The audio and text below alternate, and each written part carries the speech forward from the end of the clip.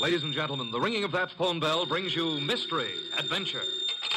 Nero Wolf's office, Archie Goodwin speaking. No, I'm sorry. Mr. Wolf is busy planning a menu. I'll see if he can talk to you. What's the name again? You want to talk to a dame named Mrs. Collins? Hang up, Archie. Do we know a Mrs. Collins? No. I don't suppose you care, but I think her voice is very charming. Doubtless. Every female has a charming voice to you. Hang up. Okay. I'm sorry, Mrs. Collins, but at the moment, Mr. Wolf is too involved with his digestive system to be interrupted. However, if I may introduce myself, Archie Goodwin, Mr. Wolf's assistant, if I can be of any help. Archie. Yes, Mrs. Collins, I'll ask him. Cocktail party. Hang up, Archie. Mrs. Collins, I'm afraid it would be better if you didn't expect Mr. Wolf. Goodbye. Cocktails. Phooey. Absurd. Perfectly absurd. She says you promised to come to her cocktail party, and why aren't you there? Because you are going to attend the cocktail party and the probable unpleasant ending.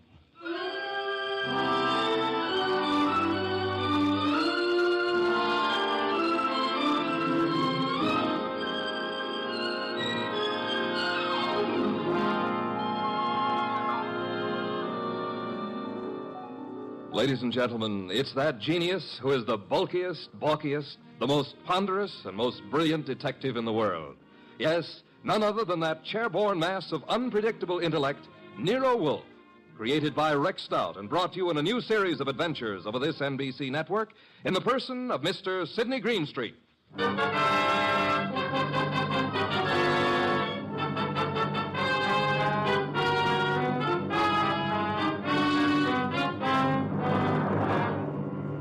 Mr. Wolf and I refer to this as the case of the party for death. Nero Wolfe really should have gone to the party since he'd accepted, but I was delegated. I can't complain now, since it was there that I met Georgia, the most beautiful redhead. Well, that's my weakness, redheads. Yeah, and blondes and brunettes. Well, anyway, Mr. Wolfe was adamant about going to the party. I've never been to a cocktail party in my life. You know, I drink nothing but beer. You could take your beer with you, couldn't you? I could not.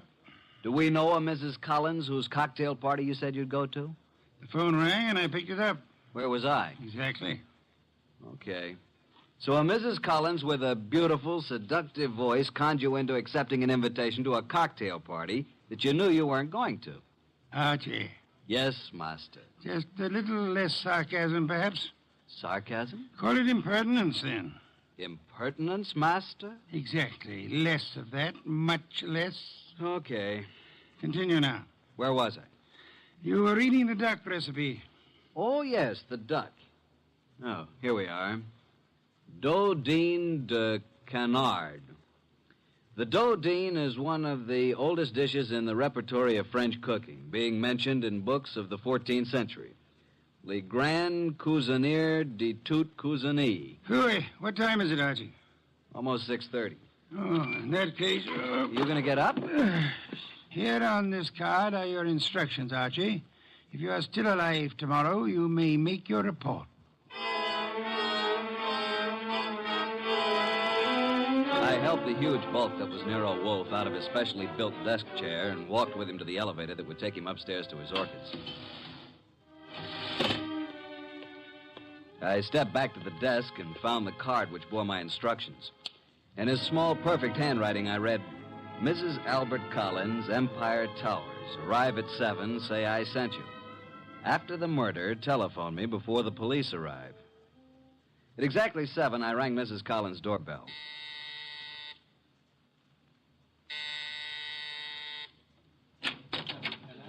Mrs. Collins? I'm Mrs. Collins. I'm Archie Goodwin. We talked on the phone a little while ago. Oh, yes. Well, come in, Mr. Goodwin.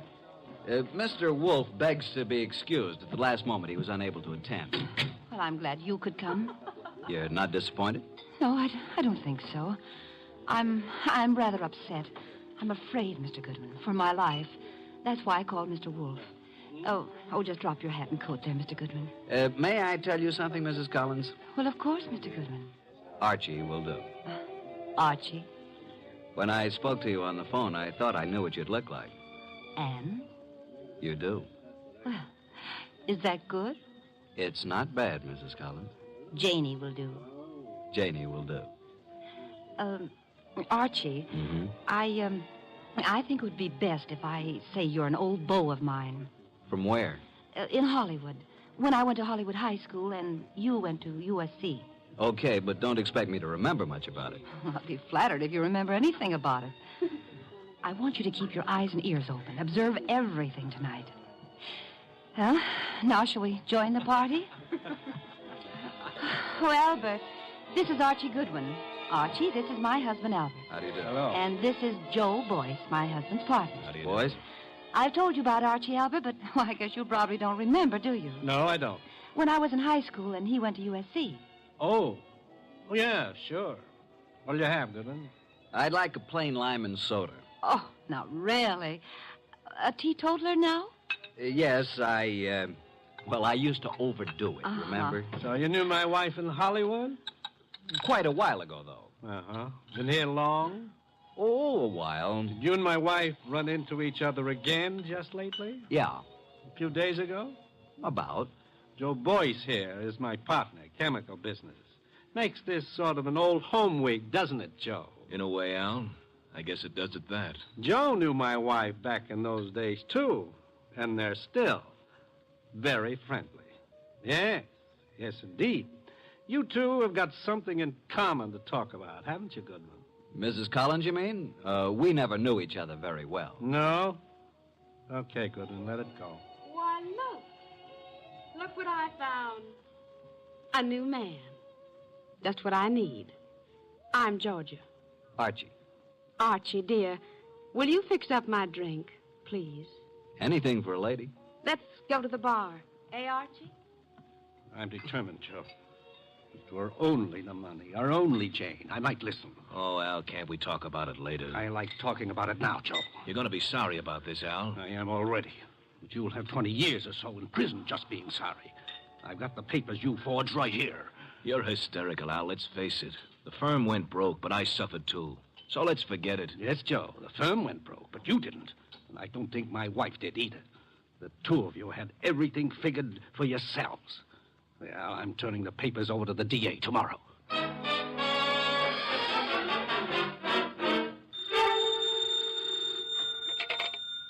Nero Wolf speaking. Archie, what do you know about this expected murder, if anything? Has it happened yet? No, but who's supposed to get killed? I haven't the faintest idea, Archie. Then why don't you stop it? That is impossible. I don't even know who's there. You want me to tell you? Not in the least. How am I supposed to prevent it if I don't know what I'm looking for? You're not supposed to prevent it, Archie. I don't think you could. I don't think anybody could. You want to hear what I found out already? No? I'll tell you anyway. Collins thinks his wife and his partner Boyce have been stealing his dough, and he's threatening to send Boyce to the clink. Archie, Yeah? you're wasting our time. Go back to the party. There is nothing you can do to prevent the murder. But I want you to be there when it happens.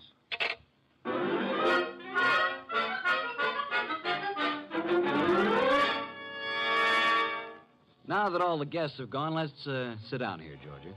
When Janie was in Hollywood, she must have had more good-looking boyfriends. Let's get personal about this, Georgia. Yeah, let's. When you say good-looking, do you mean me? I don't mean anybody else, Archie. You know, I think you're pretty, too. You'd better not let Jane hear you say that. You think she'd care? I thought you knew Jane. Only slightly. You don't like Jane too well, do you? Why? Why? Why what? Why don't you tell the truth about it? No man as attractive as you ever knew Jane slightly. Either they knew her or they didn't know her. Maybe you think I'm getting a little tipsy. The idea never occurred to me. No? Well, it has to me. Refill your glass? I'll come with you to the bar.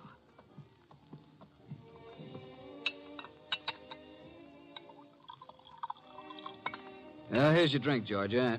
Oh, I find there's no ice left in the ice bucket. Janie? Hey, Janie, no ice. Oh, well, I'll get some. Here, give me the bucket. Mrs. Collins, Janie, I mean. Yes, Archie. May I use the phone in the bedroom again? Oh, of course. You excuse me for a minute, Georgia? I'm coming with you. Why don't you just stay here until Jane brings the ice? Well, why don't you go talk to Joe Boyce? I don't want to talk to Joe Boyce. I don't want to talk to Joe Boyce ever. Now, look, Georgia. I'm coming with you, Archie. Is that clear? Okay, come on. Here's where the phone is. I could have found it myself. You don't want me with you, do you? Just sit down here on the edge of the bed and listen. If that's what you want to do. Nero Wolf speaking. Archie, boss. Well, Archie, what? Just a bit of a report. Go on. At this moment, I am sitting on the edge of one of two twin beds in the apartment of Mr. and Mrs. Albert Collins. Sitting next to me is a gorgeous redhead named Georgia. Georgia what, dear? Boyce. You mean you're the wife of Joe Boyce? Of course. Didn't you know? I am sitting next to the gorgeous redheaded wife of Albert Collins' partner, Joe Boyce. Archie, you annoy me. From what I just learned, I can see there's another friction going on. You mean Georgia and Jane? Yep, fireworks between them. This one no like other one. Have you anything more to say? When I called, I was going to ask if there's any reason why I shouldn't come home now. I wrote your instructions for you, Archie. After the murder, call you. Yeah, that's perfectly clear, isn't it? But what if there isn't any? Don't call me. Simple, isn't it? Hello. He hung up. Archie. What? That was a strange conversation. Do you want me to explain it to you, honey? What was that business about murder? Shall we join the party? Murder. Archie, wouldn't you be surprised if there was one? Yeah? Who's going to do what and to whom? I don't know. Maybe I will. Elucidate, honey. Do you intend to figure as the killer or the corpse? I don't intend to figure as anything. But you never know. Archie, do you think Jane Collins is better looking than me? Nope. Honestly? Honestly. Then what's the matter with me? Nothing. Nothing at all. Oh, yes, there is. Look, do you want to kiss me? Well, I'll tell you. When I graduated from Sunday school, I took a vow. That's what I mean. But if I were Jane, you'd want to kiss me, wouldn't you? No, frankly, no. Why not? Well, when I graduated from Sunday school, Okay, Archie. Let's go back. You boys have such happy faces. Where's Jane? In the kitchen getting some ice. Where have you been? With Archie. Is he an old school chum of yours, too? Do you care, Joe? No. Mr. Boyce, What? how much do you weigh? 187? Why? Then I'll be giving you 5 pounds. Shall we step outside? This I have got to see. Shut up. Mr. Goodwin, you seem angry. Just terribly, terribly hurt. Would it do any good if I apologized? Today I'm a little upset. If I said anything to offend you, I do apologize. Now, if you still want me to give you a boxing lesson, I'm at your service. Let's forget it. I'm sorry, too. Jane Collins came in from the kitchen with a bucket of ice cubes, a tray of fresh glasses, and the strapless gown she'd been wearing. There. I never thought I'd make it. Now I'm going to mix my own drink, and you can take care of yourselves. Ice first. Huh? Whiskey. And soda. It's a simple recipe, isn't it, Archie? All it needs is the ingredients. Well, I drink to the ingredients. Nice. Janie, darling, What, dear? would you mind very much if I took Archie away from you? Haven't you done that already, dear? To listen to those girls, you'd think, wouldn't you, Goodwin? Me, I never think. What do you do, Archie? I concentrate On what? on not thinking. I did some serious concentrating on not thinking about Nero Wolfe or about the conflict of the partners, Albert Collins and Joe Boyce, about the jealousies of Jane and Georgia. The next 5 minutes hardly seemed an hour. Jane and Boyce murmured to each other. Collins drank gently but firmly. Why can't you be honest, Archie? What's the matter with me? What, Georgia? You weren't listening, were you? To every gorgeous word you said. What did I say? I want to hear it again, just the way you said it before. I said, why shouldn't there be a murder? Why not? It's in order. It's just not considered the thing to do. Thing to do. Can you think of anything better? No, frankly. I can. My glass is empty. My glass is empty, too. Jane. Jane! Oh, I'm sorry. I'm not much of a hostess, am I? Oh, don't answer that. Oh, you're all empty. But I've only drunk half of mine. You don't usually drink so slowly, Jane. I'm just not in the mood tonight. I usually drink faster to keep you from drinking mine. See, Albert always gulps his and then reaches for mine. What's the difference? Well, I'll fix you some fresh drinks, but put my drink over there by you, Georgia, and lay off, Albert. I only had about 3 swallows of it. Besides, you don't need any more. I suppose we know what dear Jane is going to do, don't we? Lay off, will you? Lay off. It's my husband who said that, Archie. Archie, meet my husband, Mr. Boyce. I will now explain why dear Jane took our glasses away to the kitchen when she could have poured a drink right here. Listen, George, will you... Mr. Boyce is speaking, Archie. What, Mr. Boyce? Nuts. Mr. Boyce says nuts, Mr. Goodwin. What do you say, Mr. Collins? I think Joe has covered the field. We were talking, weren't we, Archie? Possibly. We were talking about dear Jane. She's got to be always the prettiest, always devastating. Right now, she's putting on a completely new face. And in about 20 minutes, when our tongues are hanging out, she'll come back, all horsed up and bright and smiling, with another tray of drinks. Yeah, she'll take all night to fix them. Well, I'm going to get some air on the balcony. Don't jump off. Al, you're drinking too much lately. I shouldn't worry you, Joe. Especially now. When you start drinking, not only your drinks, but everybody else's too, well... Jane's right. Is that what worries you? Slide Jane's glass down. The ice is all melted. You see what I mean? Okay, Joe, let's not be nasty until tomorrow. That gives me an idea. Think I'll propose a toast. Until tomorrow. You know, it may be rather fitting that I should drink a toast from the glass that Janey left. Until tomorrow.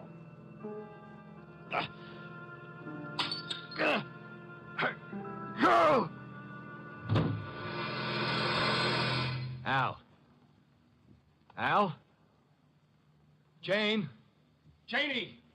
Albert! Oh, Albert.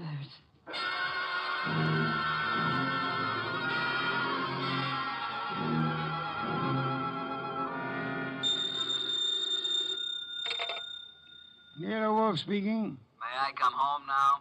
Oh, hello, Archie. I said, may I come home now? Have you sent for the police, Inspector Kramer? Of course. Who was killed, Archie? Albert Collins. How, Archie? I don't know. You were right, though, weren't you? Naturally. About what? Murder. Oh, that. We can talk about it tomorrow. Good night, Archie. Come home when you can.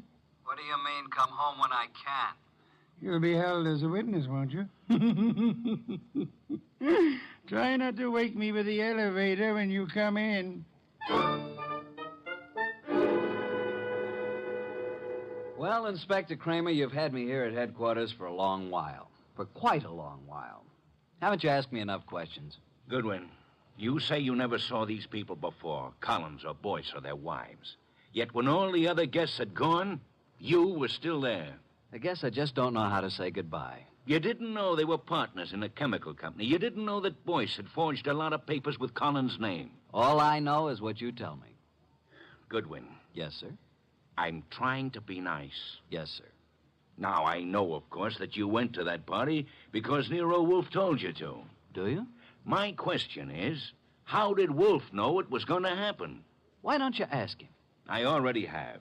He told you? He says he never heard of Collins or Boyce.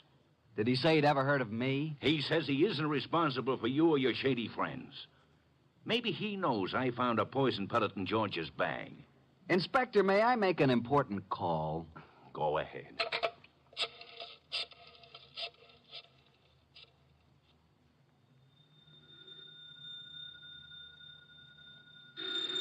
Archie. Confounded light. Hello? What time is it, Master? Confounded, Archie. I'll tell you what time it is. It's a little after 4 a.m. I'm at Central Headquarters, and Inspector Kramer has been chatting with me about my shady friends. Kramer is a jackass. Just a second. Pick up the other phone, will you, Inspector? Sorry, Mr. Wolfe. What was that you were saying about Inspector Kramer? I said Kramer is a jackass. Thank you. Wait a minute. Wolfe! Oh? Eavesdropping, Inspector. I was just talking about bringing you down here for a little questioning, Wolfe. Phooey. What's that? Phooey. It can be spelled in several ways. I spell it P-F-U-I. Phooey. You think I won't bring you down here as a material witness? Yes, I think you won't. I think you'd be making a great mistake if you did. A great mistake? Why? Because I might not tell you who killed Collins. Then you wouldn't know which one of these people to prefer charges against.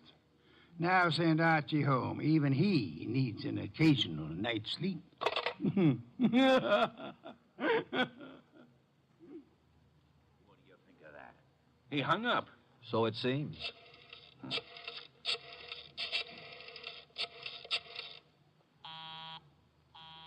Busy?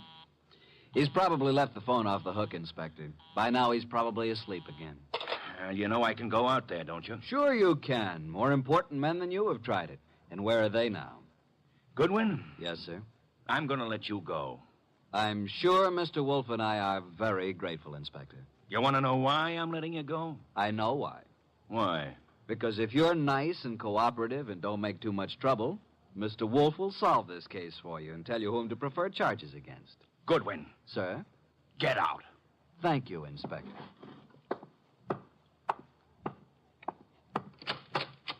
Good morning, Inspector. At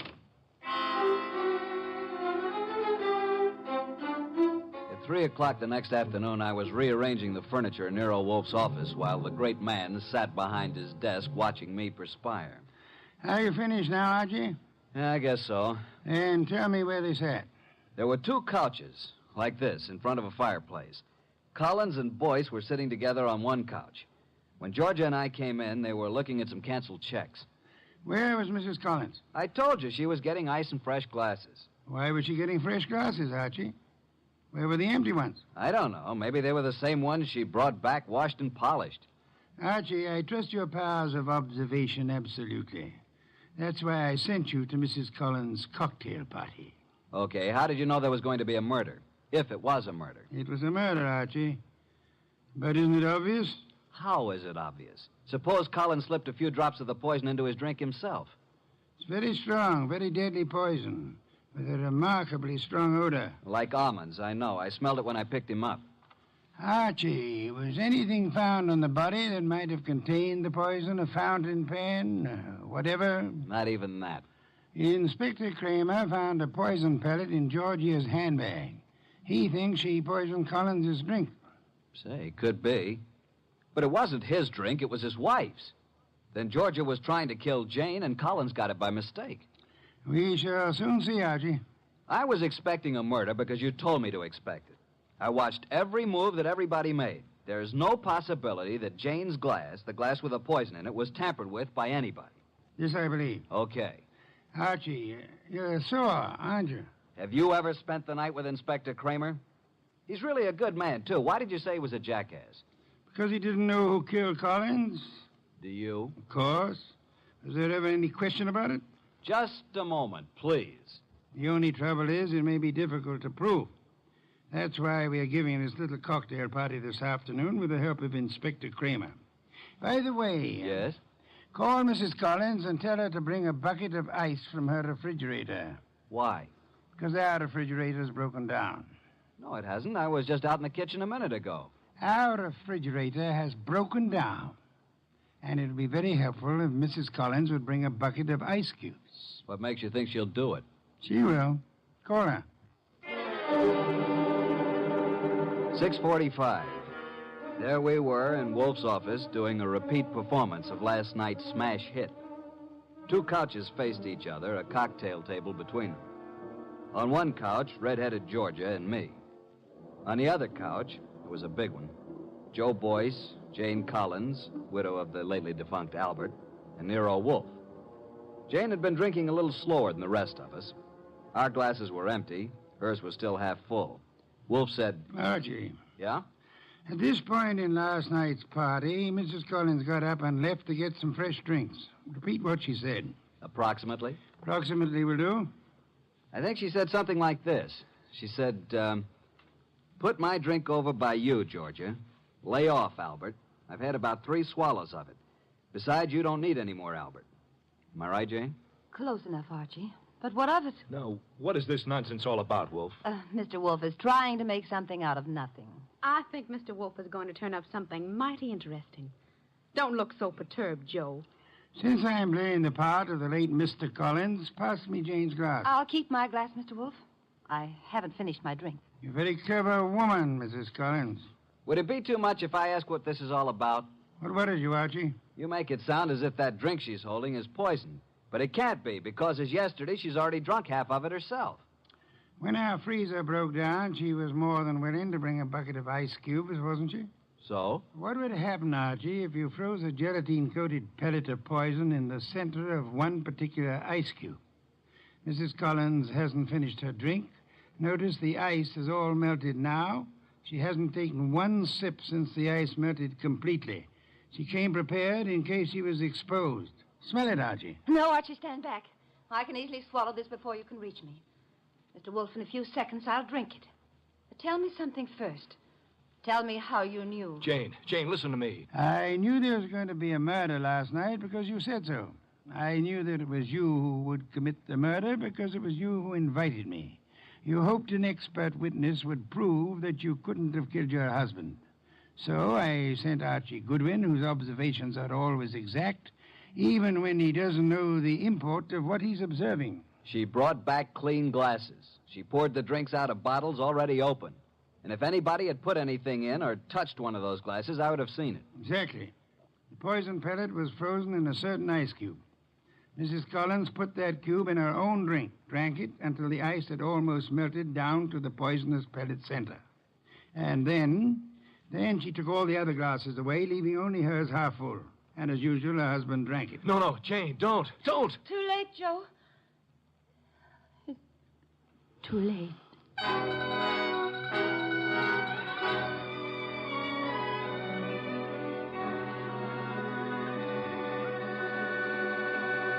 Well, boss, Jane didn't get away with the suicide try.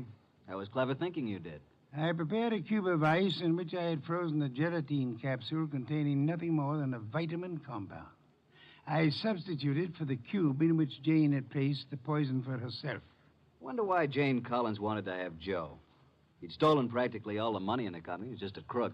Birds of a feather, Archie. I don't believe Joe Boyce had any idea that Jane was planning a murder. And he still had all the money. Well, the forgeries will put him away for a long time.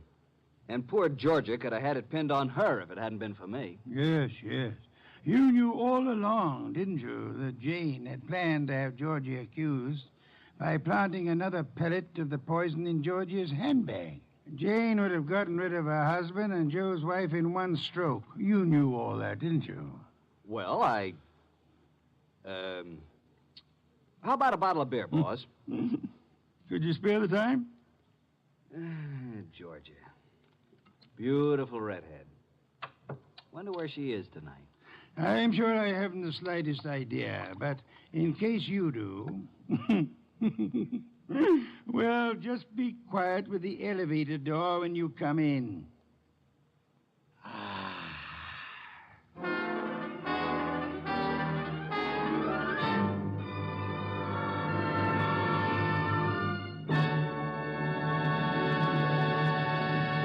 You have been listening to The New Adventures of Nero Wolfe, starring Sidney Greenstreet.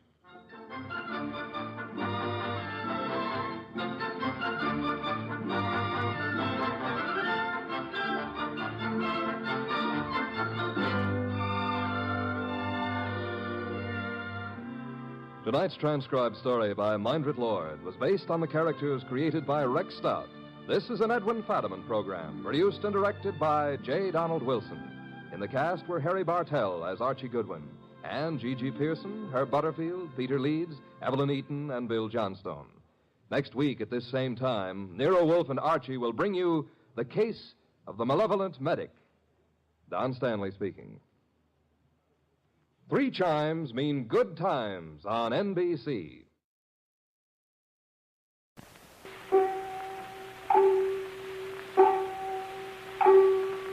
Time and the little gray cells.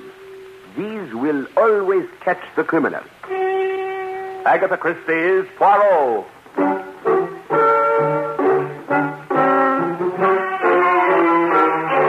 From the thrill-packed pages of Agatha Christie's unforgettable stories of corpses, clues, and crime, Mutual now brings you, complete with bowler hat and magnificent mustache, your favorite detective, Hercule Poirot, starring Harold Huber in The Deadest Man in the World.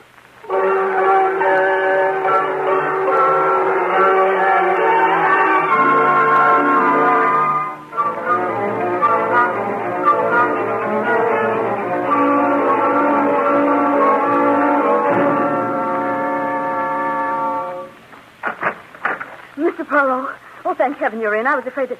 Please close the door quickly. That's better. Thank you. He may have followed me. If he knows that I came to you... Mademoiselle, you have the advantage of me. You know my name. I do not know yours. But no matter. You seem to be in trouble. I have found that a cup of tea is... Oh, no, I mustn't stay. We haven't time. Mademoiselle... Shepherd. Shepherd. Mademoiselle Shepherd, what you have said is intriguing, but confusing. If you want my help... I'm sorry. I haven't made anything clear, have I? You see, Derek killed my dog. Mademoiselle, are you asking me to investigate the death of a dog? Oh, no, you don't understand. I know I'm telling this badly, but... Perhaps it is my fault, mademoiselle, for being impatient and hastening to conclusions, eh? You see, I live at Manhattan. You've probably never heard of it. A small suburb of New York, about 37 minutes by train from the Long Island station. Oh, you know it then? No. A small hobby of mine. I read timetables. Oh. Well, I live there with my Uncle James. Pardon, mademoiselle. But if my memory does not betray me, James Shepherd is a famous name. Is he not called... The luckiest man in the world. Yes, that's Uncle James. I have often asked myself if the newspapers were not wrong to call him lucky. I myself would have them change it to the shrewdest man in the world. What makes you say that? A simple deduction. Any man who wins the grand prize in the Dublin sweepstakes 40 years ago takes all his winnings and boldly breaks the bank at Monte Carlo, and then, mademoiselle, has never gambled since.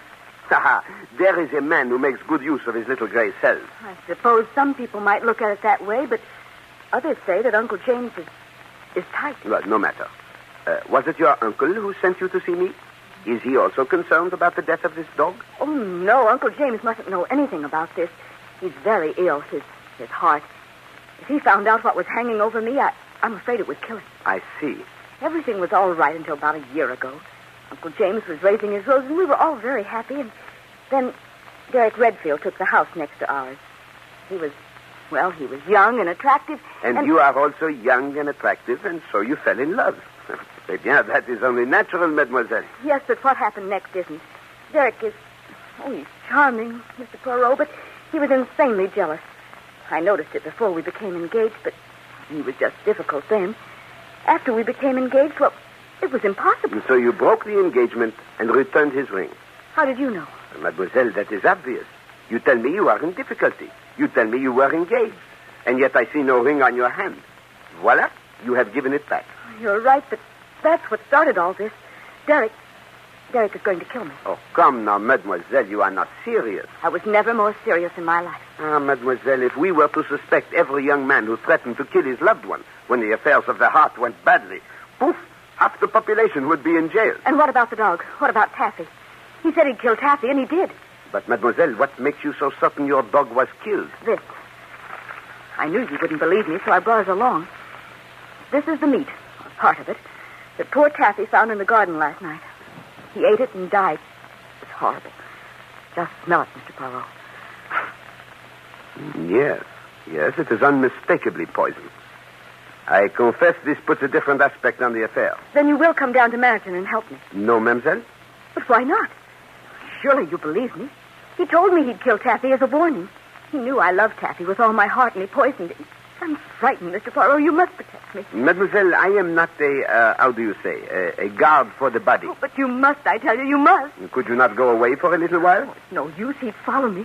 Anyway, I can't leave Uncle James. Oh, Mr. Poirot. Have you spoken to the police about this? No, they wouldn't help me. I was depending on you. I thought you'd do something. Seems funny that somebody can be killed. Somebody can know she's going to be killed. Nobody will help her. Doesn't that seem funny to you, Mr. Poirot? Excuse me, mademoiselle. I had to do that. Hysteria is not only unpleasant, but it also accomplishes nothing. I'm sorry. Would you mind raising the shade? I'd feel better if there were a little more light. Not at all.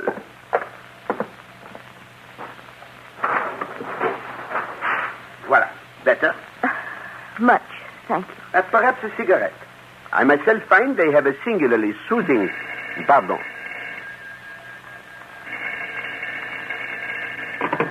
Hello? Mr. Hercule Poirot? Speaking? This is a warning.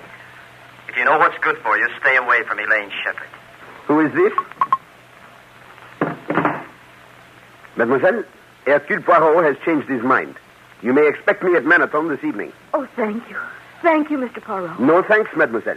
I do not like people who kill dogs, and above all, I do not like to be threatened.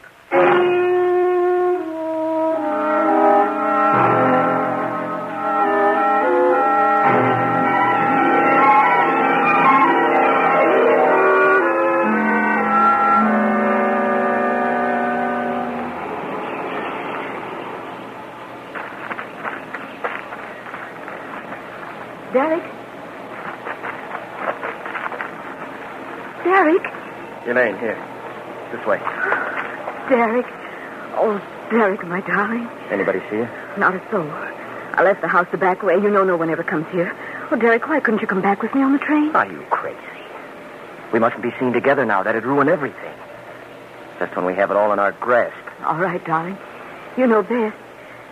Everything went just as you said it would. I was afraid you wouldn't see him pull up the shade. I knew he might prove difficult, but I was positive that phone call would get him. The clever Monsieur Poirot. He'll be here this evening. Sure, just the way I figured it. The servants will be out tonight, and the luckiest man in the world will soon be the deadest man in the world. And we'll have the money. What about Anne? Oh, he probably left her a few thousand, but what's the difference to us? We can afford to be generous. There's millions there. But Anne's his adopted daughter. He's terribly fond of her. Yes, I know, but Anne's only 7 years old, and you're his niece, his own flesh and blood. You'll see. He's left practically all of it to you. Yes. I hope you're right, Derek. What's the matter? I know we've been thinking about this for a long time, Derek, but the doctors did say that Uncle James doesn't have long to live. Couldn't we... No. We've been waiting a year now, and his luck's still holding. We might go on waiting for another 10. You don't want that, do you? No, but... We want that money now, Elaine. Now, when we're young enough to enjoy it. Oh, Derek, are you sure nothing can go wrong? There isn't a chance in the world for anything to go wrong. Unless you slipped up somewhere today. I did everything you told me to, only... Only what? Oh, I don't know. You're just nervous. Perot's coming down, isn't he? Yes. Then that means he's fooled. I've got everything all set. You know what you have to do when you get back to the house, huh? I know. He's been through it 1,000,000 times. That's a girl. When Monsieur Perot arrives to stop me from killing you, we'll make him an accessory to another murder.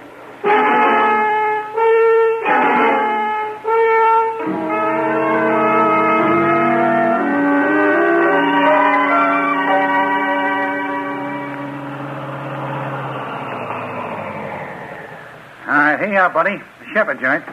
1,000 thanks. Okay, but if it's all the same to you, I'd rather have one tip. And that, too. Oh, Monsieur Poirot, come in. You don't know how glad I am to see you. Mademoiselle, it is a great pleasure to receive such a hearty welcome. There's a deep, dark plot behind my welcome. I suspected as much. Yes. You see, tonight is the servants' night out. I didn't want you to run away because you'd have to put up with my cooking. But, mademoiselle, that will be a pleasure, if I may help. You? But people who have had the pleasure of sampling the cooking artistry of such famous chefs as Escoffier, Oscar, and the immortal Monsieur de Gouy, these people, mademoiselle, say there is yet one greater chef. Who? Hercule Poirot. Oh, then I'm doubly glad to have you. Oh, there's Uncle's phonograph. That means he's awake. Wouldn't you like to go upstairs and meet him? That is, if you don't mind climbing 3 flights. Oh, I should be delighted, but did you not tell me that it would upset him to know that I am in the house? Oh, don't worry about that. I'm going to tell a little white lie. Now, don't you be surprised at anything I might say. On that score, be at ease, mademoiselle. I have come to expect extraordinary things from you.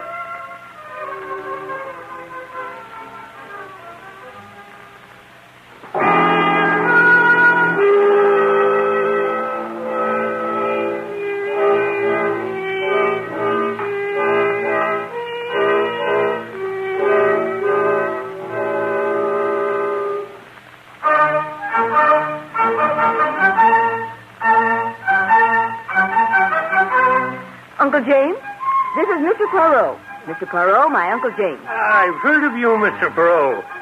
Wait until I turn this phonograph off, and then you can ask me some questions. Questions, monsieur? Sure. And the only reason I can see for a famous detective like you coming to Manhattan is that you suspect me of murdering someone. All right. Fire away. No. I assure you, monsieur, my visit has no such purpose. And then you're here to find out how I broke the bank at Monte Carlo. You'd be surprised how many people want to know. Well, that of a surety I would love to know. But I am certain that is something beyond my poor powers of discovery, eh? You're just as smart as they say you are, and I like you. So I'll tell you how I did it. I was just lucky as the devil. Now, Uncle, Mr. Poirot really came down because he heard about your roses. He's interested in gardening. Well, of course he is. Any smart man would be. I tell you, Mr. Poirot, the roses are all right. Of course, not as fine as they used to be when I was able to get out and tend to them myself. And now my greatest pleasure is playing records on this phonograph. And a very fine machine. Mr. Poirot is also a good cook, or so he says. He's going to help me with the dinner. And so I am, mademoiselle. Now, what do we have? Well, there's a duckling. With a sauce bigarade. I insist on it. If you know how to make it. But of course. And some string beans. But I can take care of those. You just boil water and... No. It is a sacrilege. You must not destroy the flavor. They must be steamed gently, mademoiselle. And... All right, you win. Come along and show me. I will indeed, mademoiselle. Directly after I have my bath, I will make a sauce bigarade that would make Escoffier himself jealous.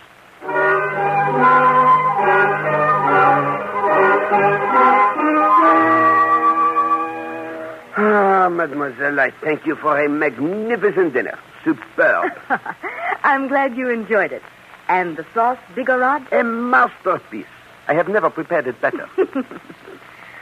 I hope you didn't mind my asking Derek over after dinner. No, I did not mind, but I do not see what you hope to accomplish. I know it's probably silly, but if Derek sees that you're actually here, he'll realize that I'm serious and leave me alone. I shall not threaten him, mademoiselle. Threats are useless. No, there he is.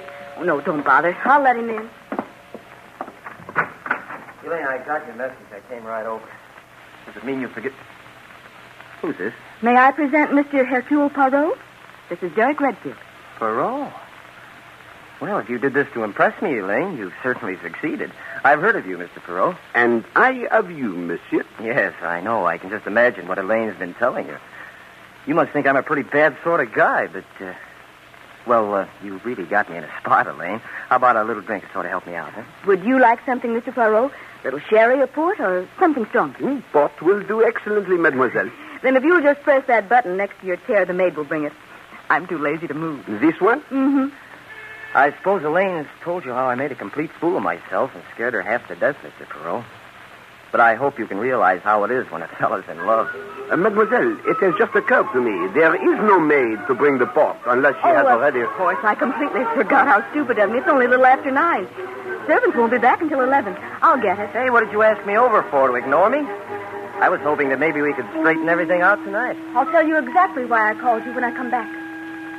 The danse macabre, eh? Monsieur Shepard seems to have a rather morbid taste in music. Look, Mr. Poirot, you can ask me any questions you like, but I've got to convince you that I don't mean any harm to Elaine. Tell me, monsieur, you did kill her dog? Well, yes, Here we are. I hope you'll find the port to your liking, Mr. Poirot.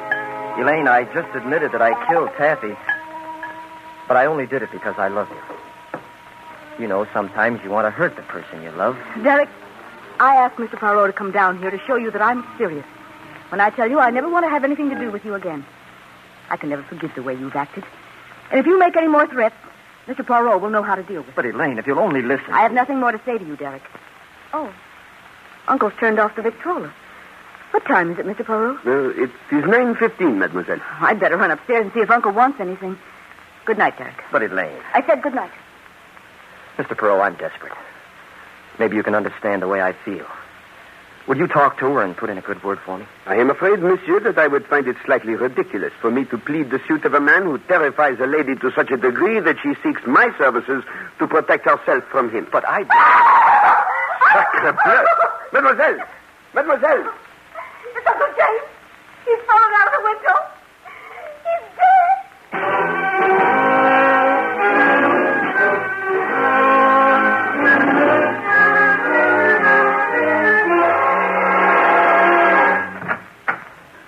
Good morning. What's your name? Hercule Poirot. And yours, my little one? Your name is funnier than mine. I'm Anne Shepard. Ah, then you are the sister of Mademoiselle Elaine. Oh, no, Elaine's my cousin. Not really, you know, because I'm adopted. Ah, yes, I see.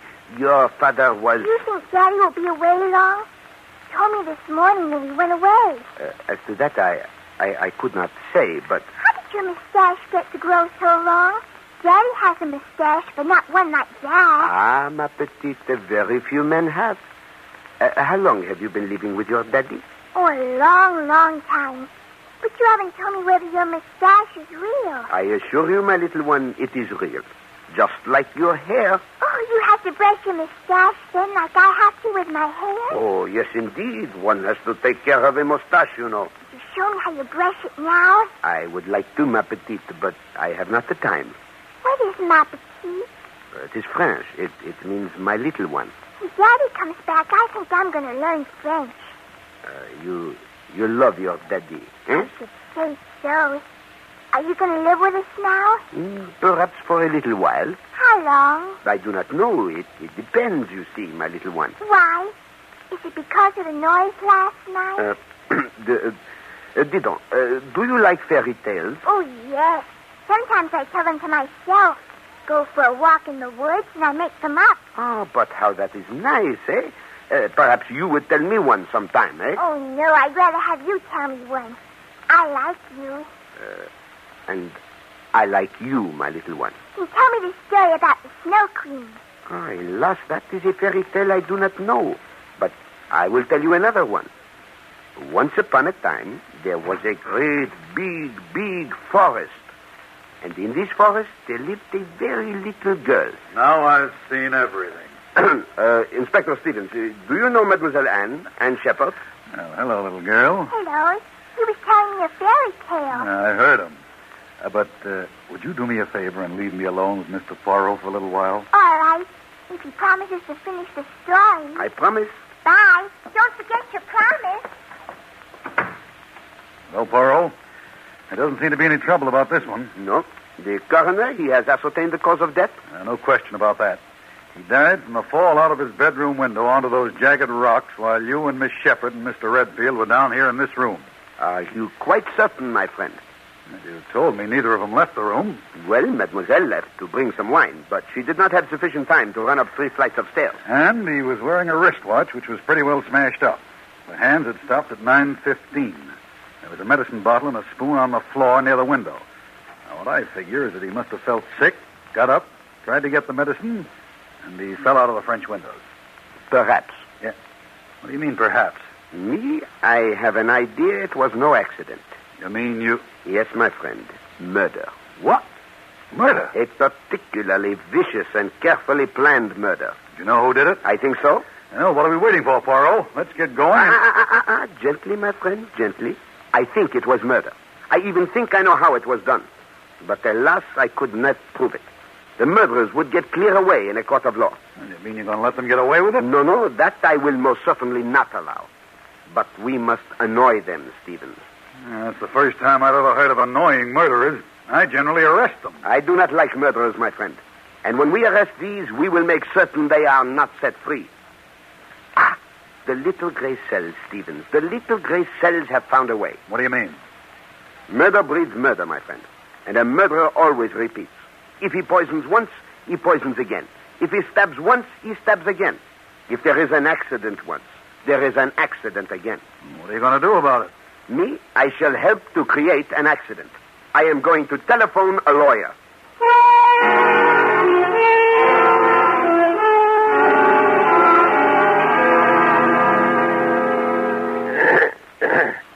And now that we are all together, I think that we can proceed with the reading of the will. As the late Mr. Shepherd's attorney, I am the trustee of the estate. I, James B. Shepherd, being of sound mind and body, do him. I believe that we can skip all that. Here. All my property, both real and personal, I leave to my adopted daughter, Anne Mary Shepherd, to be held in trust for her until she attains the age of 21. To my loving niece, Elaine Shepherd, I bequeath the sum of $2,000. Some water, please. It appears Mademoiselle Shepherd has fainted.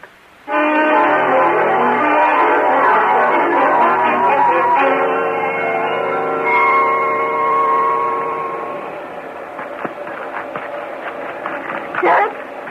Derek! Derek! Shh. Quiet. Derek, the will. The will. What about it? What happened? Will you stop shaking and tell me? Uncle James left everything. Left it all to Anne. What? All of it. I don't believe it. It's true. We were all there. McBride read it to us. But it's impossible. Didn't he even mention you? Yes. He left me $2,000. $2,000. That's good. That's very good. What are we going to do with $2,000? I don't know. I don't know. Oh, Derek, it's all gone wrong. I knew it would. I knew it. I'm sorry we ever started. We never should have done it. Hey, wait a minute. I think I have an idea. Sure, that's the solution. It's easy. What? If you'd only stop and think, you'd see the way it has to be. Derek, I don't know what you're talking about. Who inherited the money, Elaine? Why, Anne... No. No, Derek. I say yes. Derek, you mustn't. Listen to me. Remember what you said about planning things? The people who didn't think things out made mistakes. Never mind that. I know what I'm doing. No, Derek. We planned something, thought it all out. Look what happened. Even if we do something to Anne, I still won't get the money. Don't be a fool. You have to get it. You're the only living relative. Now, listen, Elaine. Inspector Stevens has gone back to New York. We're perfectly safe. I won't help you do anything to Anne. What makes you so soft about Anne all of a sudden? A bride who doesn't even belong to your family. Where does she come in for anything? Oh, Derek, I'm frightened. I won't do this with you. Oh, yes, you will. That's one thing I'm sure of now. We're together, Elaine. Together for life. Don't forget, you were with me on one murder. And you're going to be with me on another.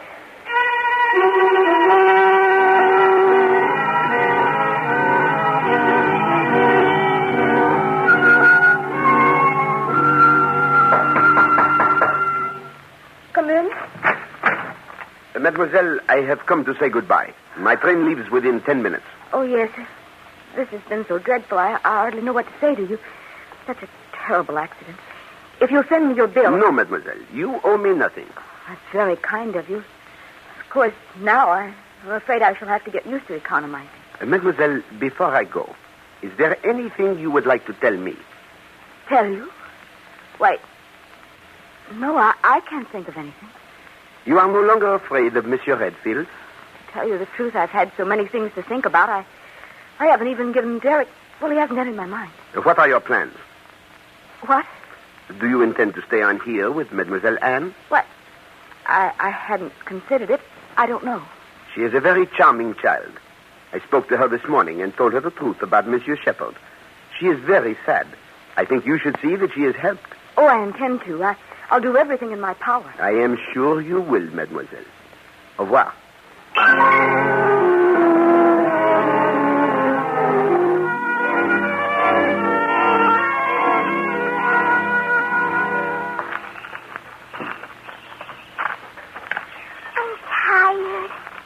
Walk much more, Elaine. Oh, you've got to grow up to be big and strong. Remember, I promised you ice cream. Don't think I'd like it now. Can't we play Indian? I didn't know little girls played Indian. I didn't make it up. Roy taught me. You know Roy, Uncle Derek? No. Do so. He's a boy who lives in a big house down the road. See, this is the way we play. I run away and hide. Anne! Blast that brat. You'll frighten her. Anne, dear. Come back. Where did she go? Here I am. See, I'm very good at it. Sometimes even Roy can't find him. He's a scout. Anne, I don't want you to do that again. Yes, you might get hurt. There might be some bad men in the woods. Oh, pooh. Come here, Anne. But you're so near the edge. I said come here. No, I don't want to. Anne, did you hear me? Yes, but I don't like you. Gonna run away and hide. You're not going to run anywhere. There, I got you. Oh, Mr. Perot. Mr. Perot. So you didn't take the train? As you see. I am afraid that woods and flowers do not agree with me. I must have the fever of the hay. Cut it out. Pardon? That means stop trying to fool us. You're a little cleverer than I thought. A little? Oh, monsieur, for the sake of courtesy, let us say a great deal, eh? Come here, Anne. Go. Just how clever are you, Perot? Hold still, Anne. Ah, monsieur, really. Such a transparent little plan, eh? You send a charming young lady to my apartment with a very sad tale. She is so distrait. I must protect her from this terrible fiancé. And everything prepared for me, even to the poisoned meat. This meat so strongly dosed and evil-smelling that not even a starving dog would have eaten it, monsieur. So I say to myself, these people must have a reason for wishing Hercule Poirot at Manhattan. What is it? And that evening I find out. You have murdered Monsieur Shepard. I told you. Shut up, you fool. Is that all you have to say, Perot? And you, mademoiselle, the window shade. Did you really believe that such an old trick would deceive Hercule Poirot? You become hysterical and you need light. Oh, mademoiselle, you asked me to raise the shade, and then the so convenient telephone call. So what? You can't prove we murdered anyone. We were right there with you when Shepard died. Ah, no, monsieur. Monsieur Shepard did not die at 9:15. You killed him earlier, much earlier, before dinner, in fact, while I was bathing. That is the only possible time. It is easy to set the hands of his watch. Then you came over and played your little comedy with me. Oh, you're crazy. You heard him playing his Victrola as well as we did. I heard the Victrola, monsieur. Then if he was dead, who started it? That, monsieur, is what makes me to burn. I started it myself, when Mademoiselle Elaine asked me to press the button for the servants. After making so much bother about their being out, you simply had the wire set for that button to start the racket automatically in Monsieur Shepard's bedroom. That was supposed to prove he was alive. You removed the wires last night. All right. You have it all figured out. But you've overlooked one thing. I think not. It is not Hercule Poirot who makes mistakes. But you made one this time. This is the last bit of detecting you'll ever do because you're going over the cliff. No, Derek, no. Here, hold the kid for me. Monsieur, you are even more stupid than I thought. Yeah, this is perfect. Everyone knows the kid liked you. You went walking together and fell over the cliff. Those shoes of yours weren't made for the country. Another accident. I think not. Give me the child, mademoiselle. This is it. All right, Inspector. I believe you've had enough. There we are, Redfield. You haven't a chance. Oh, you little smart aleck. You'd never have proved a thing if the will hadn't left all that money to that brat. You couldn't have proved it. Precisely, monsieur. That is why I induced the lawyer to read a false will. The real one left everything to Mademoiselle Elaine.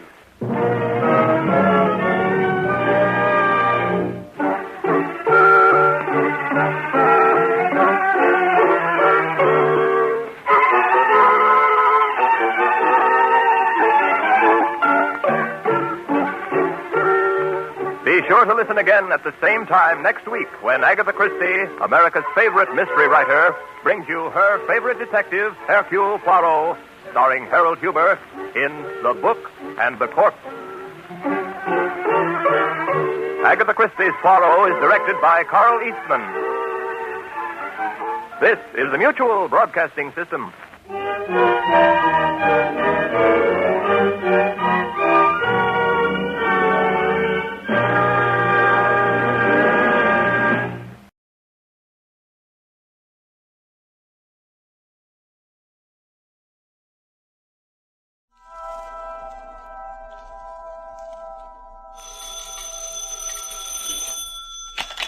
Hello, Yukon 28209.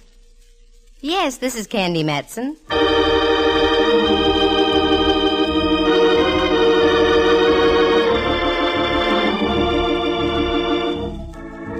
Did you ever know a girl private detective? Perhaps not. They're pretty rare. Well, we've got one. Candy Matson is the name. And she's both pretty and rare. Figure? She picks up where Miss America leaves off. Clothes? She makes a peasant dress look like opening night at the opera. Hair? Blonde, of course. And eyes? Just the right shade of blue to match the hair. You're expecting more? All right, let's meet her. She's on the phone now, in her penthouse on Telegraph Hill in San Francisco. Hello, Candy Matson. Well, bless my ever-loving little old serial number, Candy Matson. Watch out how you go tossing your serial number around, Pally. Who is this? Candy, I hope you remember me. This is Sergeant Kenley down at Fort Ord. Kenley the Gallant, the GI who filled my slipper with beer and drank it. That's me, the poor man's Diamond Jim Brady. Sure, I remember you. I met you when I was down at Fort Ord with the USO. What's on your mind, Kenley? Wait a minute, I'll put it this way. What's new? Oh, like this is new. We're having a big shindig at the Senior Non-Commissioned Officers Club tomorrow night. You were elected as the girl most likely. Finish the sentence. Okay, as the girl most likely to be the queen of our ball. Oh, Kenley, you mad lad. I'd adore it. But what would I do for a chaperone? What? Don't play dull. You heard me. Oh, sure. Well, why don't you bring your mother? Wonderful idea. And I know just the fellow.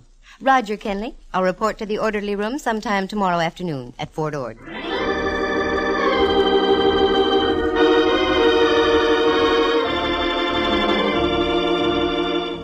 That's the way things happen with me, so casually. I'm at home on Telegraph Hill overlooking San Francisco Bay, polishing a few old sapphires, when the phone rings. Sounds innocent, doesn't it? But I ran into 2 rather grisly murders in Monterey. Want some details? Listen. When I told the sergeant I knew just the fellow to be my mother, I meant my old pal Rembrandt Watson. In former days, Rembrandt, an A1 photographer now that he doesn't imbibe, used to see double by noon, triple by 4, and complete darkness by 8. One night the darkness became too dense and he suddenly saw the light. That's when he threw all his bottles out the window. Of course, he was arrested for disturbing the peace, but he hasn't touched a drop since. And when I mentioned Rembrandt as my chaperone, I wasn't fooling. He's been like a mother to me many, many times. He was just back from his vacation, so I got in my car and drove over Powell and down California Street. At Grant Avenue stands Old St. Mary's, and on the bell tower just underneath the clock, there's a sign that says, "Son, observe the time and fly from evil." I'd seen it before, but somehow that afternoon it had an added meaning. I parked my car and went across the street to Rembrandt's apartment. Candy. Rembrandt, you old dear, how are you? Wonderful, just wonderful. Darling, you're looking simply grand. Oh, slice it thinner, Rembrandt. You've only been gone 3 weeks. Sorry, dear. You'll come in, won't you? I'm just having some tea. Won't you join me, Candy? I'd love it. It's all ready. Bleep, bleep, bleep, bleep. Bop. Wait a minute. What was that again? In case you don't know, Dove, that's Bob. Where did you ever pick up Bob? I was visiting a friend of mine last night, a professor of psychology, over at that institution across the bay. California? No, San Quentin. He's a penologist. He played some Bop records for me. Well, what do you think of Bop, Rembrandt? They say it's the latest thing. Why, girl, I can remember when they were playing Bop back in 1926. You can? Certainly. Only in those days they called it Vo-do-do-de-o, Vo-do-do-de-o-do. Here's your tea, Dove. It's warm. Thanks. What brings you by this afternoon, Candy, dear? You. I've got an invite to a ball for both of us. How delightful. I'll get my Grand Marshal's uniform out of me trunk. It's not that kind of a ball, Ducky. It's just a dance for soldiers at Fort Ord. Fort Ord? That's down in Monterey. That's right. And I want you to go along as my chaperone. Candy, I'd really love it. Good. I'll pick you up at noon tomorrow. Oh, I'm sorry. I have an appointment at 2. You run along, and I'll get the Del Monte special. Okay, and I'll pick you up at the station in Monterey? Splendid, splendid. Oh, by the way, dear, I'm just a little... Oh, sure. Here, take 20. Oh, no, not that much, Candy. No. Yourself, I insist. Oh, I'm so glad you're firm about these things. Thanks ever so much. Not at all. Thanks for the tea, Rembrandt. I'll see you in Monterey.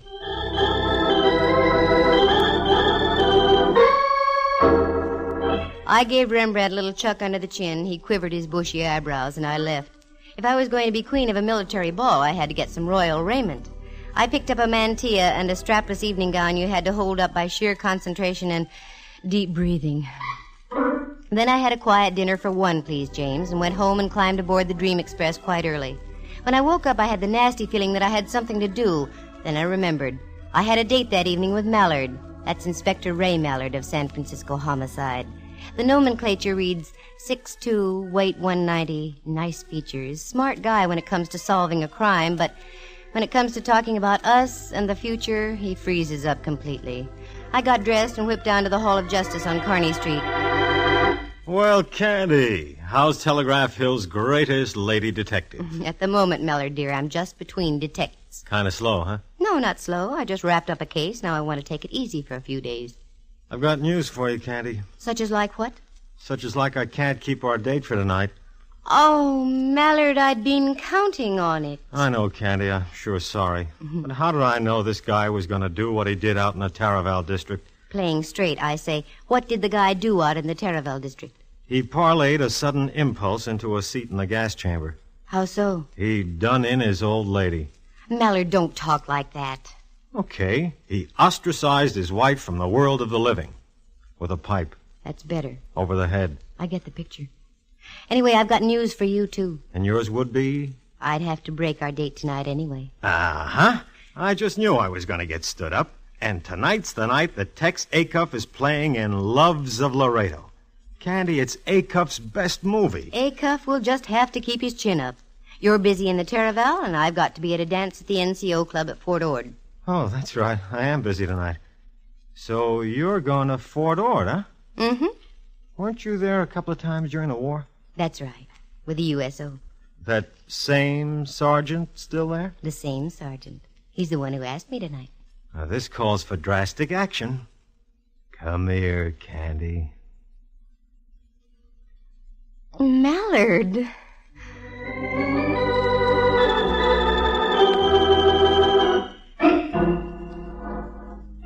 It was one of those rare moments. Mallard kissed me. Part of me floated out of his office.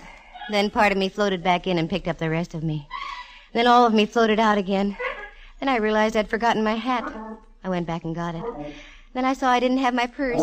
I went back and got that. Keep this up and you won't even get past Market Street, let alone to Fort Ord.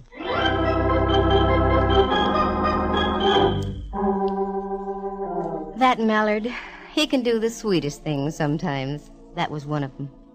I got in the car, shifted into low, and that's the last I remember until I came to in front of the Rancho in Carmel.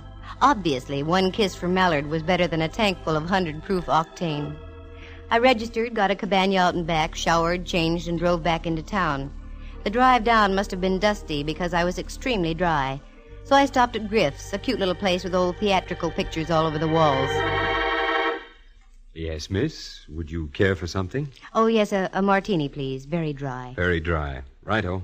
You're new here, aren't you? Yes, I am. I started working here about 3 weeks ago. I thought so. I was down about a month ago, but I don't remember seeing you. No, the fellow who was here became ill. Mr. Griffin hired me. Nice place to work. Oh, yes. It's very enjoyable. Here you are, miss. Thank you. I know you don't know who I am, but I'm a very good friend of Mr. Griffin's, and I came away without any money. Could you cash a check for me? Well, I don't know. I'd like to, but do you have any identification with you? Oh, yes, of course. Here, my driver's license. Matson. Candy Matson. Mm-hmm. Now I know why I thought I recognized you. Aren't you presiding over the dance tonight at Fort Ord? Well, yes. Why? I saw your picture in the paper yesterday. Yesterday? What? I only knew about it myself Oh, that Kenley, what an operator. I'll be happy to cash your check, Miss Matson. Good. I'm going to need it. A queen has to scatter a little gold amongst her subjects. The lad cashed my check and I left for the fort.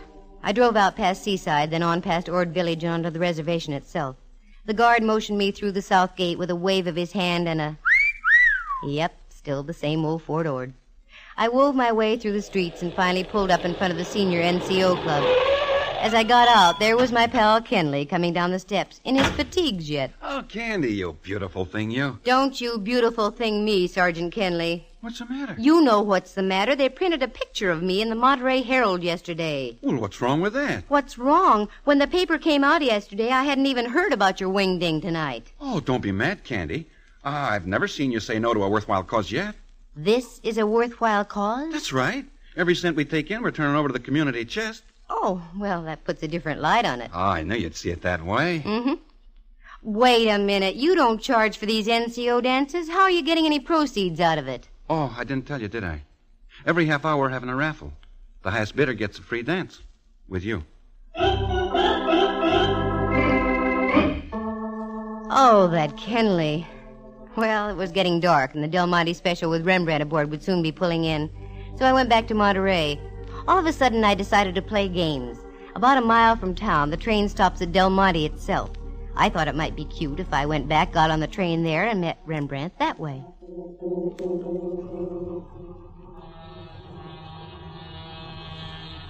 There she was, coming right in on schedule. I parked the car and went over to the little country-like station. The train wasn't in sight yet. It has to make the bend around Seaside. There it was. Now the headlight was sending its beam down the shining rails. It stood out like a beacon in the Monterey twilight. Then I saw it. The glare of the locomotive's light picked up the crumpled body of a man. It was stretched across the tracks in a grotesque manner. Suddenly my mind flash signaled my feet and I moved. It was a man, all right. The train was getting closer. I grabbed him by his lead-like shoulders and tugged. He wouldn't budge. I tried again, but still no luck. I looked down in desperation. That's when I saw that one of his feet was jammed between the rail and a tie. I gave a yank and the foot came free. Then I grabbed him by the shoulders again.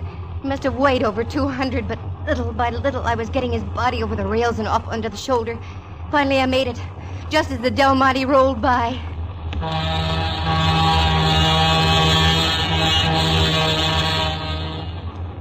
The body had fallen over on top of me as I pulled him away from the rails.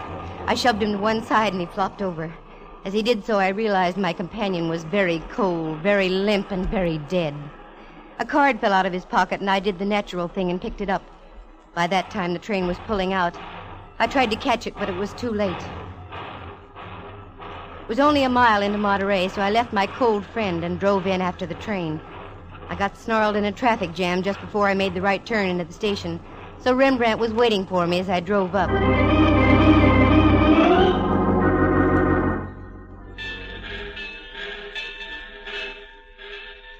Dove, how nice of you, right on time. Never mind the salutations. Come on, we've got work to do. Don't tell me I'm supposed to take your place at the ball tonight. No. I've discovered a body. Candy, dear, how occupational. How irritational. Come on, let's go. Where? Monterey Sheriff's Office. But you'll miss the ball, girl. Not tonight, I won't. I darn near got killed myself. Tonight I'm going to have fun. Let's go. I went over to the sheriff's office. They have a staff of 9 men. I placed everything in their capable hands and drove Rembrandt over to one of the local hotels. I went back to the rancho, climbed into my strapless queen outfit, and went back to pick him up.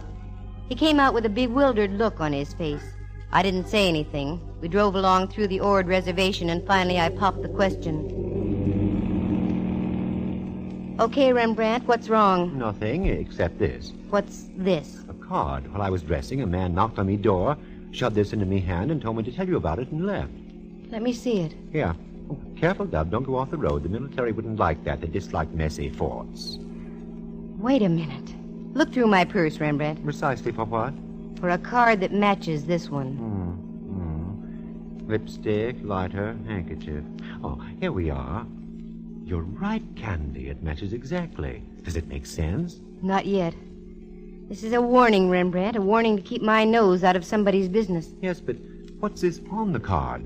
I don't understand. I thought you were studying the cello, Rembrandt, dear. Oh, I am. Then you should know what that is. That's the musical signature for F sharp. The gent who gave Rembrandt the card had obviously been following us since we left the sheriff's office. Now I knew I was in on something. But what? That body didn't crawl on the tracks all by itself. It was placed there deliberately in hopes the train would mangle all evidence. I'd have to worry about that later. I had a date to keep, and I was going to keep it. Once again, I pulled up in front of the Senior Non-Commissioned Officers Club. Rembrandt helped me out, and we went in. The joint was really jumping. As we went in, dear old Sergeant Kenley was there to greet us. Oh, Candy. Oh, glad you're here. I was getting worried. Ha, ha, ha. He's worried. Yes. Ha, ha, ha. Ha, ha, ha? I don't get it. That's all right, Sergeant. Kenley, I want you to know Rembrandt Watson, my chaperone this evening. Glad to know you, sir. You needn't talk down to me, Sergeant. I have campaign ribbons for just such battles as this. Okay, Kenley. When do we start the raffle? Right now. Come on, Candy.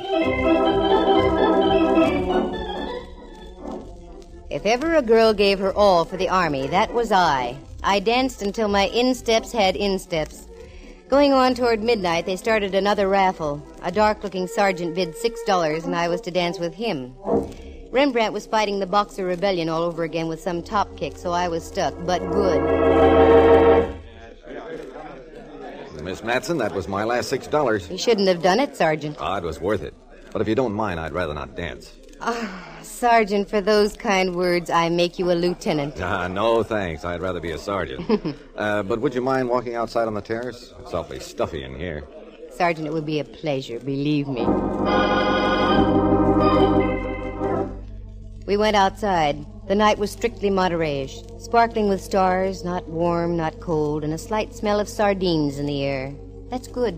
That meant the canneries were working. But speaking of the smell of fish... Let's go this way, shall we? Why? There's a beautiful view of the entire bay from over here. Look, Sergeant, I only came down here to dance... I said come with me. What? You're hurting my arm. Now, wait just a minute, Sergeant. No, you wait, Candy Matson. I know who you are. You had to come down here where you weren't wanted. You don't seem to understand You that had I to go was... find a body on the tracks, and you ended up with 2 cards that were identical, didn't you? Give me those 2 cards. I haven't got them. Don't give me that. Where are they? I don't know what you're talking about. I haven't got any cards. Okay, sister, you ask for it.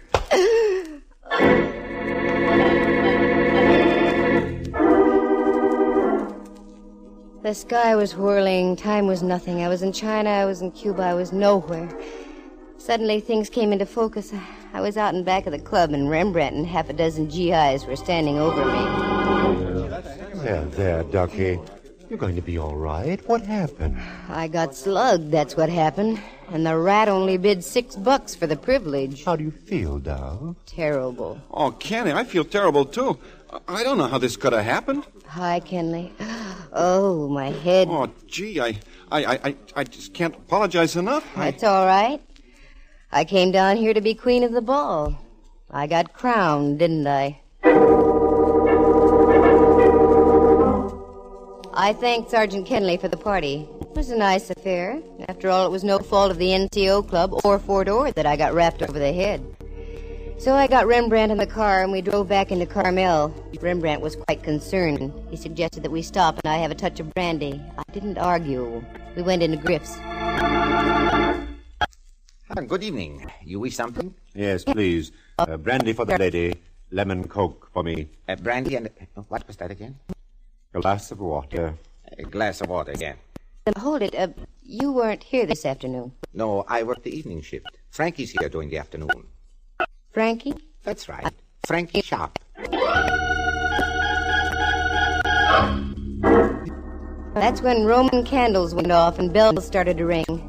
Thinking back to the afternoon, the guy who cashed my check had one slight characteristic. I remembered as he handed me the money, his cufflinks were stamped musically, F sharp. I must have had a funny look on my face because Rembrandt spoke. What's the matter, dear? Doesn't the brandy agree with you? No, it's not that. I'm trying to put 1 and 1 together to make 2, but it doesn't add. Uh-oh. Looks like we're going to have company. Pardon me, Miss Matson. I hope I'm not intruding. Not at all, Corporal. Everybody's getting into the act tonight. Sit down and make yourself comfortable. Oh, thank you.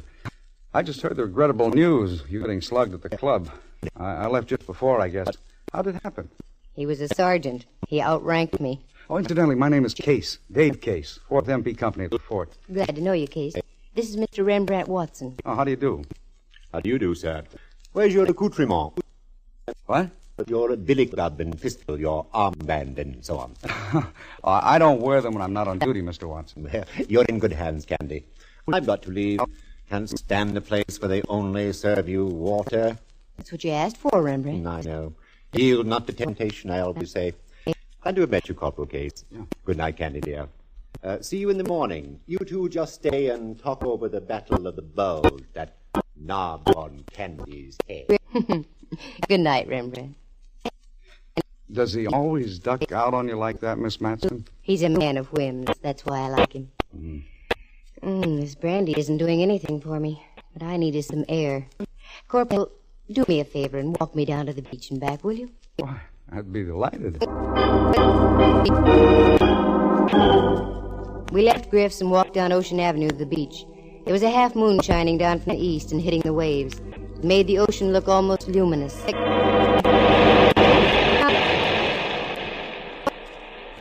Feel a little better, Miss Matson? Yes. I wonder what that character hit me with. Come on, Corporal. Let's go along the beach a little way. Aren't you cold? No, this is fine. Wait. Wait a minute, Case. What? Down there. Right at the water's edge. Looks like the body of a man. Why, you're right. Let's go.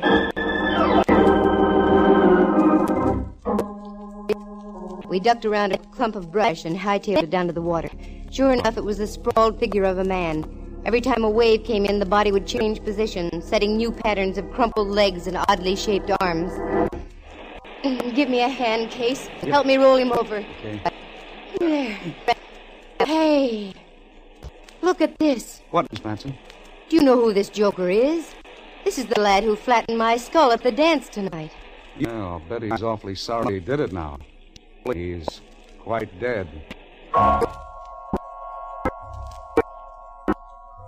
The corporal and I pulled and tugged and finally got the boy high and dry up on the beach. Then we ran up to my cabin. Operator. They must have closed the switchboard for tonight. Well, you wait here, Miss Matson. I'll run up into town. There's usually a prowl car there at this hour. Okay, but hurry, Corporal. Kay slammed out the door and I was left alone. I walked over to the cabinet, got a cigarette and lit it.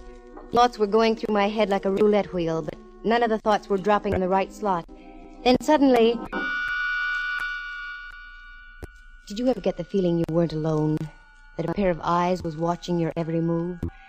I wheeled around. There he was, standing over by the closet door. Good evening.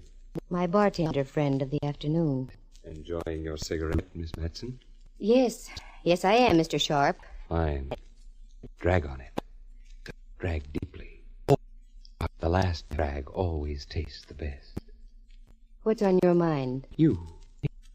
You've been on my mind ever since you pulled that body off the tracks this evening. Was that one of your jobs? Oh, yes. Hadn't you surmised by my musical signature? Wasn't that being rather dramatic? I don't think so. All great artists sign their work. Why shouldn't I? I came here to paint. But they only laughed at me, jeered. So I decided to paint in a different manner. It was beginning to pay dividends, too. But you and the others, you had to spoil it. I could have been big. Do you understand?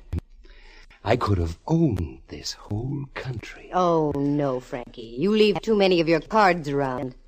Recognition. There has to be recognition for everything done in this world. Look. Here. I've got another F-sharp card, Miss Matson. So I see. I made it especially for you. About an hour ago. Is that when you held your pal's head under the surf down there on the beach? Shortly after, yes. And now I shall have to work fast, won't I? Your corporal friend with the muscles will be returning with the police. Over there against the wall, Miss Matson. You can't get away with this, Frankie. I think I can. You see, everything I touch must either live or die. In your case, it's too late for the former. So die you must. Corporal! Get back, Miss Matson. This guy's nuts. Looks like I'll have to add another. Oh! Corporal, you all right? Just got me on the shoulder. All right, Mac. Try this. Hang on to his gun arm, Kate. I'll try to get him with this lamp. Never mind that. He's going to drop that gun right now. Oh! Get Corporal down the hall. You'd better hold it sharp. I'm warning you. Okay, you asked for it. Oh.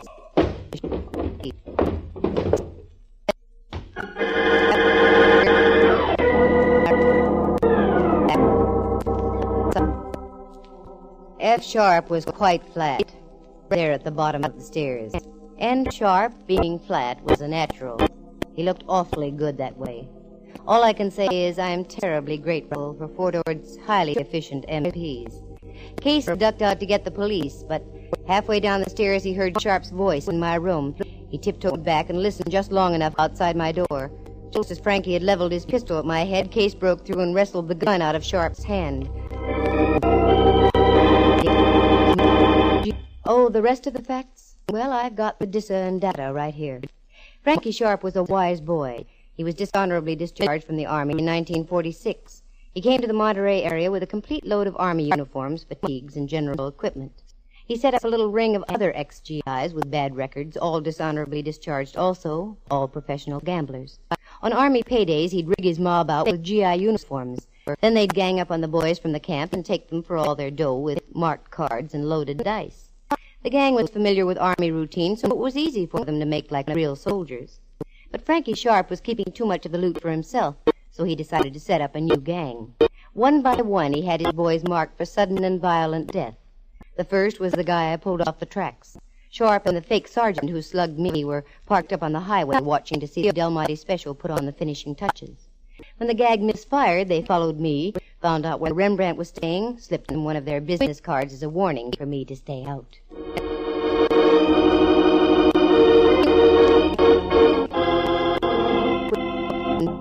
But the fake sergeant turned chicken. He didn't want those F-sharp notes all over the area. So he came out to the NCO club, bopped me over the head, and got them back. When he returned, Frankie knew the fat was in the fire and that the time to strike was then. So he took his pal down to the beach, gave him a finger wave and a permanent, the kind you don't wake up from. Then he went back to my cottage to wait for me. Sharp was his own undoing. The poor guy was a megalomaniac and insisted on signing his works of art. His greatest masterpiece, though, was one he autographed. It was called Picture of a Corpse at the Bottom of a Stairway.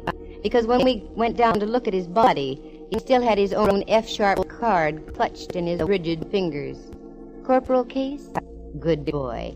He's been studying criminology with the United States Armed Forces Institute. He was discharged about a month later, and because of his considerable amount of gray matter, was promised the first opening with the Monterey Sheriff's Office. Oh, me, it's beautiful around Monterey and Carmel. The soft ocean, the gently rising knolls, especially the one on my head. That's the last time I'm going to be queen of a ball.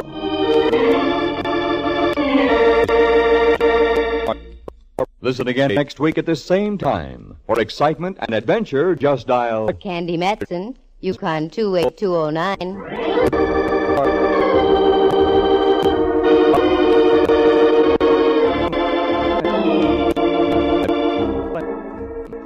Heard tonight were John Grover as Sergeant Kenley, Lou Tobin as the pseudo-sergeant, Kurt Martell as Corporal David Case, and Jerry Walter as Frankie Sharp. Henry Leff is Inspector Ray Mallard, and Jack Thomas portrays the role of Rembrandt. The program stars Natalie Masters as Candy and is written and produced by Monty Masters. Eloise Rowan was at the organ, and sound effects were created by Bill Brownell and Jay Rendon. Corporal David C. Case is an actual person. Any resemblance to other people in tonight's play is purely coincidental. The program came to you from San Francisco. This is Dudley Manlove speaking.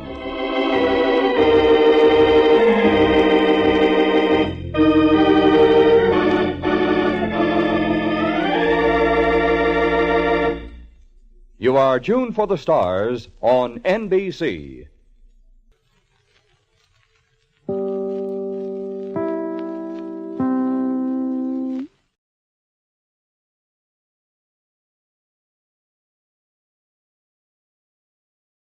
Transcribed. Ladies and gentlemen, the ringing of that phone bell brings you mystery, adventure. Nero Wolf's office, Archie Goodwin speaking. What? Oh, Fritz. Yeah, it's on the outside line. Yeah? Yes, thanks. I'll be right down, Fritz. Boss, Mr. Wolf, will you please hurry? You're well aware it will avail you nothing to hurry me.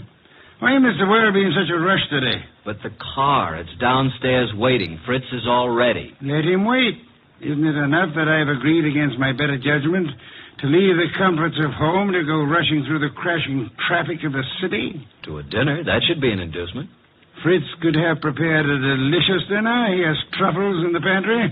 Well, why did you promise Arthur Merle? You didn't have to accept the invitation. Quite so. He's an old friend. Besides, he does set an excellent table. It's just that I don't like the traffic. Traffic? I know why. It's that awful oxygen in the atmosphere outside. It's not the traffic. Archie, you're talking much too much. I know, boss. I'm impatient. Would you mind giving me some slight indication that you intend to move from that chair? Just as soon as I finish this beer. Sure you wouldn't care for half a dozen sandwiches before we go to dinner? If we were going anywhere other than to Arthur Merle's, I'd agree with you.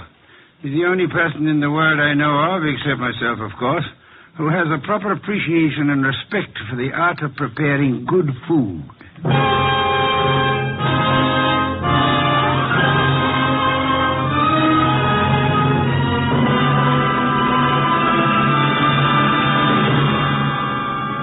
Ladies and gentlemen, it's that renowned genius who is the bulkiest, balkiest, most ponderous, and most brilliant detective in the world. Yes, none other than that chairborne mass of unpredictable intellect, Nero Wolfe. created by Rex Stout and brought to you in a new series of adventures over this NBC network in the person of Mr. Sidney Greenstreet.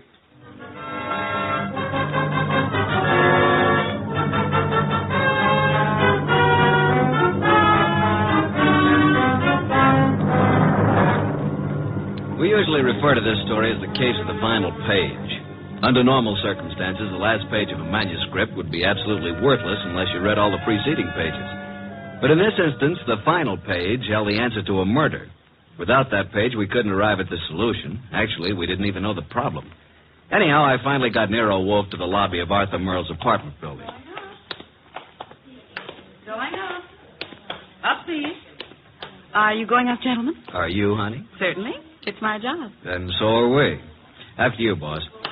When did they install women elevator operators in this building? I've been here for 2 years. Floor, please. Arthur Merle's apartment. I believe it's 814. That's right. Are you Mr. Wolfe? No. This is Mr. Wolfe. I'm Archie Goodwin. Although the name Wolfe would be much more appropriate for him than for me. How did you know he was Mr. Wolfe? Mr. Merle came in half an hour ago. He mentioned that he was expecting you. You see, Archie, you rushed me unnecessarily. We practically preceded him here, and we'll probably have to wait interminably for dinner. I just hate to be late. Arthur Merle has never been on time in his life. He's no more punctual than any other writer. He's never been known to meet a deadline on time. This is your floor, gentlemen.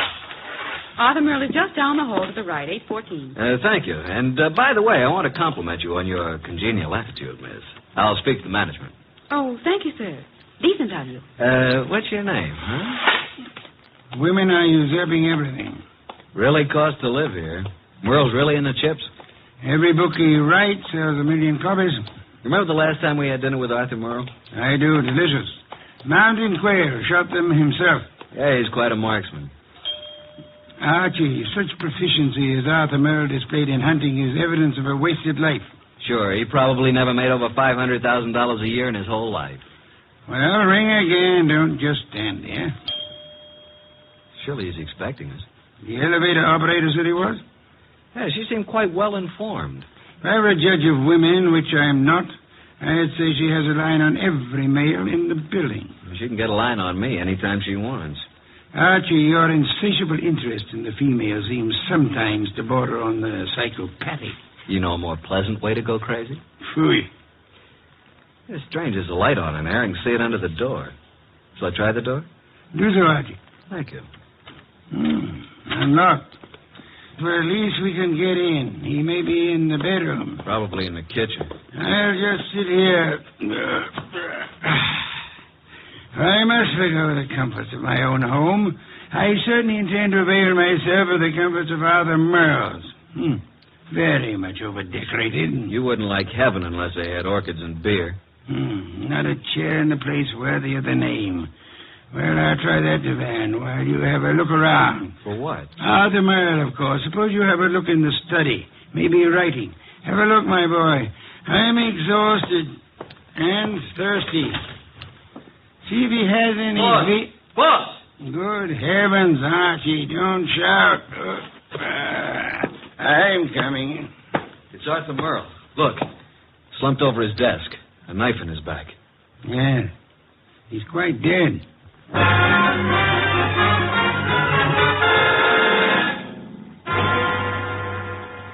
You haven't touched anything? Certainly not. I've been around long enough to know that. Well, you just call Inspector Kramer at homicide. How long do you think he's been dead? I'd say a half hour. From all appearances, yes. And perhaps only 10 minutes. I can't understand it. Why would anyone want to kill Arthur Merle? Everybody liked him. Nice man, I'd expect such a thing to happen to. The answer is probably a considerable distance from the question, Archie. Inspector Kramer, homicide. Archie Goodwin, Inspector. Just a minute. Nero Wolfe wants to speak to you. Oh, no. Don't tell me you two have stirred up something on a night like this. It's 10 below zero. I'm sorry. Here you are, boss. Hello, Inspector. Yes? What is it this time, Wolf? Find a dead body on the Grant's tomb? I'm sorry you'll forgive any apparent failure to find humor in your little witticism. But I'm at Arthur Merle's apartment. I suggest you come here at once. Seems that Arthur finally met a deadline.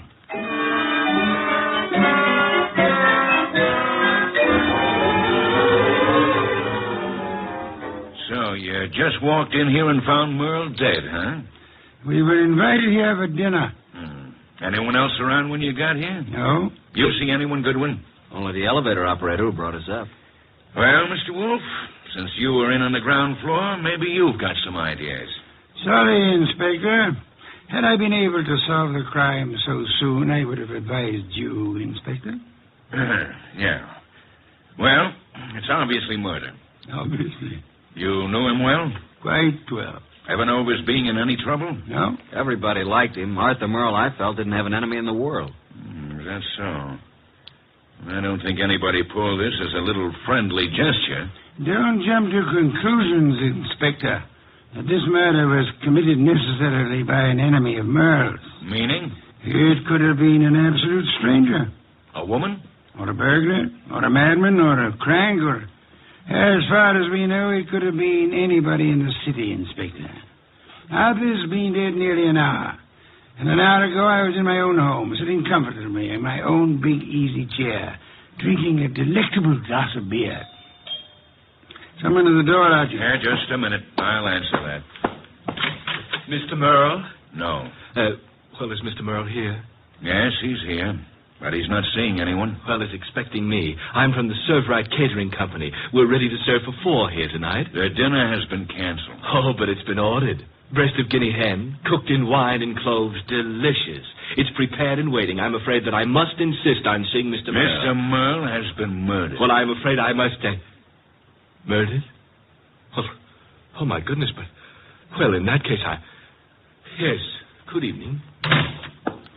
Don't you think you might have taken a bit more time with the fellow, Inspector? Why? You might at least have let him serve the dinner. Guinea hen, wine, and cloves sounded positively delectably... Look, I've had dinner. I'm afraid you're too busy, Inspector. So busy that you've just passed up an extremely interesting bit of information. What are you talking about, Wolf? He said he was to serve dinner for 4. Well? Arthur Merle, Archie, and myself are only 3. Well, who else was supposed to be here? A 4th guest who either hasn't arrived yet or who arrived earlier and left. Oh, I see what you mean, Wolf. Good. In that case, I'll leave you to pursue your deductions from that premise. Archie, will you please stay with the inspector and be of any help that you can? As for myself, I'm going back to my own home, which I should never have left in the first place.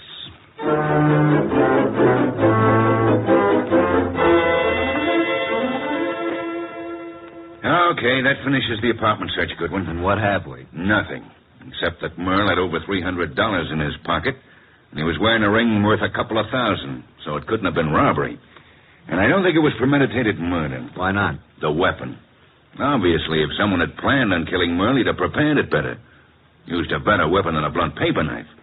No, as I see it, someone was here before you and Wolf arrived, and for some reason that person found it necessary to kill Merle, and he did it on the spur of the moment. I'm listening. Well, it's obvious. Merle was slumped over his typewriter. The sheet of paper was in it.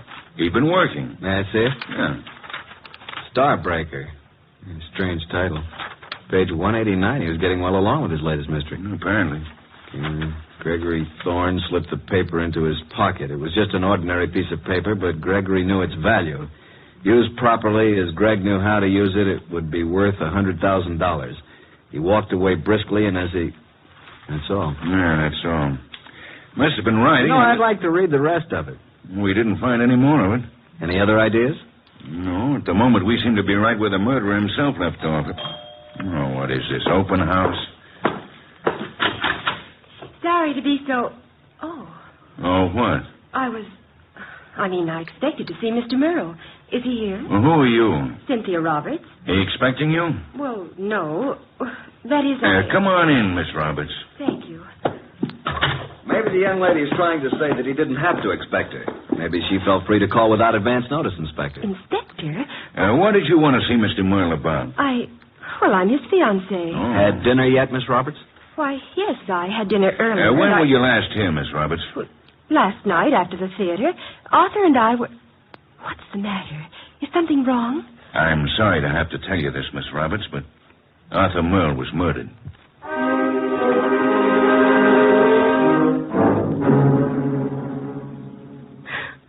And you say you hadn't talked to Mr. Merle all evening. Is that right, Miss Roberts? Yes, that's right.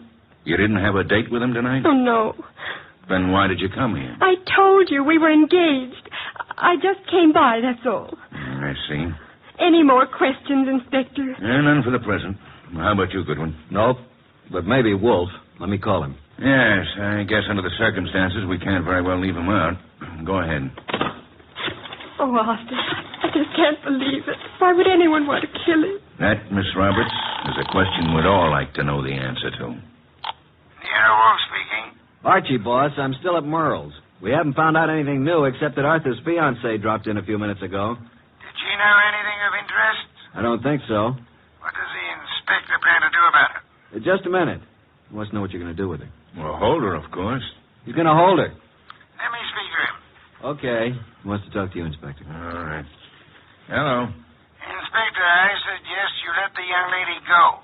Are you crazy? I haven't got enough suspects in this deal to be letting the hottest one go free. You can't consider her a suspect simply because she knew Arthur. Now, see here, Wolf. If you go around arresting people at random, you'll suddenly be tipping your hand to the real murderer, admitting you don't have a real clue to go on.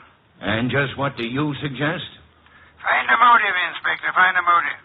Then, if you stumble on a suspect, you'll have some basis for making an arrest. At the moment, I suggest that you let the girl go and tell Archie to stop wasting his time down there and come home at once.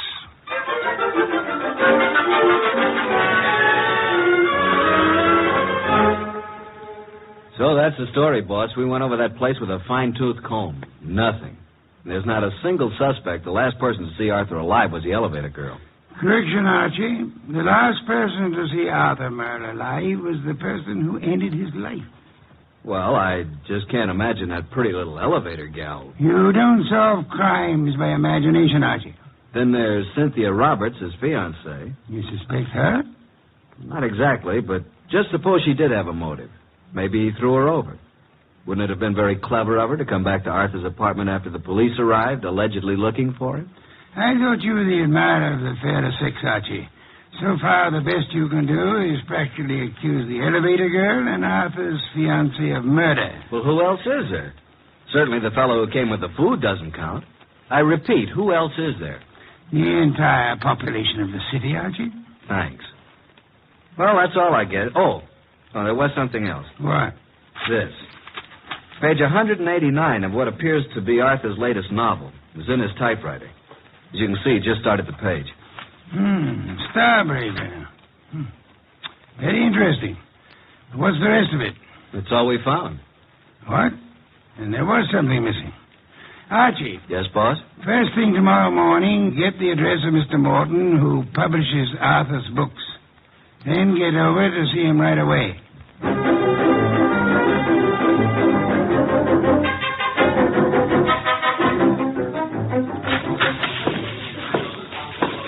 Yes, may I help you? I'd like to see Mr. Morton. Did you have an appointment? Tell him I'm from Homicide. Oh, yes, sir. Yes? Mr. Morton, I know you have someone with you, but there's a gentleman here from the Homicide Bureau. He wants to see you. Tell him I work for Nero Wolf. My name's Goodwin. His name is Goodwin. Send him in. Yes, thank you. You may go right in, sir. The large door to your right. Thanks. Come in, Mr. Goodwin. Come in. I understand you're from Homicide. Not exactly. I'm Nero Wolf's assistant. We're working with Inspector Kramer. And what can I do for you? You've heard about Arthur Merle. Yes, I received the word when I came in this morning. It was a great shock. Oh, excuse me, Mr. Goodwin. This gentleman is Henry Childs. How do you do, Mr. Childs? Glad to meet you, Mr. Goodwin. You're with Nero Wolf? I'm his assistant, man Friday. Mr. Childs is a publicity agent. He handled all publicity for Arthur Merle. I've not only lost an excellent client, but a very good friend. Did you know Mr. Merle? Yes, I'd met him a number of times from Mr. Wolf. Yes, indeed. Arthur Merle was a great writer and a fine citizen. He'll be missed by millions. Mr. Goodwin, when was the murder discovered? Last night, shortly before dinner. Well, what do the police, what do you think the motive was? Don't know as yet, Mr. Childs. A little early for that. Well, it's certainly a shame. I wanted to ask you a few questions, Mr. Morton, privately. I hope you don't mind, Mr. Childs. Oh, no, not at all. I was about to leave. I'll run along now, Mr. Morton. See you again soon, Mr. Childs. Good morning, gentlemen. Well, Mr. Goodwin? You did a lot of business with Mr. Merle, Mr. Morton?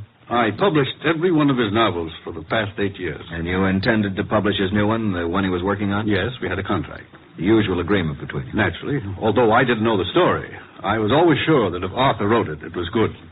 Mr. Merle's name on a novel was a guarantee that it would sell 1 million copies. You don't know what this last one was about? Haven't the faintest idea. We relied completely on Arthur's judgment. Not even any carbon copies, huh? Not that I know of.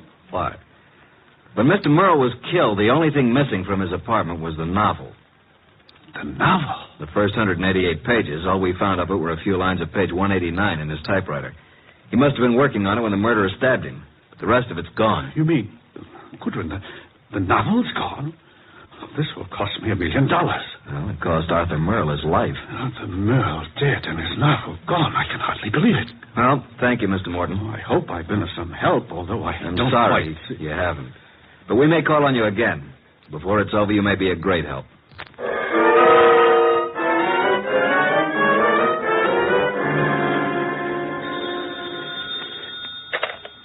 Yeah, Wolf speaking.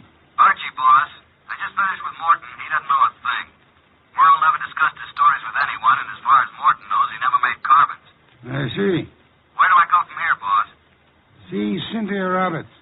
Oh, then you haven't dismissed the possibility that she may have had something to do with it. Being his fiancée, she probably knows more about Arthur than anyone else. She may know who the fourth guest was to have been last night. And she also may know what Merle's novel was about. Right, boss. I'm anxious to know what the novel was about, too. I personally don't give a hang what the novel was about. What I want to find is someone who does know the story. Because I have a hunch that whoever knows that is the person who killed Arthur Merle.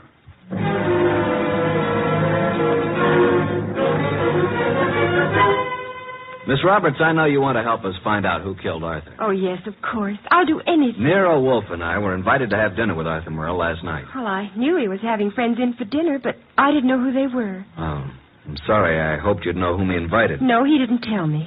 Miss Roberts, we have reason to believe that there was to have been a fourth person there last night. A fourth? The caterer came to deliver dinner for 4. Now, the fourth party never did show up, or else came earlier and left after Arthur was killed. You mean someone Arthur invited to dinner might have killed him? Maybe. Oh, there's no one that I can think of who bore any ill will toward Arthur. We're convinced that this was done on the spur of the moment. Unpremeditated murder. Arthur Merle suddenly became a threat to someone. Now we've got to find out what the threat was and who was threatened. We'd hope you could help. I'm sorry. Did he ever discuss his new novel with you? Oh, no, he never talked about his stories until he'd finished them. So his latest mystery contains the answer to an even greater mystery. Unless we find the first, they'll both go unanswered.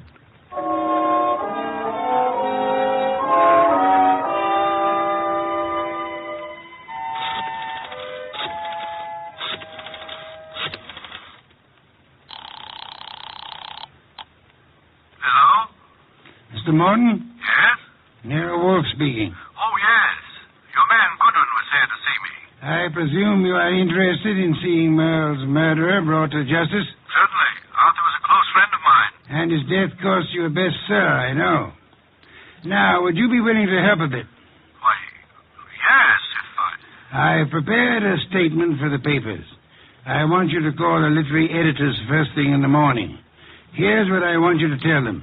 Got a pencil and paper? Yes. And take this down.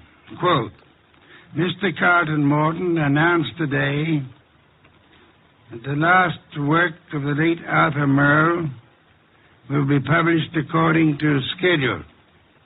Fortunately, it was Mr. Merle's custom to furnish his publishers with carbon copies of each day's work. Consequently, with the major portion of his...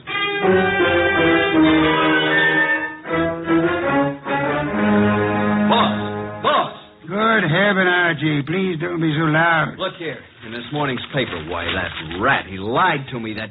What on earth are you talking about? That publisher, Morton, he said he didn't have copies of Merle's manuscript, that he didn't know what it was about. And listen to this. Mr. Carlton Morton announced today that the last work of the late Arthur Merle will be published according to schedule.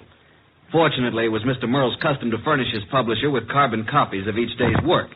Consequently, with a major portion of his latest work, Starbreaker, in the hands of his publisher, together with a complete synopsis, including the denouement, it will be possible for a ghostwriter to complete the novel.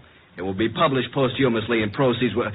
Boss, did you hear that? I did, and it couldn't have been more to my liking if I'd written it myself. Now, excuse me. I want to make a telephone call.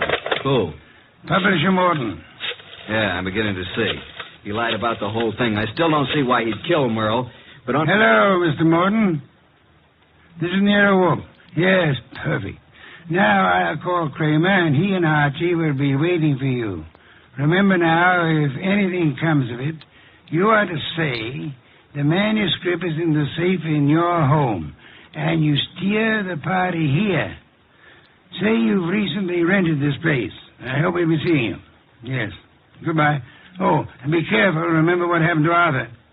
The manuscript is in my desk in the middle drawer. What the... You mean... Archie, look out of that window. Huh? Yeah? Out there is a city of some 5 million people. In that 5 million, there is one who murdered Arthur Merle. Now, we don't know who it is, so we can't go out and put a finger on him. But, Archie, since we can't go to him, we have only one other choice, make him come to us.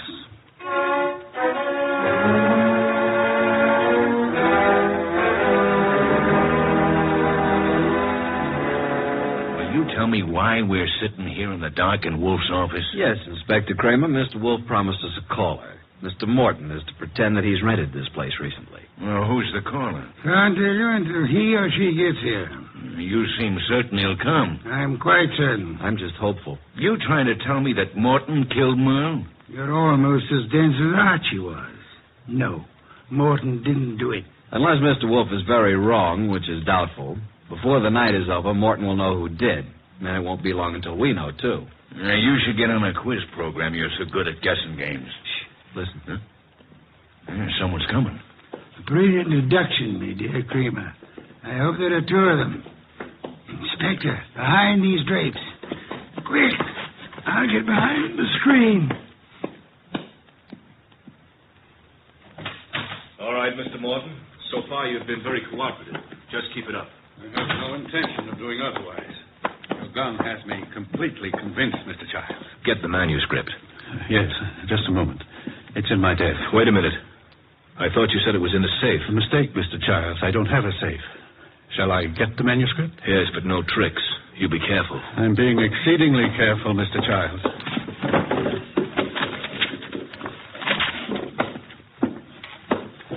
There you are. Starbreaker by Arthur Merle. Yes, this is it. Thank you, Mr. Morton. Now, I trust that's all you want of me. I'm sorry. I wish that were true. Unfortunately, you see, it's not the actual novel that I want. Oh? My interest in this copy is the same as it was in the original. And that is? That no one should ever learn the content. I take it you know what it's about, then. Yes. You see, Mr. Merle made the mistake of telling me when I called a bit early at his apartment for dinner last evening. I was forced to deprive him of his life once I learned the storyline of this novel. This story must be kept secret. Why? Most of you people in the publishing business know me as a public relations and publicity agent for several prominent writers. Yes? Actually, I've been as successful as I might in this business. Because a few years ago, I stumbled onto a very neat and foolproof method of blackmail. Unfortunately, Arthur Merle thought of the same thing and based this story on it. If it got out, I'd be exposed and sent to prison. So you can see why I had to stop it, why I had to kill Arthur, and why... Now I'll have to kill you, too. Oh, child, for heaven's sake. The contents of these pages condemn me. You know what's in them. Further, I've confessed the murder to you. You don't think I could let you live after that, do you? Child, you're insane. I'm sorry that I must repay you for your trouble in such an ungrateful manner. I'm sorry to do this to you, Child, but I can't... Child, please, no! Sorry, Mr. Childs. It wasn't time to ask you to drop the gun. All right, Mr. Childs, get your hands up and stay where you are. Nice going, Mr. Morton. Who are you? That took courage, Mr. Morton. Sorry we had to wait so long, but we had to make Mr. Childs here convict himself. Convict? What do you mean? We've been waiting here for you, behind the drapes all the time. We heard every word. Mr. Childs, you're under arrest. Police? Yes, Mr. Childs. Only one person could have been so anxious over a copy of that novel. That's the person who killed Arthur Merle for the original. And we heard you confess to that. And that's all we need to convict you. We didn't have any proof until we set it up for you to make a second try to cover up for the first. Fortunately, the setup worked. Setup? Take a look at the rest of the manuscript, Mr. Childs. What? Oh, the front page is there, all right, but look at the rest. Why, Blank. They're just blank pages. You didn't have a copy at all. No, but we certainly got a murderer. Eh, Inspector? Child! Stop, Child! Stop! Well, that's one way to avoid standing trial.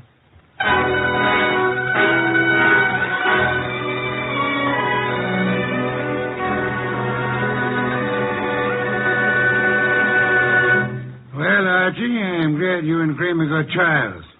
Some BRPs. That was a clever scheme, boss, making him think there was a copy. Yes. In a way, though, I wish it hadn't been just a scheme. Meaning? I wish there had been a copy of Arthur Merle's novel. Why? You never read detective stories. No, but I've drummed up so much curiosity over this one, I'd like to know exactly what that blackmail gimmick really was. Good night, Archie.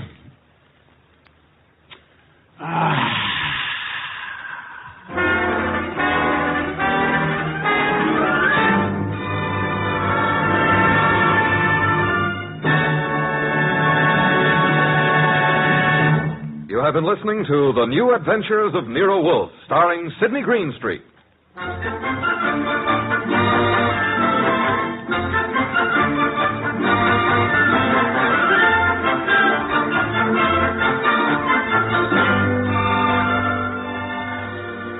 Tonight's transcribed story by Don Arthur was based on the characters created by Rex Stout. This is an Edwin Fadiman production and is directed by J. Donald Wilson. In the cast were Harry Bartell as Archie Goodwin, and Evelyn Eaton, Peter Leeds, Lucille Alex, Marna Keneally, Herb Butterfield, and Bill Johnstone.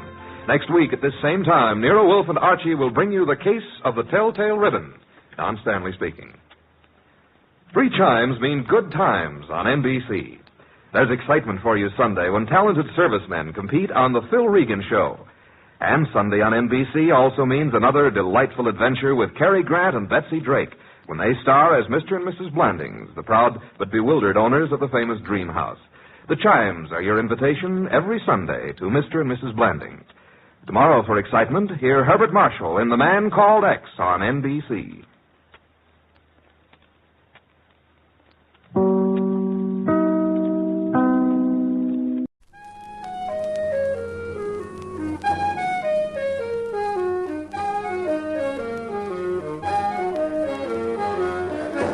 Carter Brown, Mysteries. Adventures in excitement and suspense, based on the best-selling novels by the slick storytelling sensation, Carter Brown.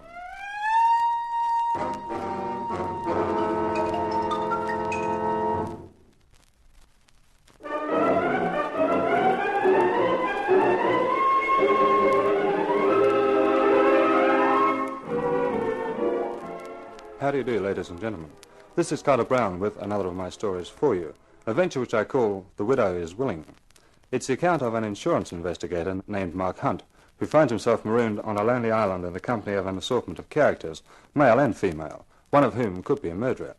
For my money, I prefer being locked in a lonely room with a typewriter, but there's no accounting for tastes. Well, here's Mark Hunt and his story.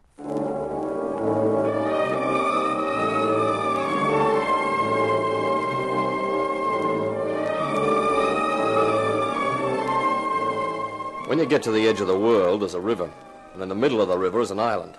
That's where the Goldbrights live. It was a raw night which made you think of vampires and things that go eek in the night.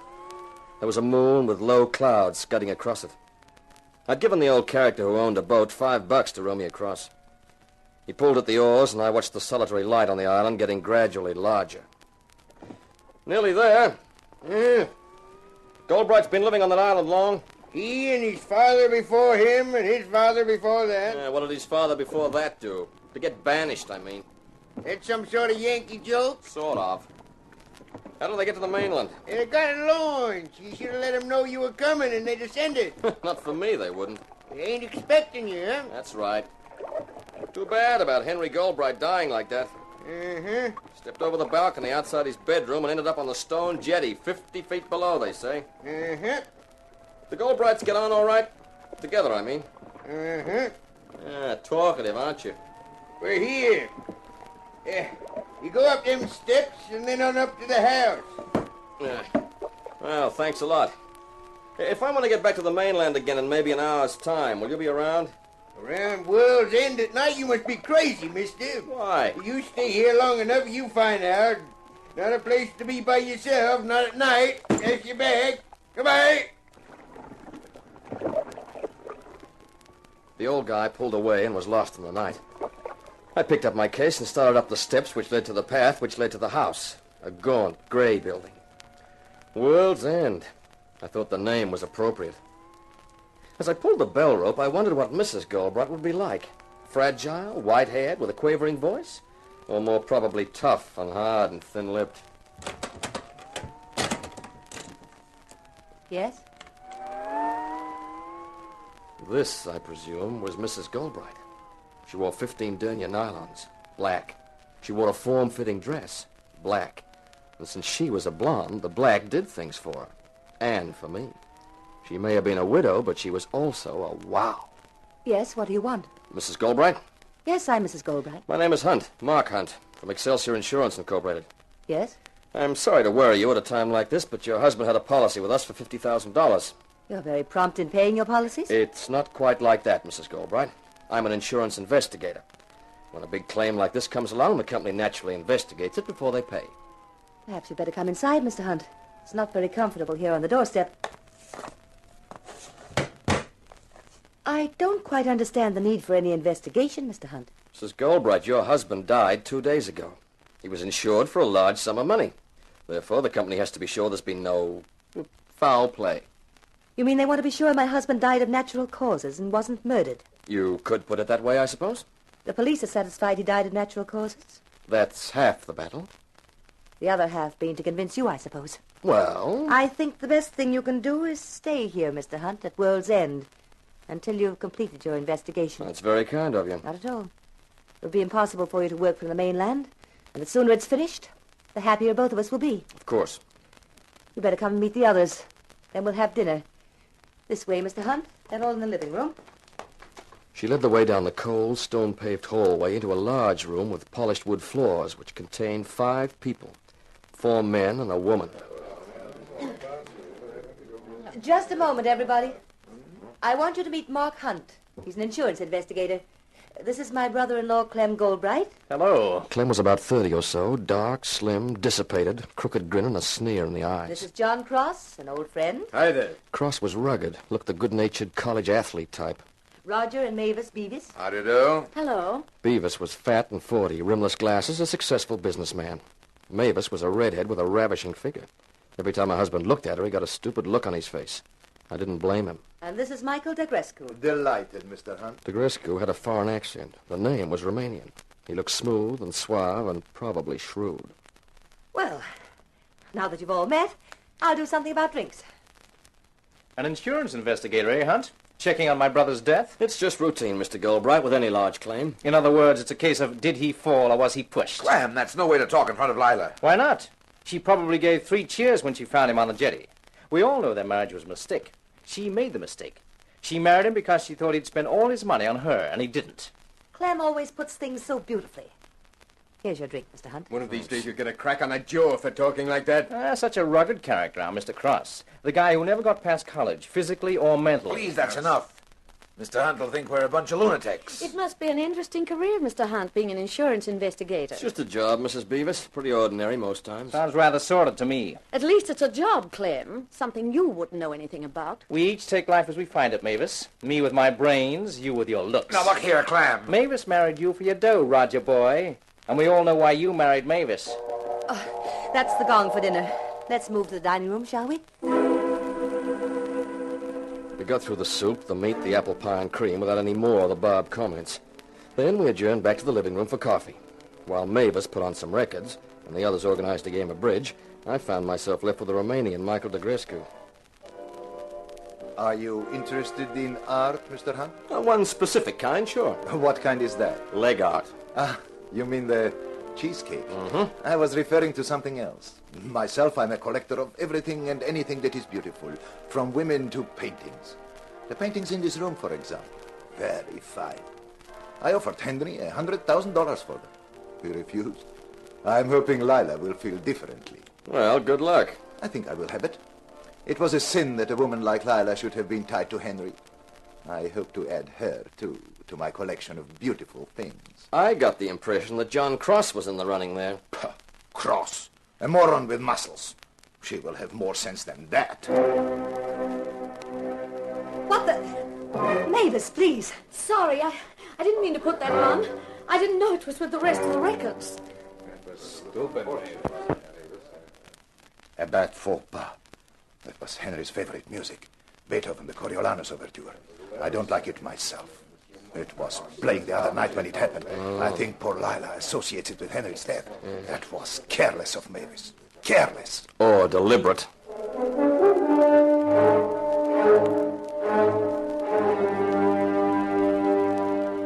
Everyone went to bed around 11.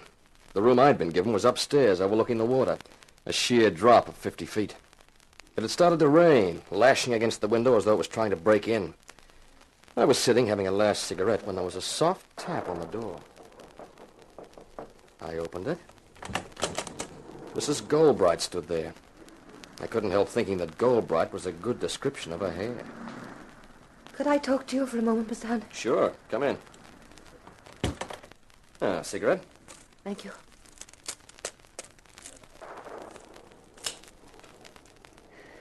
Thank you. Must have been quite an experience for you, meeting our little group this evening. That's an understatement. There's certainly a bunch of characters. Clem was quite right, you know. The burning question is, did he fall or was he pushed?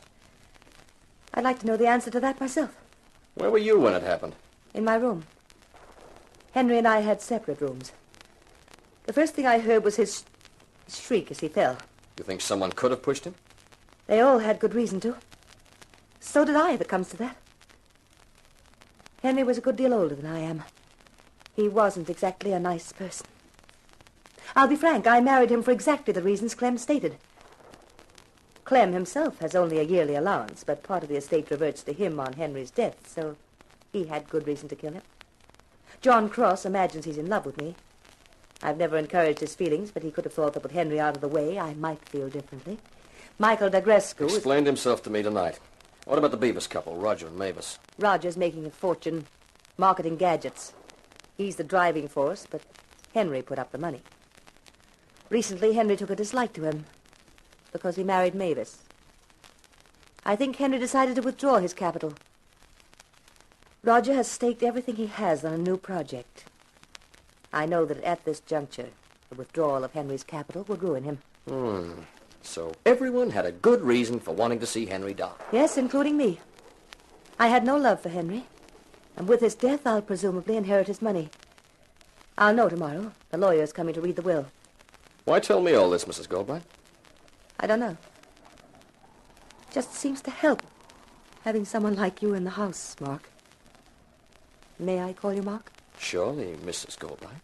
Please call me Lila. And if you don't mind, I'll talk to you again. Might help me to keep sane. Anytime, Lila. Thanks, Mark. I think I'm going to like you. A lot.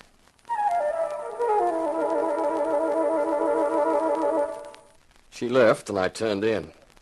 To the accompaniment of the wind and the rain beating against the house, I fell asleep.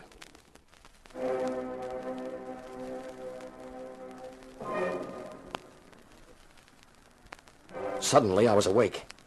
Something coming from below, faintly from downstairs, had aroused me. The Beethoven music. It sounded eerie and terrifying in the night. There was something else, a voice, a whisper, weird and toneless in the room. You are the one who can help. Eternity is forever. Yet eternity can be held in captivity. Imprisoned for all to see. The second that plunged me into eternity. Held forever.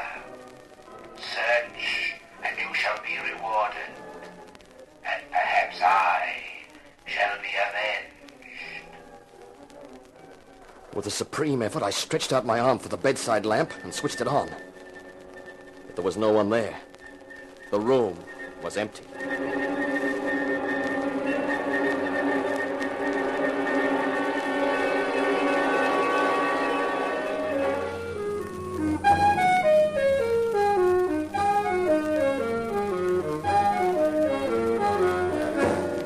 Arthur Brown, Mysteries. Adventures in excitement and suspense, based on the best-selling novels by the slick storytelling sensation, Carter Brown.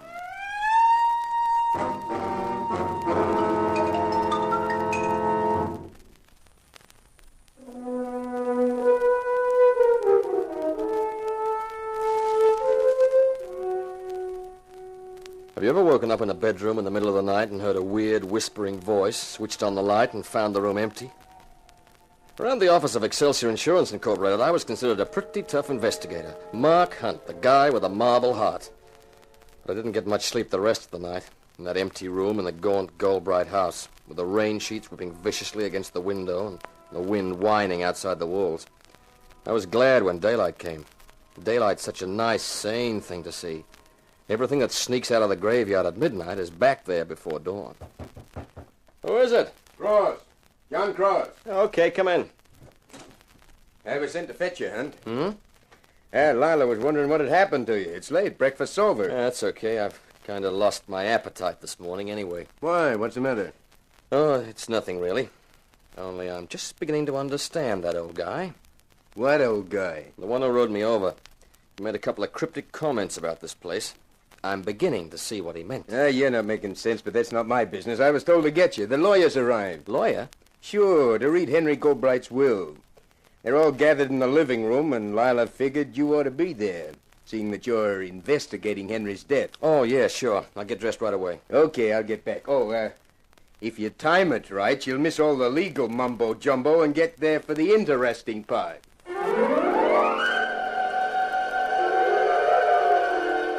John Cross was right. By the time I crept quietly into the living room and took a seat, the legal eagle, a lean, lifeless-looking bird, was getting down to business. Before reading the section concerning the actual beneficiaries, I must say that I did my utmost to dissuade Mr. Goldbright from the course he took. My efforts were of no avail, and he insisted on couching his will in its present terms. Thank you, Mr. Daventry. Would you please continue? And now, as to the disposal of my estate. I am well aware that my wife married me only for what she could get. Therefore, I have not the slightest intention of allowing her to squander the wealth it took my family 5 generations to amass. I leave her a legacy of $10,000 and trust it will be enough to keep her until she remarries. I might add that I have long suffered watching the sheep's eyes made at my wife by John Cross, and knowing he's practically penniless, cannot help feeling a certain satisfaction in knowing that if they marry, it will undoubtedly be a love match. John, please. The bulk of my estate I leave to my brother, Clem Goldbright. I realize that he is a waster, but I trust he has enough family pride to guard the family fortune. If my brother should die within 2 years of inheritance, my wife shall take over the whole estate. If she should die within a similar period, then the estate will revert to my friend Michael Dergrescu, who has for so long desired my paintings and other art treasures. There are other minor provisions, of course, $1,000 for the butler and $500 for the maid. And that, I think, is all. Has anyone any questions? Yes, I have. Yes, Mr. Goldbright? That last condition, about the estate reverting on death. Is that legal? Can it be contested? Contested? Certainly not. It's a perfectly legal procedure. But don't you see what it means? If Henry was murdered, if his fall wasn't an accident, it means there's a killer in this house. And that will is an open incitement to murder. Come, Mr. Goldbright. Aren't you letting your imagination run away with you? If I'm found one morning on the jetty like Henry was, that'll be a comforting thought.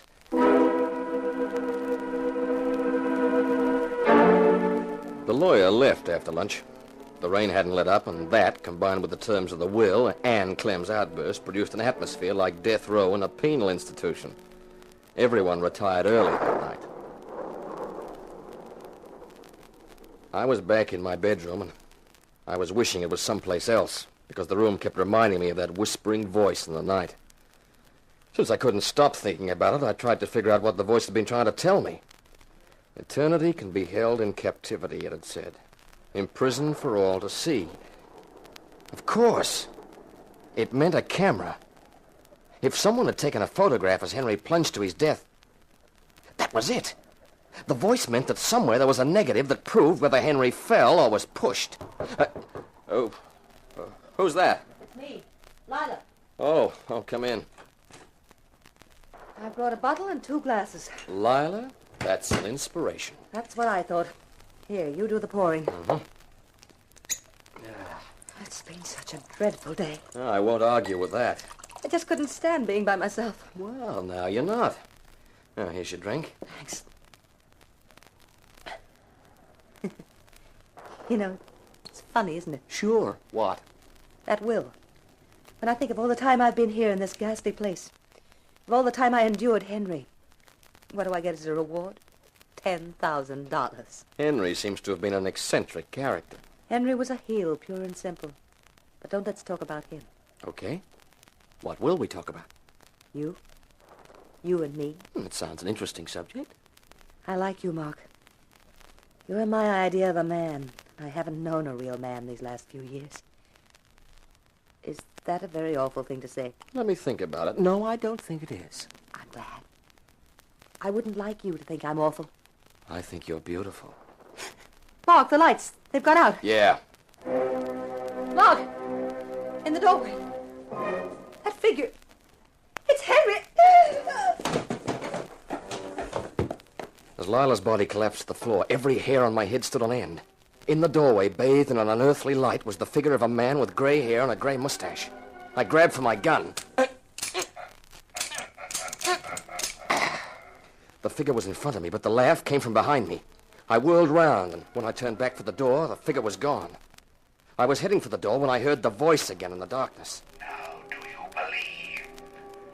Will you listen when I tell you that the secret of my death is held for all time, imprisoned in emulsion, waiting to be found? Seek, and you shall discover. Then suddenly the music stopped and the lights came on. I looked at my gun and then at Lila on the floor. As I picked her up and placed her on the bed, she stirred. Mark. Oh, it's okay, Lila, it's okay. Did you see him? I saw something. It was Henry, back from the dead. Even from beyond the grave, he won't leave me in peace. I don't think it was Henry. I fired at whatever it was, but my gun was empty. Someone's removed the clip. A genuine ghost wouldn't worry about bullets, but someone worried enough to take them out of my gun so I wouldn't fire any. But who would do that? And why? That's the $64,000 question. If we knew that, we'd know everything. Mark, I'm scared. I can't go back to my room. I've got a solution.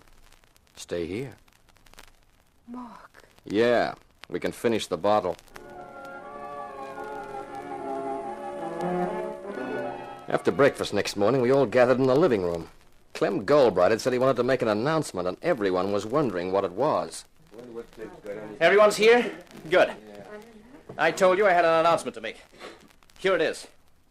You all heard the terms of the will yesterday. You all know that World's End and everything that goes with it is my property. There's no need to gloat. You also heard me say what I thought of the will. Nothing more nor less than an open invitation to murder. Well, I have no intention of being murdered.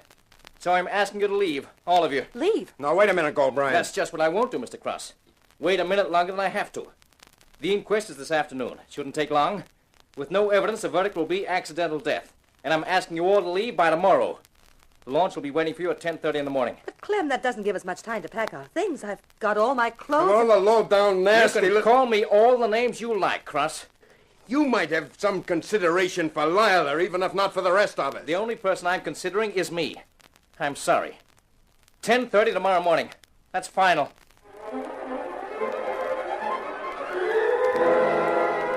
I watched him stride out of the room, and I thought that boy was really scared. I got away from the rest of them and decided to take a walk around the island. The rain had stopped, but the sky was still lead gray, promising more. After I'd been out for about an hour and was heading back towards the house, I came on the figure of a woman. And what a figure. And what she was holding pulled me up short. Well, hello there. Hello yourself. Nice to get some fresh air, huh? Yeah. What's the camera for? You one of those photograph fiends? Just a hobby. I wouldn't have thought that you'd go in for photography. You're quite a surprising girl, Mavis. Am I? One of the tragedies of my life is having a husband who's old enough to be jealous, but too old to be interesting.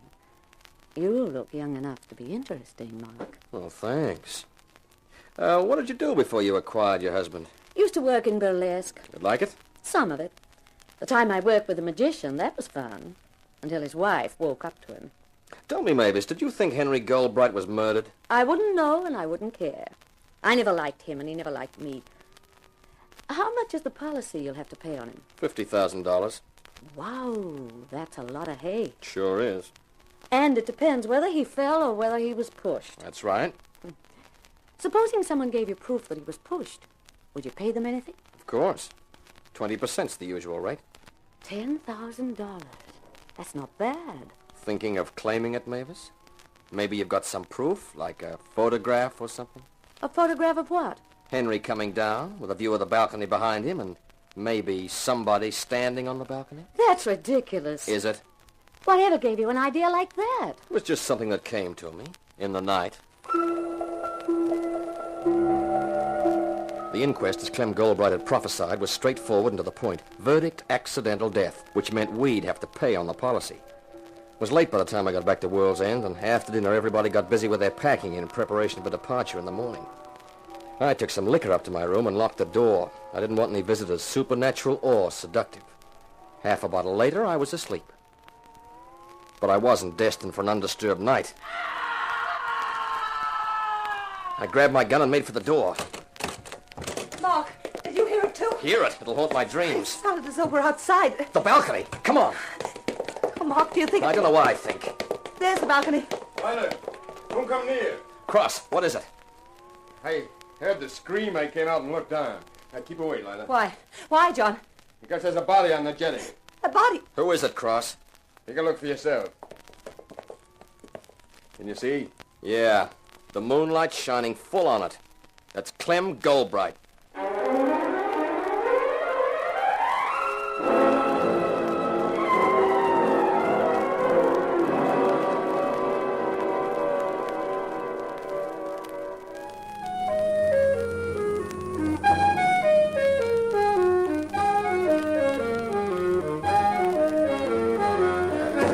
Carter Brown, Mysteries. Adventures in excitement and suspense, based on the best-selling novels by the slick storytelling sensation, Carter Brown.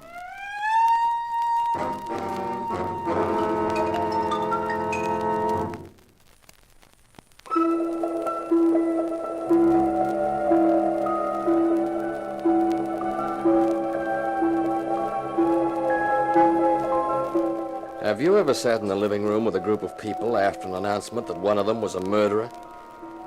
It's not the most soothing sensation. To reassure myself, I reminded me that I was Mark Hunt, insurance investigator, and what else could I expect if I insisted on investigating insurance? But it didn't help much.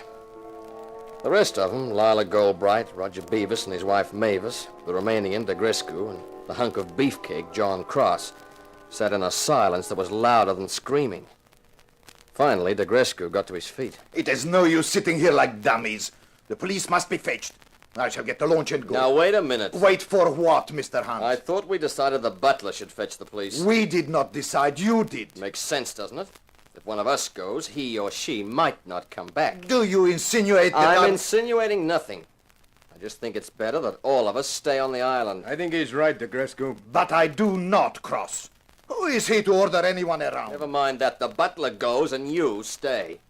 I shall be back in about an hour. I'm sorry, pal. You won't be back because you're not leaving. Take your hand from my arm. I was expecting that. Oh, if you want a fight, I'm happy to oblige. Michael! Stop them, Roger! There's no need, Mavis. Just for good luck. Now, Beavis, would you like to get the butler and send him for the police? All right, Hunt. But I don't think you should have had him. What else was I supposed to do? Stand still and make like a punching bag? Go on, Roger. Do as he says. Very well. We'd better get the police here before everything degenerates into a wholesale brawl. Lila, suppose you and Mavis do something about coffee. That's a good idea. Come on, Lila. All right, but what are you going to do about Michael? Let him sleep it off on the floor. That was quite a nice piece of work, Hunt. Where'd you learn to fight like that? Special Service Division. Yeah, so was I, 9th. Oh, Europe, huh? I was with the 12th, in the Pacific all the time. Yeah. Negrescu had it coming. Poor Clem was right. That will was a direct invite to murder. And the thing that worries me is Lila. Because of what she said, you mean? About being suspected of it? No. Because she'll be next on the list. Next on? Of course. She inherits, and that makes Negrescu suspect number 1. Oh. He's coming too. What? I will remember that, Hunt. Oh, that's okay. Add it to your other treasures. The coffee's just about ready. Lila's bringing it in. Oh, great. Oh, I left my cigarettes in my room. Keep the coffee hot for me.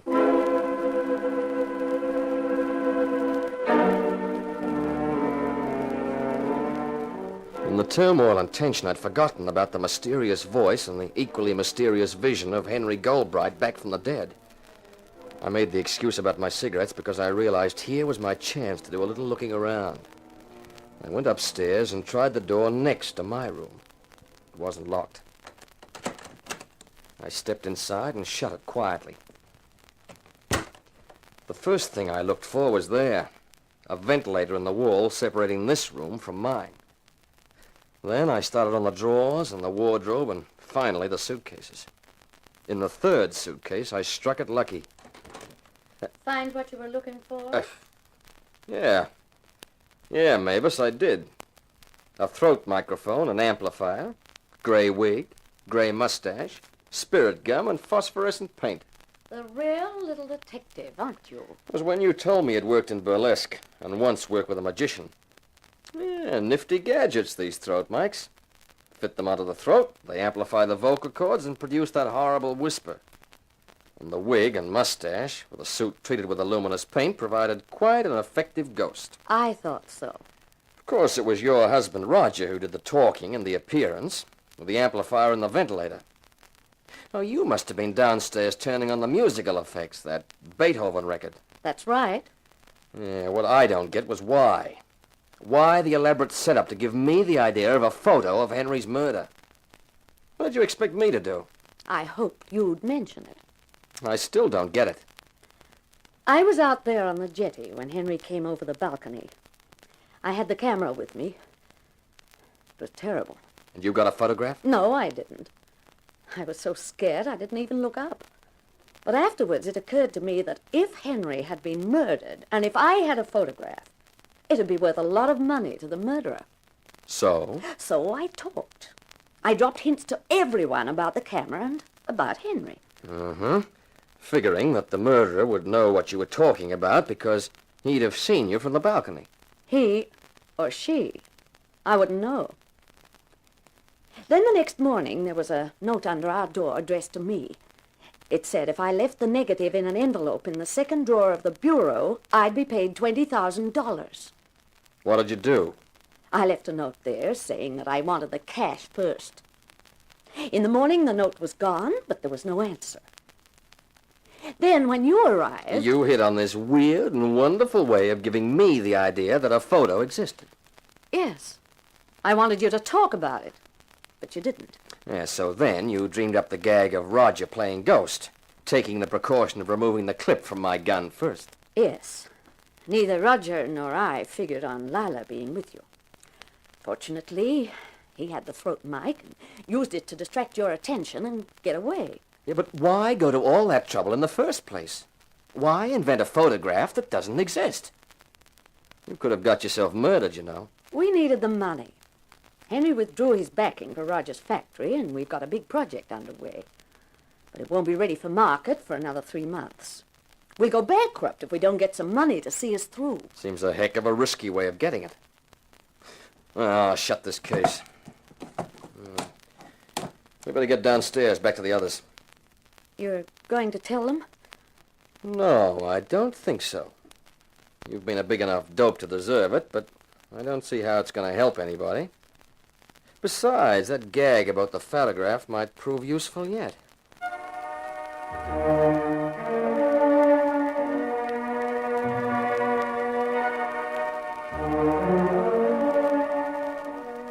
There was a gray dawn breaking outside, and the rain had come back. I figured that the police had brought it with them. The local lieutenant, a short, stocky guy named Wilder, who obviously considered me an amateur and a nuisance, started asking questions. He didn't stop for 2 hours, getting nowhere and covering the same ground so many times that everybody was sick and tired of it. Everybody except Wilder, that is. He was the original persevering kid. It's a conspiracy. Here's Clem Goldbright lying dead on the jetty, just like his brother. And what do I get? Nothing but dumb looks and even dumber answers. Some of you must know something about it. One of you, at least, is a murderer. Maybe more than one. Maybe all of you are in a conspiracy. Now, why don't you talk some sense, Lieutenant? I'm fed up to here with all the yakety-yak. I want to get to bed. Don't you talk to me like that, Hunt, or I'll toss you in a cell and I'll break you with that insurance company. Oh, nuts. Much as I dislike to agree with Hunt, he is quite right. You have asked all your questions, Lieutenant, many times. I suggest you let us get some rest now. We shall all be here. There is no way to leave the island except by launch. So you can question us later if you wish. All right. But don't think you're going to get away with this, any of you. I haven't started on you yet. Lieutenant, you kill me. With repetition. We'll take Clem Goldbright's body back to the mainland, and we'll take your launch too, Mrs. Goldbright. But, Lieutenant... Sorry, ma'am. But that way I can make sure you all stay here. Pleasant dreams. Pleasant dreams? Is he kidding? There's a guy with a gruesome sense of humor. He'll be leaving one of his men on guard here, surely. He didn't mention it. But we're marooned on the island now, and there's a murderer among us. Roger, don't keep saying that. I haven't said it before, my dear. Well, everybody else has, and I don't like it. I agree. It is not a cheerful thought. It's about as cheerful as a wet Sunday in an igloo. Personally, I think we all ought to hit the hay and get some sleep. Sleep? I don't think I'll ever sleep again. Now, take it easy, Lila, honey. Come on, Roger and I'll take you upstairs. Yes, of course. Go on, my dear. You'll see that you're all right. Thank you, Roger. You too, Mavis. You're sweet. Hunt, Cross, you're not letting her go with them? Why not? What if one of them is the killer? Lila is in danger. I will go after them. They will not try anything if I am there. Hey, now. Oh, let him go, Cross. Are you crazy? I'm not supposed to have any brains, but the identity of the murderer sticks out a mile to me. DeGrescu? Sure. He's got that collector's kink. He wants those paintings, and he doesn't care how he gets them. And with Clem dead, there's only Lila standing in his way. Now, come on. Don't bust your blood vessels. If DeGrescu's the killer, he won't dare try anything with Roger and Mavis there. If it's either of them, he's there. What if the Beavises are in it together? Well, you can stay if you like. But if I catch that DeGrescu anywhere near Lila's room, I won't be responsible for what happens to him. I was left alone in the living room. I had a last cigarette and a last drink and listened for any uproar from upstairs. But there wasn't a sound. I figured everyone's nerves had probably calmed down and they were all safely in bed. I finished my drink and decided to follow their example. It was pretty comfortable under the blankets with the weather whining outside. I was just dropping off to sleep when a stray thought slid into my mind. A thought so obvious that I could have kicked myself for not remembering it before. It concerned the non-existent photograph that the Beavises had dreamed up. Only Roger and Mavis and I really knew that the photograph didn't exist. As far as the others were concerned, it could be real. I turned over on my back and reached for a cigarette and started to think of what use I could make of that when something was added to the music of the weather. It was the Beethoven music. I leapt out of bed, grabbed my gun, and had just reached the door when the sounds came. I yanked the door open, charged into the corridor, and cannoned into Cross. Lila. That was Lila. She was the next on the list, and the killer's got her.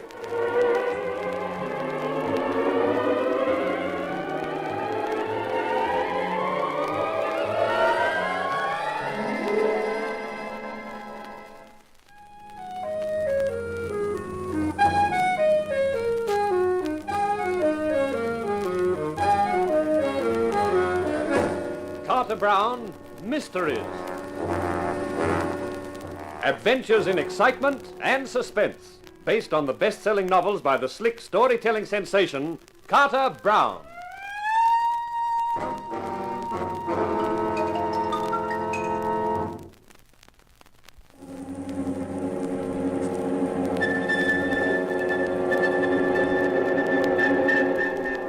you ever felt an ice-tipped finger hit the base of your spine and slide all the way out to the back of your skull? That was how I felt when the 3 shots and the scream shattered the silence. In the insurance racket, they consider Mark Hunt a strong character. In the Goldbright house, I considered Mark Hunt a scared kid. And Mark Hunt wasn't arguing with me. How could he? He's me. When John Cross grabbed my arm and yelled frantically that it was Lila who'd screamed, my heart was in my mouth, but my gun was in my hand. Cross and I ran for Lila's room. Lila? She's not moving. Now, don't go off half-cocked, Cross. Let's take a look. What has happened? I heard shots. And the scream! It sounded like Lila! Come on, quickly. The door's open. Hunt, is Lila... It's okay. She's still breathing. She's only fainted. Fainted? Then she has not been killed? Oh, thank heaven. But the shots... There were 3 of them. Yeah, and if you look at the wall over the bed, you'll see where they ended up. She had a very lucky escape. I'll kill him. I'll kill him. The question is, who is him? Yes, that is it. Who fired the shots? You have the nerve to ask that, you murdering swine. Wasn't your fault those bullets missed. I had to take you apart with my bare hands, but I'm going to save you for the police, the Grescu. You are raving. Stop it, both of you. Lila's moving. It's all right, honey. Everything's all right. What happened? It was dark. The door opened. I saw a gun. There were shots. It's all finished now, Lila, and you're safe. The shots missed. Did I scream? Did you scream? Baby, you made more noise than a hula girl huddled on an iceberg. I suggest we all go downstairs. I think there's safety in numbers tonight. An excellent idea. I would not fancy going back to my own room now. You don't have to worry. You wouldn't try to shoot yourself. More's the pity. Cut it out, Cross. Let's get downstairs, as Beavis says. Can you manage, Lila, honey? Yes, of course I can, John. I'll be all right now. Okay. Hey, you and Cross go first, Lila. Then Beavis and DeGrescu. I'll bring up the rear with Mavis. Hang on to my arm, Lila, darling. Thank you, John. I am glad to be behind Mr. Cross. With his crazy notions, I would rather not be in front of him. Well, it's no use looking to me for protection. I've never been the physical type. You can say that again, kid. Never mind your disappointments, Mavis. Listen to me. What, Mark? When we get downstairs, anything I say about the photograph, you back me up. Why? What are you going to do? Set a little snare for the killer, that's all.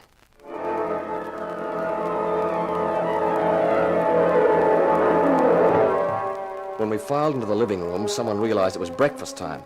What with the death of Clem Goldbright the night before, the hullabaloo with the police, the hours had been turned upside down. It was after everyone had eaten that I decided to try my idea. Ladies and gentlemen, I've got something to say. This situation can't go on any longer. I had intended keeping quiet until the police return sometime tomorrow morning. But that's impossible now. What are you talking about, Hunt? Keep quiet about what? Simply this. The identity of the murderer. You know who it is? Yes, I know who the murderer is. Who is it, then? You may remember after Henry Goldbright's death, Mavis mentioned a photograph. I believe she spoke of it vaguely to everyone. I'm sorry, Mavis, I have to tell this story. Yes, Mark, of course. Mavis was on the jetty when Henry was killed, and she had her camera with her. She saw a figure on the balcony, but the distance was too great for her to recognize who it was. But being a keen amateur photographer, she automatically raised her camera and got a shot. Of the murderer? She was desperate for money, both she and Roger. So Mavis thought the murderer would pay heavily for the photograph. She didn't care whether Henry's death was ever revealed as murder or not. She had no love for Henry, as long as she obtained enough money to keep their business solvent. But I don't understand. Why did Mavis mention the photograph to everyone? Why not only to the murderer? Because, like a lot of women amateur photographers, Mavis can take a picture, but she can't develop and print the film. So all she had was the exposed film. She didn't know who the murderer was. Then Mavis turned the film over to me. I can develop a film and print it. And once the film was developed, the murderer was known. Who is it? I think it better for everyone's sake if I don't tell you that. That must wait until Lieutenant Wilder and his men return in the morning. In the meantime, I'm going to my room. I shall stay there until the police arrive. I just want to add that I have a gun and I have no intention of sleeping. That's all.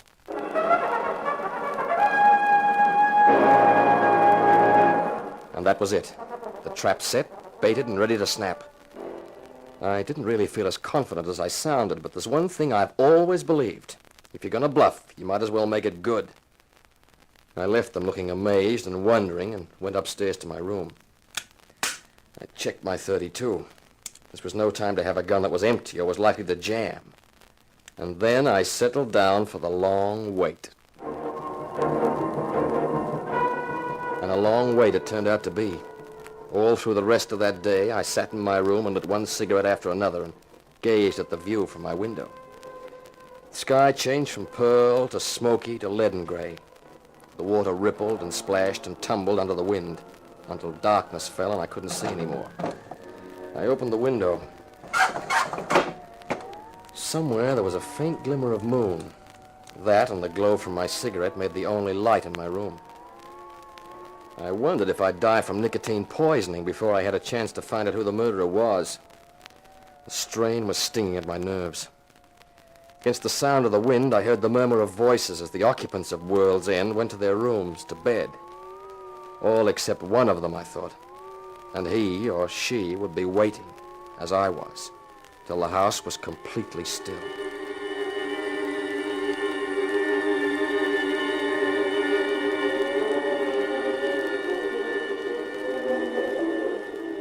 The wind had changed its note. I looked at my watch in the darkness. Its luminous hands pointed to 1:30 a.m. My eyes felt as though 2-pound lead weights were hanging from their lids. I'd had no sleep for about 36 hours, and it was as much as I could do to keep them open. And then, from behind me, from the window which I'd left open, I heard a small sound. Someone was coming in. Don't try anything foolish, like grabbing for your gun. I'll pull the trigger before you can hope to get it. Okay. The film, the negative, where is it? This is strictly for laughs. It doesn't exist. Don't stall. Where is it? I told you it never existed. Sure, Mavis was there and she had a camera, but she never took the picture. You're lying. It was a bait and you swallowed it. If it doesn't exist, then that's all I want to know. That puts me right in the clear. Dispense with you and no one can pin it on me. You certainly put on a good act. A dumb college boy who never grew up. Grief and outrage when poor Lila was nearly killed. Only you never intended to hit her with those bullets, did you, Cross? You just wanted to make it look as black as possible for Negrescu. Of course. Rather clever of me, I thought. I'll marry Lila and get all the dough I want. And neither you nor anyone else is going to stop me, Hunt. Maybe. No maybe about it. That fool Beavis girl had me worried. Those notes we exchanged, I thought you really had got a photo. I would have paid for it, too, but where was I going to get the money from? That's why I ignored her last note. I hoped her greed would keep her mouth shut. I thought she knew who I was and I'd realized that I'd have to wait to get the money. That will of Henry's must have upset your calculations a little when you realized Lila wasn't getting all the money. Keep your voice down. Yeah, it threw me for a while. Then I realized that once I got rid of Clem, the whole estate would be Lila's. So it didn't matter very much. You don't think you'll get away with it, do you? But I will. There's nothing surer. Yeah, I'm afraid we'll have to terminate this conversation. If you've any prayers, Hunt, say them now. Eternity is forever. What's that? The ghost of Henry Goldbright. There's one thing about ghost voices. Their timing's terrific. It's a trick and you won't get away with it. There's one advantage about sitting in a room all day. You get to know it so well that it doesn't matter when it gets dark. I'll get you. Yeah, that was your one chance. Too bad you missed. The window. I'll take you with me. Not if I can help it. That's right. Are you all right? We heard your voices, Mark. Yeah, I'm fine. Yeah, it was nice work, Roger. You timed it beautifully. I didn't know what to do for the best. We weren't asleep. That is, I would have been, but Mavis kept me awake. When we knew the murderer was there, she thought of the ghost voice trick. Well, it worked like a charm. In fact, I hate to think where I'd be without it. In eternity, probably. Oh, I don't know what I'm laughing for. And believe me, I wasn't laughing at the time. There's nothing funny about fighting for your life in the dark with a killer. Mark, what's been going on? Mavis, Roger, what... Calm down, Lila. It's all over. Huh? The guy who murdered your husband and your brother-in-law is down taking a drink. A drink? Yeah, in about 15 fathoms of water. That scream was Mr. John Cross diving out the window. He was the murderer. John? Mm-hmm. I can't believe it. I'll never trust another man as long as I live. Who wants to be trusted? I got different ideas. Like what? Like a trip back to New York, preferably with a detour through Mexico. Alone? Not exactly. I was thinking of asking a certain widow along for company. I'm just wondering what she'd say. I know what she'd say. The widow is willing.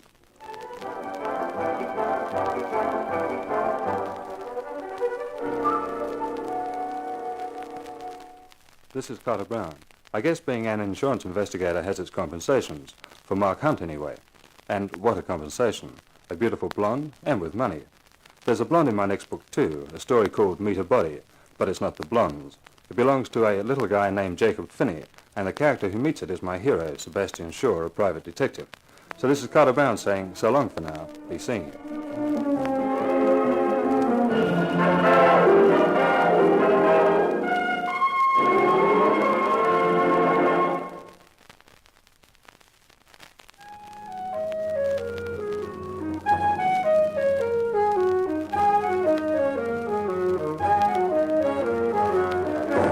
In The Widow is Willing, you heard Lyndall Barber as Lila Goldbright, while as Mark Hunt, you heard our star, Richard Meikle. The Carter Brown Mystery Theatre, based on the best-selling novels by Carter Brown, is dramatized and directed by Maurice Travers for Grace Gibson Radio Productions.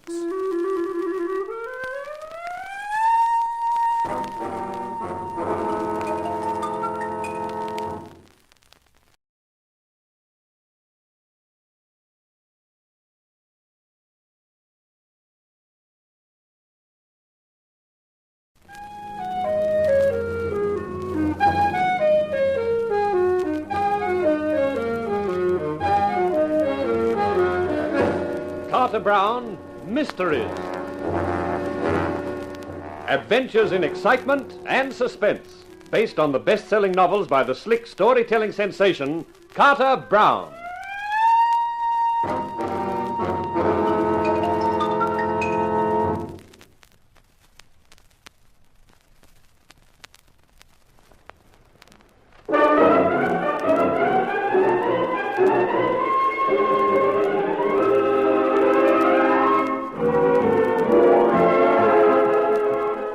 How do you do, ladies and gentlemen? This is Carter Brown to introduce another one of my books for you. This story is called The Lady Was Lethal, as my hero, Johnny Eaton, found out. And in finding that out, he also found quite a lot of tension and trouble, which is my cue to quit and let Eaton carry on.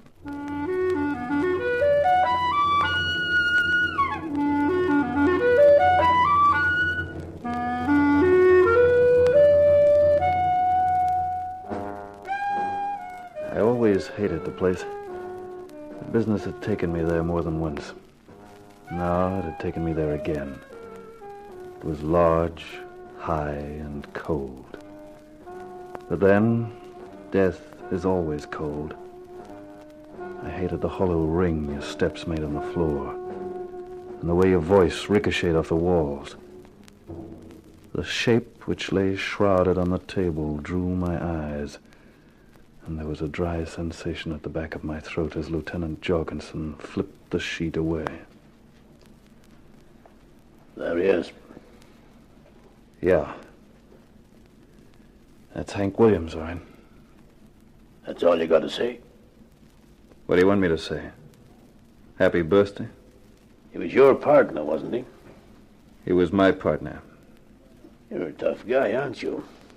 Johnny Eaton, the man with the poker face. I show you your partner's body and you react like it was a guy you'd never seen before. You want me to bust out crying? What good would that do, Hank? You guys have been in partnership for the last 5 years. Always acted like you were the best of pals.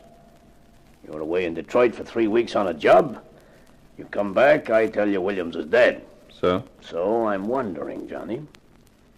Wondering whether you're really tough or just plain scared. What's that crack supposed to mean? Let's get out of here and I'll tell you. Well? I'm wondering how much you know about why Williams was knocked out. Maybe you're acting like a clam because you figure you'll stay alive that way. You think I'd be wasting my time, Lieutenant, listening to your yakety-yak if I knew who killed Hank? Could be. I'll have to keep an eye on you, Johnny. After all, we don't want to lose the other half of the best private eye partnership in town, do we? No, we don't. That's your jalopy? Uh-huh. New model Buick. Business must be looking up. We get by. I guess I should say I get by. Williams didn't have any family. A sister in Kentucky someplace. She'll have to be told. What happens to his share of the business? I get it. His sister gets the rest. The dough in the bank, etc. You should do all right out of the business. We both made a will. Whoever went first left his share of the business to the other. And by good luck, Williams went first. Jorgensen, there are times when I dislike you more than normally. This is one of those times. As I drove back to the office, the night sky was studded with star points, but their silver twinkle was rivaled by the gleam of garish neon stabbing above the streets. I let myself into the office, started going through Hank's desk. But I knew it was a forlorn hope. There was one thing I hadn't told Lieutenant Jorgensen. I'd come back from Detroit in answer to an urgent wire from Hank. It said he'd cracked something really big and needed my help. The trouble was that Hank was the sort of private dick who never kept notes. He kept everything inside his skull. And that skull was now silent.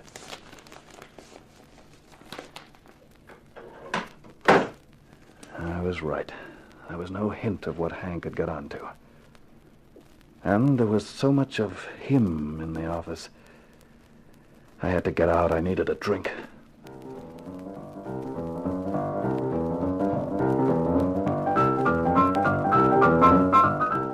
It was a honky-tonk. I wasn't feeling like the black tie nightclubs. This dive had a sign outside which spelled the world's most beautiful girls. Inside, the world's most beautiful girls were dancing with sailors, small-time hoods, and suckers. They all looked bored, and most of them chewed gum while they danced. Romantic. Your drink, bud. Thanks. Hey, you look kind of gloomy, kiddo. Why don't you cheer up and have a dance? 50 cents a ticket. Go away. Oh, you don't have to be rude. If you don't want to have any fun, well, okay. Go but... splash in the sea. Oh, now look, there ain't no call to be... Beat it, babe. What? I said beat it. Oh, well, okay. There's no need to get tough about it. Dames. Mind if I park? Suit yourself. If you can find a glass, you can even have a drink. No, thanks. Cigar? No, thanks. You're Johnny Eaton, that right? Yeah. I was looking for you. So, now you've found me. How much do you want? For what? You know what. How much? I don't know what you're talking about. Quit stalling, Seamus. Name a price. Look, let's play a little game. Let's pretend I really don't know what you're talking about. So you tell me, and then if I've got it and it's for sale, I'll name a price. Okay. I'm talking about the thing your partner, Hank Williams, had. He didn't have it this afternoon, and it wasn't in your office. So he either sent it to you or he parked it someplace and told you where. Now, put a tag on it, Buster. I ain't got all night. You mean Hank was murdered for this thing, but you couldn't find it? Sure. Why, you Don't dirty... start anything. You can't finish, Buster. I've got company. That little punk propping up the jukebox? Plenty of good guys have been perforated by a punk. That's a point. So, how much? $40,000. That's a lot of dough. Maybe it'd be cheaper to have happen to you what happened to your partner. Will that get you what you're looking for? Maybe we might sort of persuade you to tell where it is first. Maybe. 40,000 is the price. I'll have to find out. Could take a little time. See you tomorrow and tell you. Be in your office. I'll be there. Okay, Seamus. Don't do anything foolish, will you? Not like Williams did. I watched him clamp the cigar in his teeth, signal to the thin little guy, and the two of them walked out. Just then the blonde who'd tried to sell me a dance moved past the table. I called her. Here. What do you want, mister? I've changed my mind. I'll buy some tickets. How many? $10 worth. Oh, atta boy. Now you're getting hip. Sit down, have a drink. Sure. Hey, buddy, another glass. Here, Blondie. The $10. Oh, thanks. Here's your tickets. Keep 'em. What's the big idea? You've got the $10 and the tickets. So you've just made a $10 profit, right? Yeah, but... A glass. Thanks. Remind me to endorse your Emily Post diploma sometime. Here. Give your stomach a shock. Oh, thanks.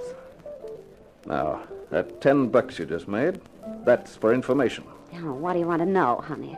The big guy who said scram and you scrammed, who is he? Mister, I think I'd better give you back your $10. You sound like trouble to me. No, not trouble. I'm just curious. I've been out of town. I don't know anymore who runs with who. Oh, well, he's Tiny Laven. I don't know who he works for, but he hangs out in the blues club. Yeah, that's what the name says, all blues and stuff. Who was the other guy with him? Oh, he was on his own. No, it was a little pasty-faced guy by the jukebox. Oh, that's Babyface Brill. He's a main character. Well, mister, that get me $10? Sure does, and thanks. Sure you wouldn't like to dance? I'll give you a dance for free. Some other time. I gotta be moving. You know, business? If business means trouble with Tiny Laven, you won't tell him who told you. Over my dead body. With Tiny Laven, that could be easy. The Blues Club. A high-class dive. Cloths on the tables. No taxi dances. A floor show. 6 girls were just finishing a routine as I sat down and ordered a drink. They wobbled off the floor, and the lights dimmed down to a single spot as a compere breathed one word into the mic. Chilly. I thought he was talking about the weather, until a dame appeared in the spot. And what a dame. A tall brunette with a figure dreamed up by a perfectionist and then improved on. Your eyes of blue, your kisses too. I never knew what they could do. Can't believe that you're in love with me. I listened to her low, husky voice and started to remember things like that Hank was like me. He could be a sucker for a dame. And if Tiny Laven was tied in with this place, and Hank had something Laven wanted, then it wasn't impossible that Hank had met Shelley. Always placed you far above me. As I watched her, I decided it was more than probable that Hank knew her. Chili was the last thing a guy would feel next to Chili. And Hank liked to keep warm more than most guys. Believe that you're in love. I can't believe that you're in love with me.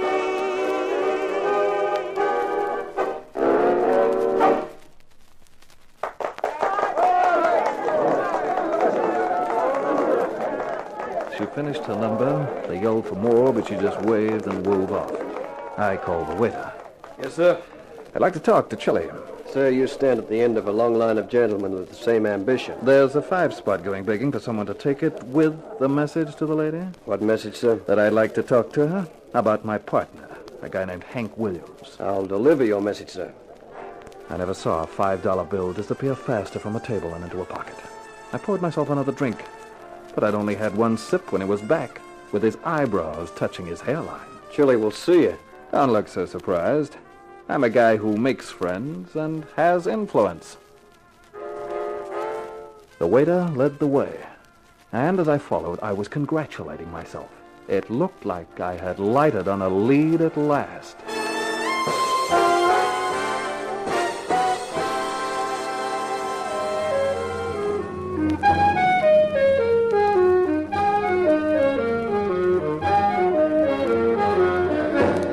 Carter Brown, Mysteries. Adventures in excitement and suspense, based on the best-selling novels by the slick storytelling sensation, Carter Brown.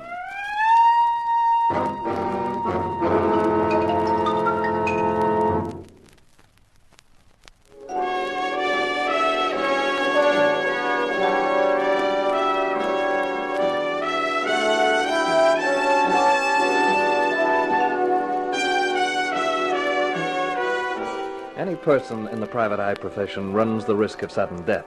But the death of Hank Williams, my pal and partner in the firm of Williams and Eaton, came as a double shock. Because Hank had wired me that he was onto something big. And when I got back, it was too late to ask him what it was. Also, Hank was a guy who never put anything on paper, so I had nothing to give me a lead. But I found that it involved a muscular male named Tiny Laven and a mean mobster called Babyface Brill. It also seemed to involve the singer at the blues club, a girl named Chili, who was anything but. You're the man who sent the waiter with the message? That's right. You wanted to talk to me about Hank Williams. Yes, he was my partner. I'm Johnny Eaton. Glad to know you, Johnny. I'm even gladder to know you. Oh? Why? Look in your mirror, for a couple of good reasons. Chili, you knew Hank, didn't you? Uh-huh. When did you last see him? 2, maybe 3 days ago. I'm not sure. Why? Nothing's happened to him, has it? Only one thing. He's dead. No. Well, that's not true. It can't be. I'm afraid it can, and it is. This afternoon. Poor Hank. He wouldn't listen to me. I told him it was dangerous. What was? Oh, whatever he was doing. He kept telling me he was onto something big, that he was saving it for his partner, but I knew it was dangerous by the way he talked. Dangerous enough to kill him. Do you know a guy named Laven, Tiny Laven? I've heard the name somewhere. Comes into this club, they tell me. Big guy, smokes cigars. I think I know who you mean. What about him? I think he had something to do with it, that's all. I liked Hank. He was a nice guy. Anything I can do to help Johnny, I'll do. Thanks. Come in. Julie, I heard that... Oh, sorry, I thought you were on your own. Oh, it's okay. This is Johnny Eaton. He's Hank Williams' partner. You remember Hank? Sure, the private dick. This is Hal Waltham, Johnny. He owns the blues club, which means he employs me. That makes you a lucky guy, Waltham. And I know it. How's Hank? They're looking after him very well down at the morgue. You're joking. No, Hal. He was killed this afternoon. Well, of all the tough breaks. I was telling Johnny that anything I can do to help, I'll be only too glad. But Hank never talked about his work. No. Well, same thing goes for me, Eden. Anything I can do, anything at all. Nice of you, Waltham. If there is anything, I'll look you both up. Particularly Chili. What she's got is worth looking at. I picked up a cab from outside the blues club and gave him the address of my apartment. When I put the key in the lock and opened the door, there was a light coming from the living room. Automatically, I reached for my gun. Then I remembered I wasn't carrying it. I moved into the living room and got a surprise. A beautiful blonde surprise with tear-filled eyes.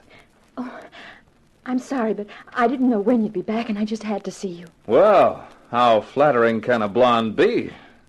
You are Johnny Eaton, aren't you? Unless I've changed in the last 10 minutes. The superintendent of the building let me in here. I'm Helen Williams. Hank's sister. But you're in Kentucky. I wired you about Hank. That's why I came up. Got in an hour ago. The caretaker at Hank's apartment house sent me to the police. I saw Lieutenant Jorgensen. He told me what had happened. And then I came here. Well, it's tough, Helen. I know Hank was a great guy. Yes. Yes, he was. You go ahead, honey. If you want to cry, it won't worry me any. You could weep a few tears for me, too. No, I mustn't. Could I have a drink? Sure. We'll both have one. What'll you do now, Helen? Go back to Kentucky? No, not until Hank's murderer is behind bars. I'm staying until he's caught. Your drink. That might take a long time. I don't care. Where are you going to stay tonight? I hadn't thought about it. I couldn't go back to Hank's apartment. Not now. Maybe I could find a hotel. Not at this time of night. Tell you what, you stay here. I'll take the sofa. You can have my room. In the morning, we'll find you an appointment. Oh, thanks, Johnny. Thanks a million. Don't look at me with those trusting eyes. Why not? Because I don't know that I'm too trustworthy. Not with a bewitching blonde. Well, I trust you, Johnny. And since I'm going to stay, I might as well be useful. Anyone as decorative as you doesn't have to worry about being useful. Well, I'm going to be. You'll meet someone in the office now that Hank won't be there. I'll be your secretary. That's fine. Anything that keeps you close by suits me. Jerk your mind off my gender and think about justice. For Hank's killer. Okay, Helen, you're right. I better give you the story so far.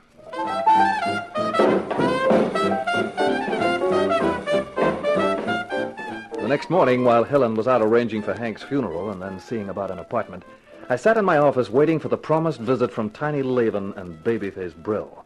My desk drawer was open, and the gun in it had the safety catch off.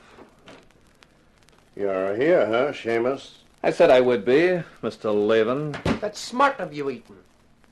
Real smart. Thanks. A compliment from Babyface Brill is really something. You know our names, huh? I get around.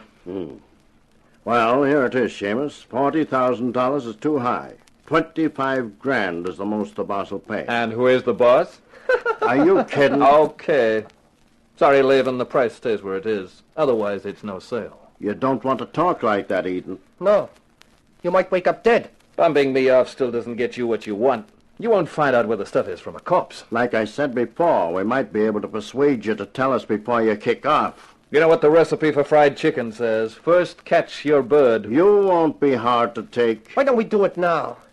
I get tired of listening to his voice. Just try it, Babyface. Me and this 38 are waiting. All ready for us, are you? Your partner Williams figured he was tough, too. We'll give you 24 hours to change your mind, Eaton. After that...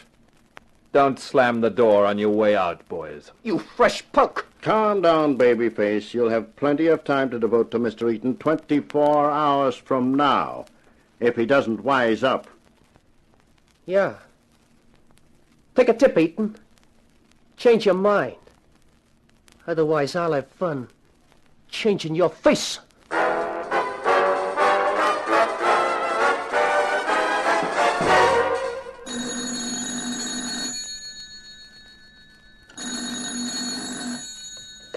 Johnny Eaton. Johnny, it's chilly.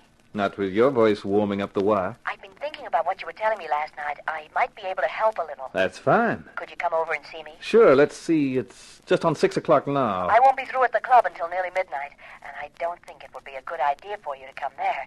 My apartment would be better. Much better. Just you and me and a bottle makes 3. The address is apartment 16, 248 Parkview. Great. See you at midnight.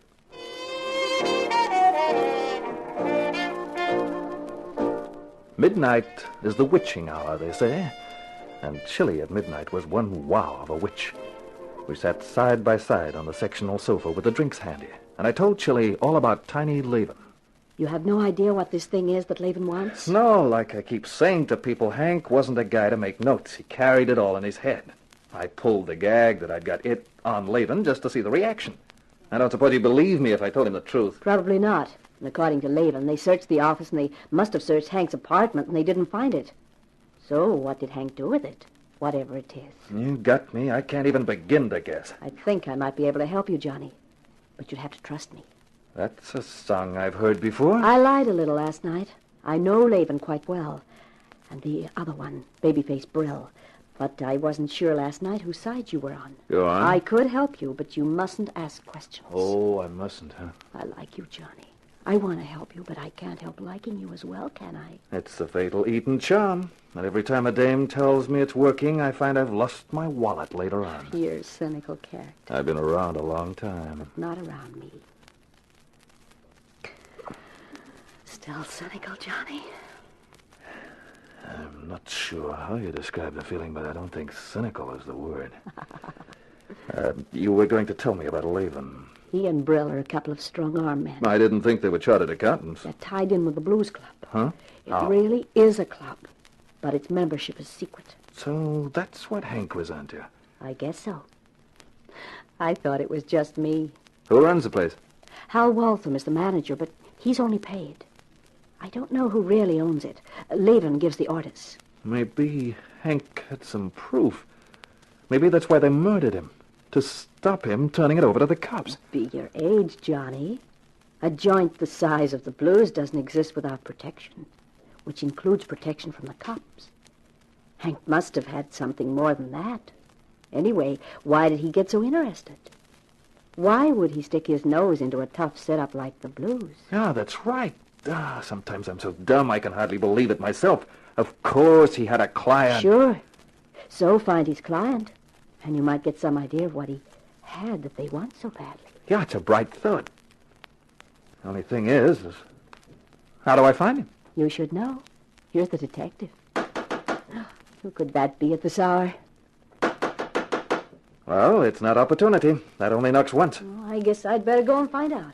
As she walked out of the room, I thought that with things as they were, I'd be happier safe than sorry. So I eased the gun out of my shoulder holster and stood behind the door so that I was hidden from anyone coming into the room. What's the idea? Inside chilly like a good kid.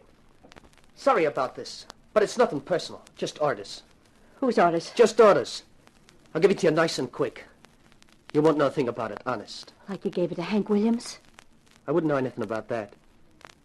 But I can't stand your yabbering. And it won't do your nerves any good either. So long, Chili. Nothing personal, you understand? Sure, she understands. What? Oh, Johnny, am I glad you were here. I believe you're as tough as they say. Babyface didn't seem to like you. Brill neither likes nor dislikes anybody. It's just a job as far as he's concerned. A job he's paid to do. The interesting thing is, who's paid him to rub you out? I don't know. Well, whoever it is, it's a sign they're getting scared, which means they might make a mistake. And when they do, I'll be right there.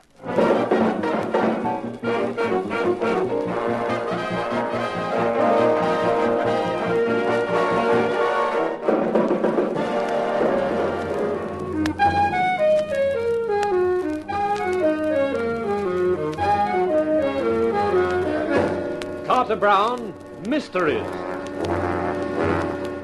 Adventures in excitement and suspense, based on the best-selling novels by the slick storytelling sensation, Carter Brown.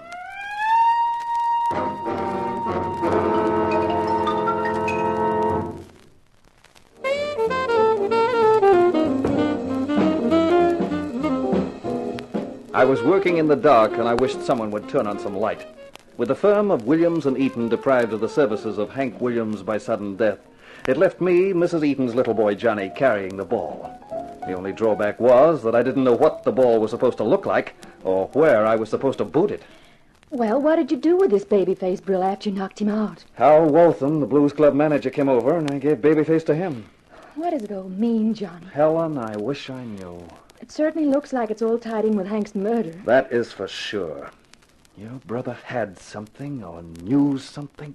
Why the heck the dumbox always insisted on playing his cards close to his chest, I'll never know. If only he'd left a note, some hint. Even if he had, you'd still never have found it. That Levin man would have got it first. Yeah, I guess so. How's the apartment, Helen? Oh, it's all right, Johnny. I'm afraid I can't take much interest in anything till Hank's killer is... Yeah, I know, honey. I know. Now, who's that, I wonder? I can tell you. It's a man named Stokes. He called up this morning and wanted to see you. I told him you'd be in the office about this time. Okay, Helen. Let him in. Huh? All right, Johnny. Mr. Eaton? Oh, yes, sir. He's in the small office there. Won't you go in? Thank you. Good morning, Mr. Eaton. My name is Stokes. Good morning. Shut the office door. We'll be nice and private. You wanted to see me? What can I do for you, Mr. Stokes? I read about your partner's death. A terrible business. His sister and I agree with you. I have his murder on my conscience, Mr. Eaton. You see, I am the man responsible. You mean you? Oh, no. I don't mean I'm the man who pulled the trigger, though I might just as well have done so. I'm the man who hired your partner for the investigation that led to his death. The client? Hank's client? Yes. I hired Mr. Williams to investigate the Blues Club and give me proof of the bribery and corruption which came from it. Can I ask why, Mr. Stokes? I'm a rich man, Mr. Eaton. I had a daughter. She went to the blues club a few times. I suppose she thought it was exciting that they knew her, knew where she came from, knew that there was money behind her. Go on, Mr. Stokes. You know the story, Mr. Eaton. It's an old story. Not even a very exciting story, except to the people directly concerned. She spent her allowance, she sold her jewelry, her clothes, she stole things from the house. And then finally she couldn't stand it any longer. I'm sorry. I can understand how you feel. I think perhaps you can, Mr. Eaton. I know how your partner felt about you, and I imagine you felt the same way about him. I wanted him to get me proof of the Blues Club's activities, and proof that it was allowed to exist by a number of people holding positions of public trust.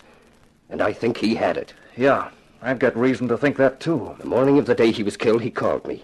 Said he had something really big, and that he was sending you an urgent wire to come back and help him with it. The next thing I knew was the notice of his death in the papers. You're going to ask me if I have that proof, Mr. Stokes. I haven't.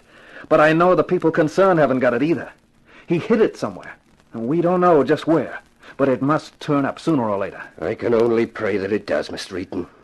I came here this morning to ask you to take over where Mr. Williams left off. Well, I'm doing that in any case. Of course. But I should like you to consider this check as bringing the retainer up to date. $2,000? That's a lot of hay. I told you. My feed bag is well filled. Here's my card. You can reach me at that phone number or address. Right, Mr. Stokes. I'll keep you informed. You may believe me, Mr. Eaton, when I say that once I get my hands on whatever Williams unearthed, I shall know the best quarters in which to make use of it. Good morning, Mr. Eaton, and good luck. Goodbye, young lady. Goodbye, sir.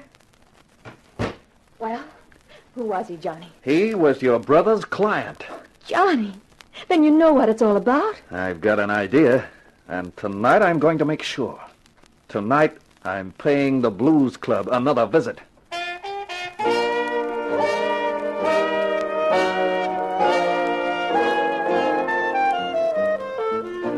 I got there early. The club was only half full. The waiters were looking bored, and after a couple of drinks, I donned the dull expression, too. I folded a couple of 5 spots in half, held them prominently in my hand, and signaled the guy who'd served me. Same again, sir? No. This is a bit slow. I'd like to go upstairs. Upstairs, sir? Don't kid me. A pal of mine told me all about this joint. I want some fun. How about it? I'll inquire, sir. If you'll just wait. I waited, with my fingers crossed and my eye on the entrance in case the hefty hunk that was Tiny Laban showed up. Then the waiter was back. If you'll follow me, sir. Sure.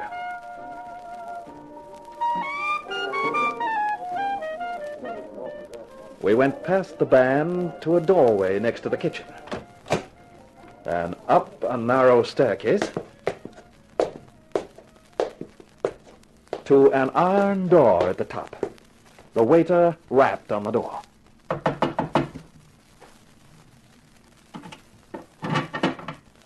Yeah?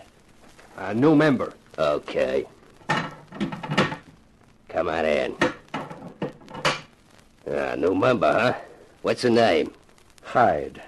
Jekyll Hyde. Cost you $50 entrance fee, Mr. Hyde. Sure.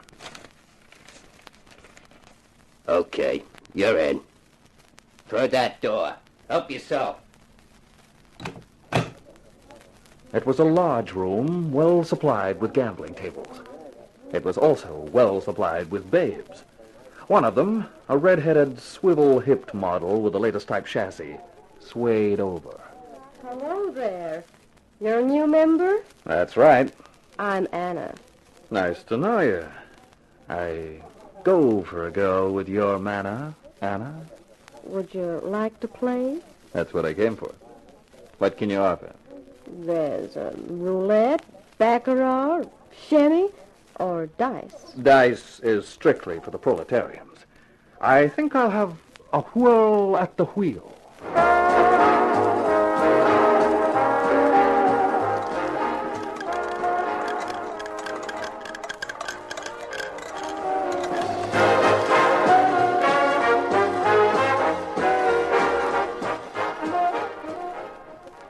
some more champagne, honey? No. Like the man in the song, I get no kick from champagne. Try one of the other tables. What for? I dropped $400 on the roulette. What makes you think I'll be any luckier at the others? Say, you're really down, aren't you, Sugar? Right down. Down where you can't get no downer.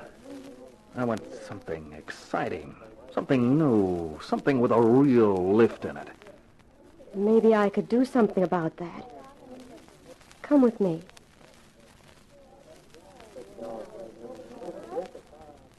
In here. Give me $200 and I'll get it for you. Okay. Just wait here. I lit a cigarette and waited. I thought I was getting closer. Closer to finding out what Hank had found out. Then I remembered he'd got killed for it. Here you are, honey. Just 2 pellets? Comes high, doesn't it? $100 a pellet. That's the real thing. You ought to be grateful. I am, baby. And I'm going to demonstrate my gratitude to you. You are, Sugar? How? Like this. Oh! Sorry, Anna, but it's time I was going. And I wouldn't want you to stop me.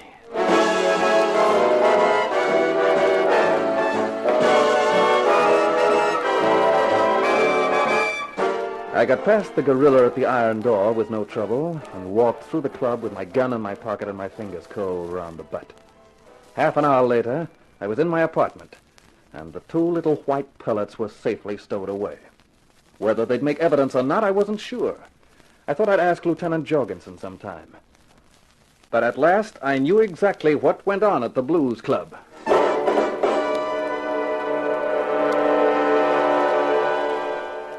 Good morning, Johnny.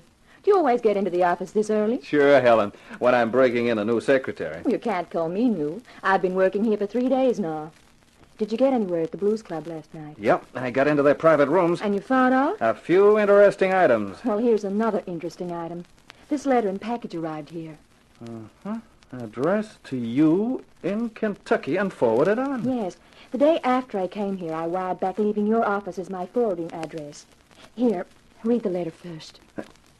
But that's Hank's handwriting. Dear Helen, this is terribly urgent or I wouldn't be bothering you. Enclosed is a package. It is vitally important. Please put it in your safe deposit till I send for it. Johnny Eaton is on his way back from Detroit, so I can't send it to him, and I daren't carry it around with me. When I get some time, I'll tell you all about it. When are you coming over for that holiday? Rob, Hank. When am I coming over for that holiday? No, take it easy now, sweetheart. See, let's take a look at that package. It's a notebook. Hey. What is it? Wait a minute. Well, I'll be... Wow. What is it? It's dynamite. It's loaded. No wonder they wouldn't stop at murder to try and get it back. But what is it? Well, without looking at it from beginning to end, it looks like a record of payments, a record of bribery and corruption, of people they paid to keep their mouths shut. City Hall, state politics, the police, and the narcotics squad. Narcotics? Yeah, that's one of the items I found out last night. The Blues Club's a front for dope peddling. Honey, this little book will lift the roof off the city if it ever hits the press. It'll smash prominent people, people in positions of trust, respectable people. Say, you don't believe it until you see it. And now we've got it. Johnny Eaton, what are you thinking? I'm thinking of using this little book as bait. We might hook quite a lot of fish. Isn't that dangerous? Sure. It was dangerous for Hank. I owe them something for that. And this is paying off time.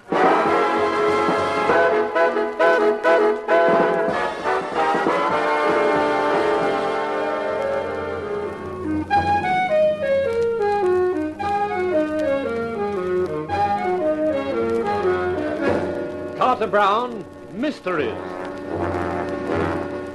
Adventures in excitement and suspense, based on the best-selling novels by the slick storytelling sensation, Carter Brown.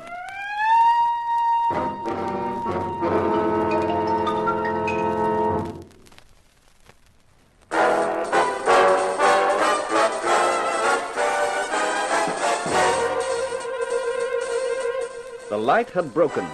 The motive for the murder of my partner, Hank Williams, was clear, contained in the notebook he'd sent his sister, and which now lay on the desk between us in my office. I stared at the notebook, and my thoughts turned to the past, to when Hank Williams and Johnny Eaton were a team, a first-rate private detective team. And now there was only Eaton left. Well, they were going to pay for it. What are you planning to do, Johnny? Listen, and you'll find out. Who are you calling? The Blues Club.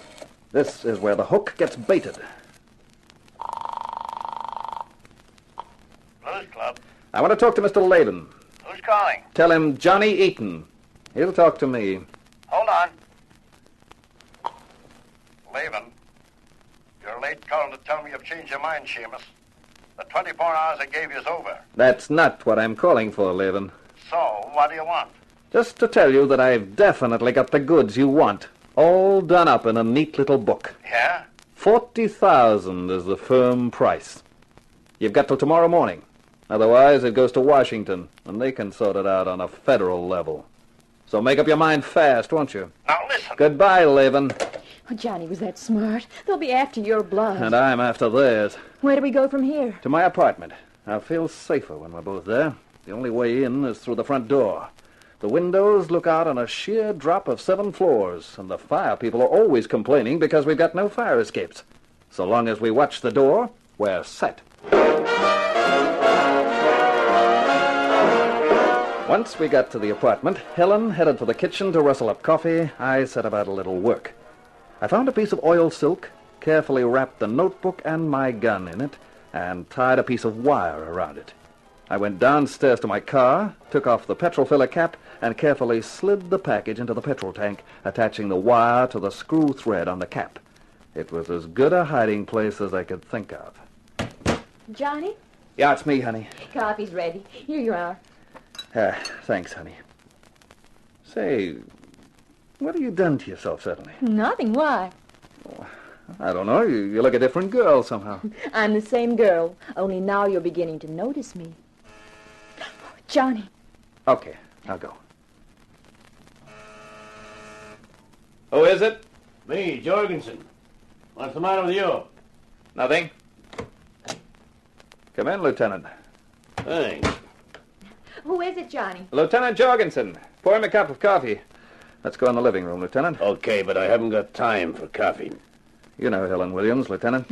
Hello, Lieutenant. Hello, Miss Williams. Sure you want to have coffee? No, thanks. You don't look happy, Sleuth. What's your trouble? You know a dame called Chili? Real name Elsie Kuchenheimer? I know Chili. I never met Elsie. You never will. Now. Someone shot her about an hour back, 3 times. That's tough. But why tell me? Because I've got to take you in, Johnny. Captain's orders. Take me in for what? To be held as a material witness. You're kidding, Jorgensen. No, this is on the level. The captain wants to talk to you. We'll see about that. I'm calling my lawyer. No, Johnny. Why, the artillery, Jorgensen. The captain wants to talk to you without any lawyers. You carrying a gun? If you are, you better let me have it. I'm not healed. Okay, then let's go. Helen, I won't be long. Remember what I told you about the door? All right, Johnny. Come on, let's move.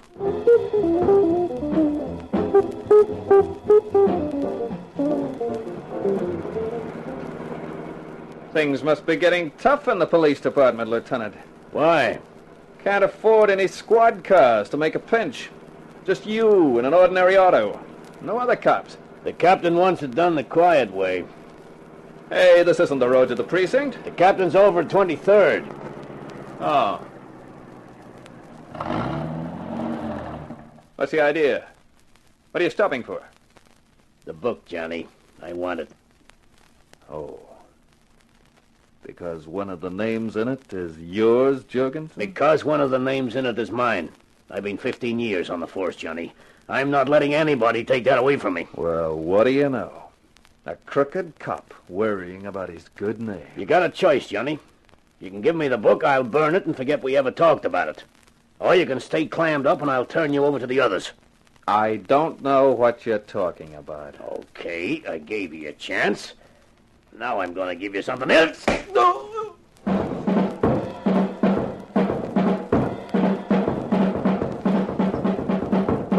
Oh.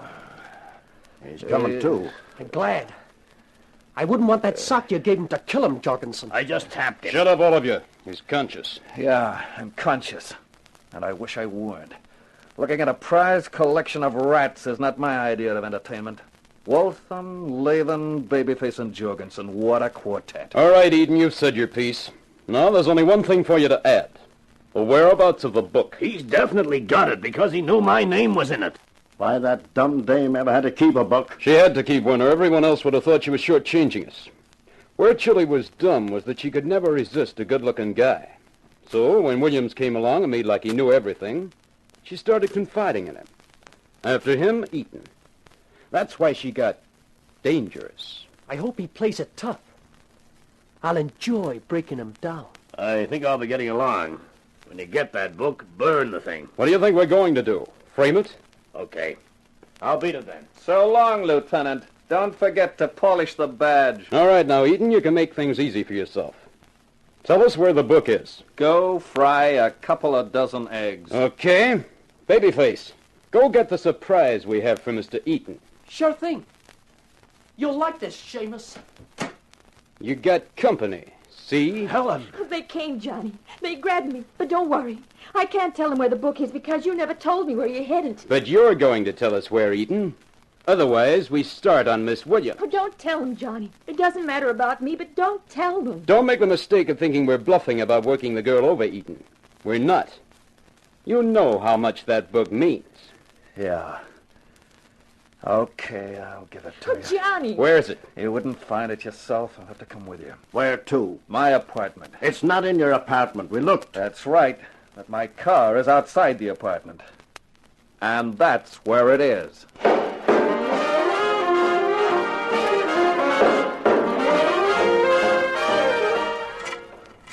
What are you fiddling with a petrol cap for? Because that's where it is. In the tank. Well, aren't you the ingenious boy? What are you doing? Trying to get it out. The necks of these tanks are narrow. Come on, hurry it up. If you want it, you'll have to let me get it out. Okay. There it is. Give it to me. Well, that's in the right hands at last. Let's go. Back to my car. You got it? Right here. You gotta burn it now? Burn it? Don't be a dope, Tiny. But Jorgensen said... Jorgensen. That dumb cop? Why, this book is the best insurance we've got. If any of them feel like getting difficult, all we've got to do is remind them of the pages in here. Yeah. I didn't think of that. Where to now? I'm going back to the club. That's what you think. Oh! He's got the gun! That's right, duck, Helen!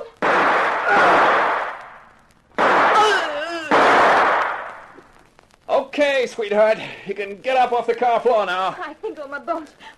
Johnny, you shot both of them and knocked out Walter. Well, I had the advantage of surprise. Plus the 38 they didn't think I had. I didn't think you had it either. Where did you get it from? Out of my petrol tank. I got it out while I was bending over for the book. And it's the finest fuel my tank's ever held.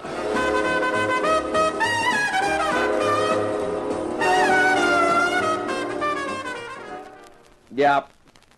Okay, Dick. Yeah, sure. Yeah, I got the book. I'll hold it till you and your boys get here. See you. Everything's all right, Johnny. Couldn't be better. That was a pal of mine in the FBI. They'll be here in the morning to handle the whole thing. I'd have thought you'd take a holiday and not come to the office today. Oh, I'm expecting a client. I called him. He should be here now. And here he is, right on cue. Let him in, Helen. All right. Mr. Eaton asked me to come here this morning. In here, Mr. Stokes. Ah, I hope you have good news for me, Mr. Eaton. Well, I've had some success. I've found what Hank Williams had. That's first-rate work, Mr. Eaton. Oh, what is it? A little book full of names. People connected with the Blues Club and its activities. Splendid, splendid. Well, I don't wish to appear rude, but time may be vital. If you let me have that book, I'll start some action. I won't keep you long, Mr. Stokes. You know, I've been thinking a lot about Hank, the way he was, the way he felt, especially about crime and criminals. He hated them. He was a kind of crusader in his own way, an honest crusader. Yes, I'm sure he was. Hank was so honest that he'd never forget to note down a client in my absence. But what do you know, Mr. Stokes? I couldn't find a word about you. I don't see... I salute Chili. Now chilled for good. She was subtle when she wanted to be. She sold me the idea that Hank had a client, then provided the client. She sent you along, Stokes, all cut and dried. So that if I did find the little book, I'd probably turn it straight over to you and save everyone a lot of bother. Confound you, Eaton. I'm not going to stop you going, Stokes, because the FBI boys are on the job, and you won't get far. Confound you. Well, that client didn't stay long, did he? No, honey, and we're not staying any longer either. Shut up the office, we're through. Tomorrow morning I hand over the book to the FBI, and then I start concentrating on my next assignment. And what is your next assignment? You, baby. You. This is Carter Brown. I can't help it. I always like it when the hero wins, which is why my heroes mostly do. But the hero of my next book, Sinner You Slay Me, finds a lot of complications to cope with before he does. It's a story of a mouse meeting murder, and the mouse is my hero, Marcus Mouse. He's one character whose answer to the question, are you a man or a mouse, is both. So this is Carter Brown saying, so long for now, be seeing you.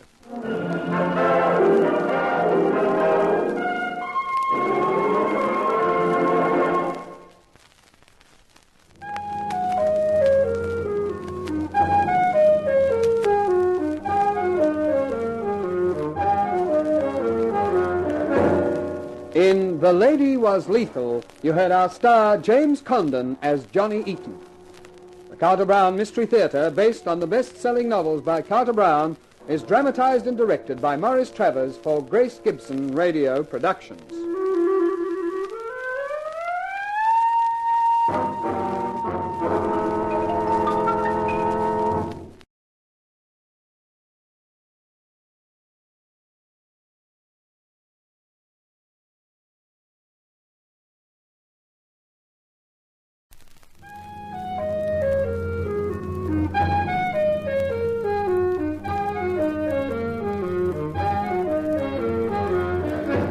Carter Brown, Mysteries. Adventures in excitement and suspense, based on the best-selling novels by the slick storytelling sensation, Carter Brown.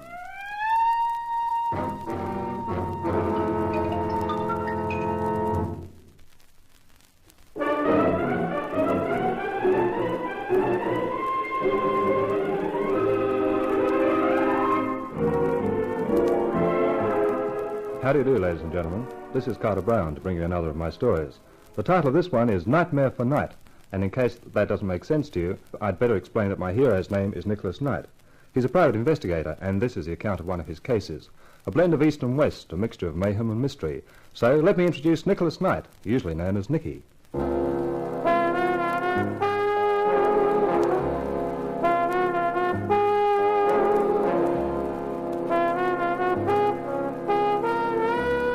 You don't get many surprises in the private eye business, but this was one of them. This slim, sleek, suave character who'd walked into my office and introduced himself as an Arabian sheik. I thought it was a gag until he produced proof. And then when he came out with his proposition, I thought that was a gag, too. I looked at his black eyes and his black pointed beard, at his perfectly cut suit and his perfectly dazzling smile, and thought I'd heard everything. Well, Mr. Knight, you seem a little taken aback. Well, that is putting it mildly. Me, bodyguard for a harem. I appreciate it may be something of an unusual assignment for you, but I am perfectly serious about it. The Prince Al-Zaman will be here in the city for 2 weeks. He has delicate negotiations to conduct. They concern the oil, of course. Of course. And he has brought 4 of his harem with him, the 4 most beautiful. Also 3 guards, but the guards know nothing of the ways of the Western world. That is why we think it necessary to engage a private detective as well. I see. And when do they arrive? This afternoon. I have rented a house for them, a large house some 20 miles out of the city. It has a high wall surrounding it which will ensure privacy. With a harem in town, privacy is a good idea. I would like you to arrive at the house not later than 7 this evening. The Prince will be there, and I shall present you. A room will be at your disposal, and you will be required to stay in the house for the next 14 days, the duration of the Prince's visit. I trust that will suit you, Mr. Knight. Sheik Haroun, for the dough you're paying me, I'll even wear a sarong. You have, of course, a gun. Yeah? You expect that sort of trouble? I do not expect any trouble, Mr. Knight. I am just taking precautions, that is all. I'll bring my gun with me. I think in that case there is nothing further to discuss. I shall see you at the house. I have written the address and directions how to reach it. Please be prompt, Mr. Knight. The prince does not like to be kept waiting. I'll be on time. Excellent. Your English is very good, if I may say so, Sheik Haroun. So they told me at Harvard. Uh-oh. Good morning, Mr. Knight.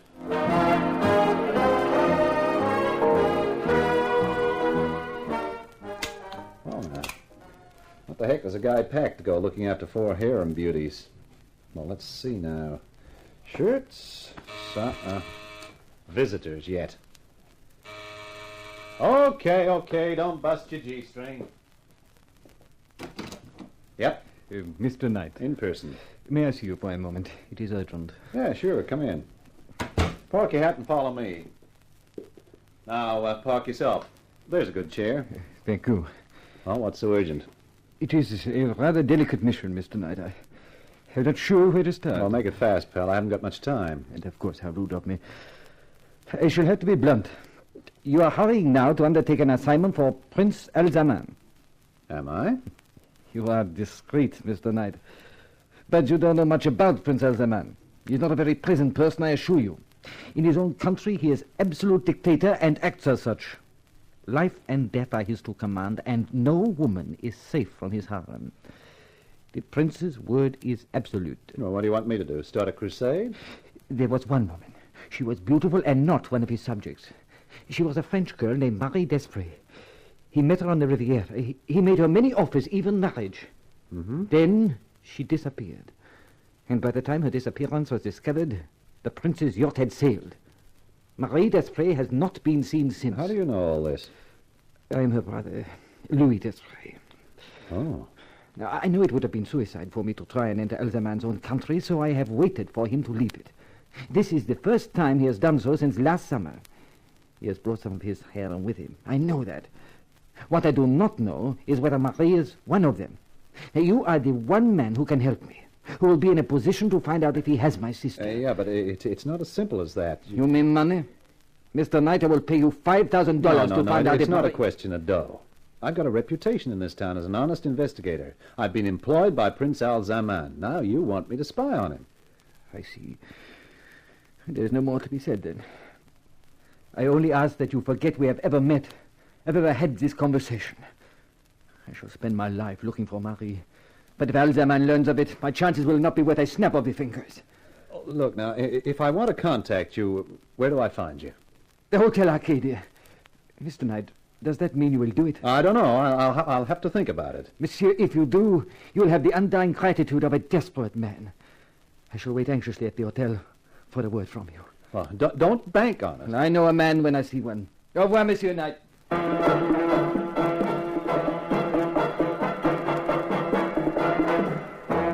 It was sharp on 7 when I turned up at the house. A large, forbidding sort of building surrounded by a large, forbidding sort of wall. There was a guard at the gates, and another at the doorway of Prince Al-Zaman's private apartments to which the Sheik Haroun led me. The guard at the door wore a long, curved knife, and he didn't look as though it was just for decoration. He opened the door and ushered us in. You will address the prince as Your Highness. When I saw the prince, I felt more like addressing him as Fatso. He was reclining on 2 overstuffed cushions, and it was hard to tell where he finished and the cushions started. There was a 4-pound box of chocolates beside him, and he kept dipping into it with his fat, short fingers. I have brought the private detective, Your Highness. Your Knight. I am, Your Highness. These are excellent chocolates, Haroun. You honor me, my prince. Knight. Yeah? Your Highness. Your Highness? You understand I shall be away for some days from tomorrow morning. It is essential for my women to be well guarded. My guards have orders to kill any intruder. What? Your orders are exactly the same. Pah!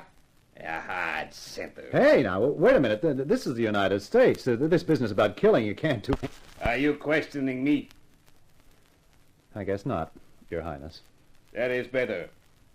You need not fear any consequences, Knight. My influence with your country is considerable. The women's apartments are directly above here. I have given orders that no one enters on pain of death.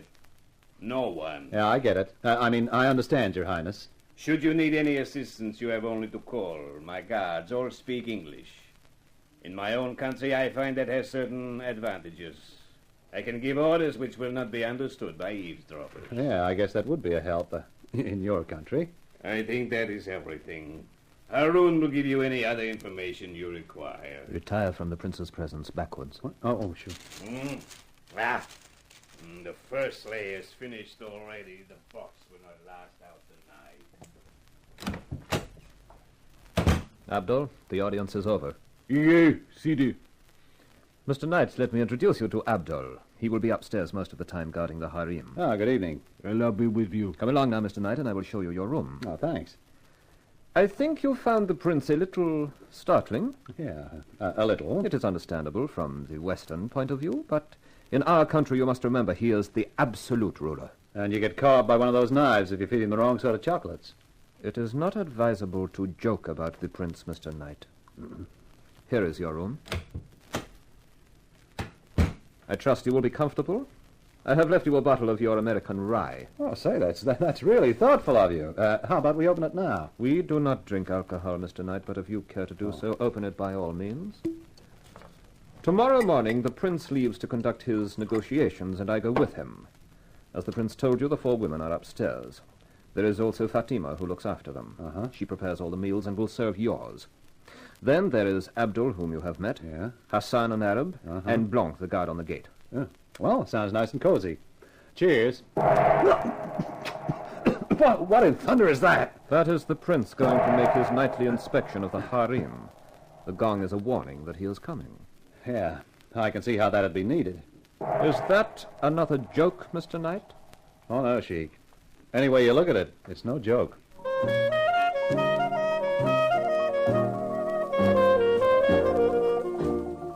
After breakfast next morning, I took a stroll down the drive. I saw a car disappearing through the gates, the prince and Harun on their way. That left me and the harem and the guards. The one on the gate who'd let me through last night was right on the job. I thought I might as well strike up an acquaintance, and this time I used the right greeting. I'll be with you. And you, boss. Heck of a morning, ain't it? What? Hey, you don't sound like you come from the prince's country. Well, only been there about 3 years, boss. Between you and me, I was a seaman on a tanker, but I ran into a little bother in tunas and skipped the ship. Then I wound up on this job. You like it? It's sure better than jail, boss. Here comes trouble. What do you mean, that little guy coming towards us? Who's that? That's Hassan. He's pure poison, boss. Yes, sir, pure poison. Good morning. Good morning. Oh, you are Mr. Knight.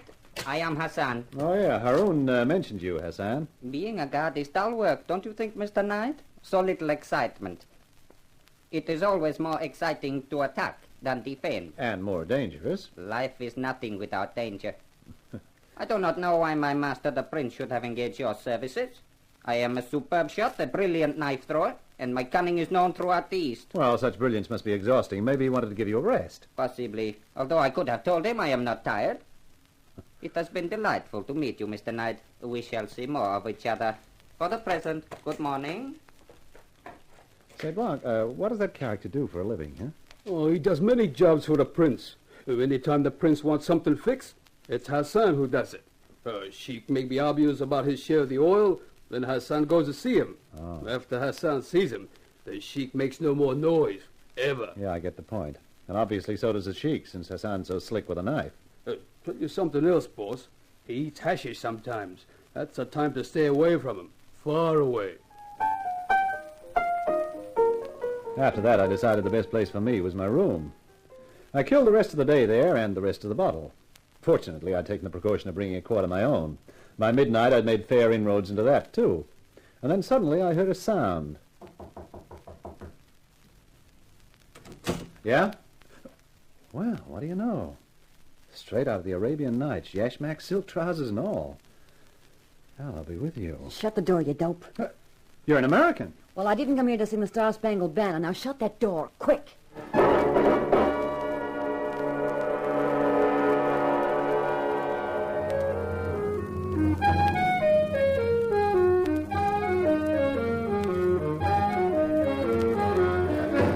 Carter Brown, Mysteries. Adventures in excitement and suspense, based on the best-selling novels by the slick storytelling sensation, Carter Brown.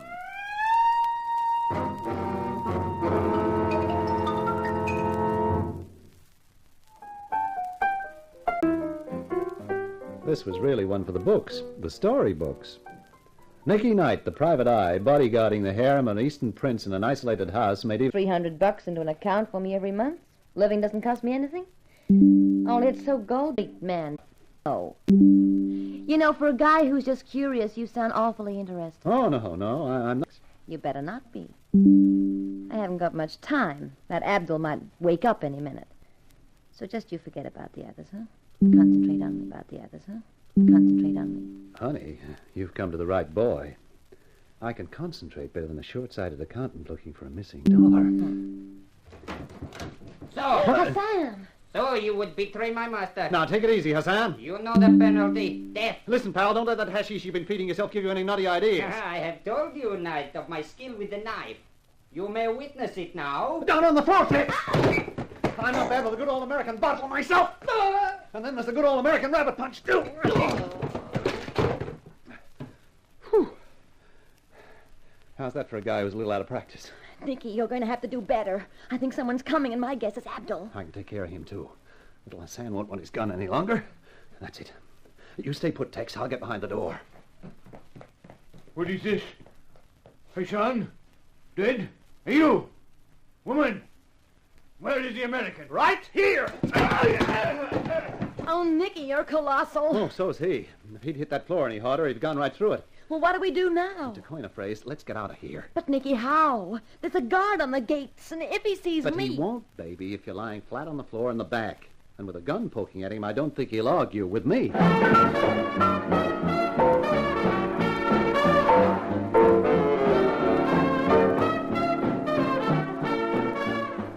I was right. The ex-seaman took one look at the revolver, his eyes did a double-action rock and roll, and he unlocked the gates. I shoved my foot down on the accelerator, and we got out of the place quicker than a fish slides down a performing seal's gullet.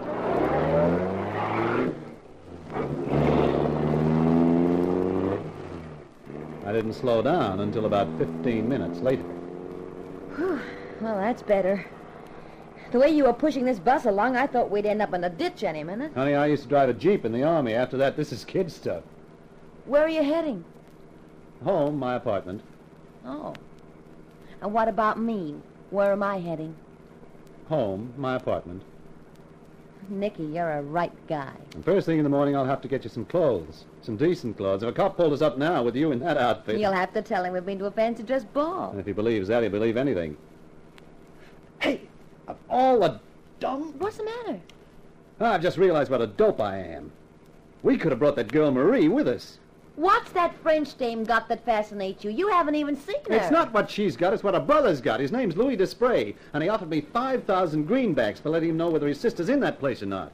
If we produced the sister, he might have made it 15. Oh, that explains the curiosity. Money. Can you think of a better explanation? I guess not. Oh, speaking of money, that dough that Fatso was depositing in a bank for you, is it an American bank? Sure. In your name? That's right. Well, then he can't touch it. It's safe. But I don't know that I am. His Highness Prince Alzaman will never forget that I have insulted his honor by leaving. He'll hunt me down, Nicky. That's the way he is. I'll let you into a secret. If what Louis Desprez says is true, his sister was kidnapped.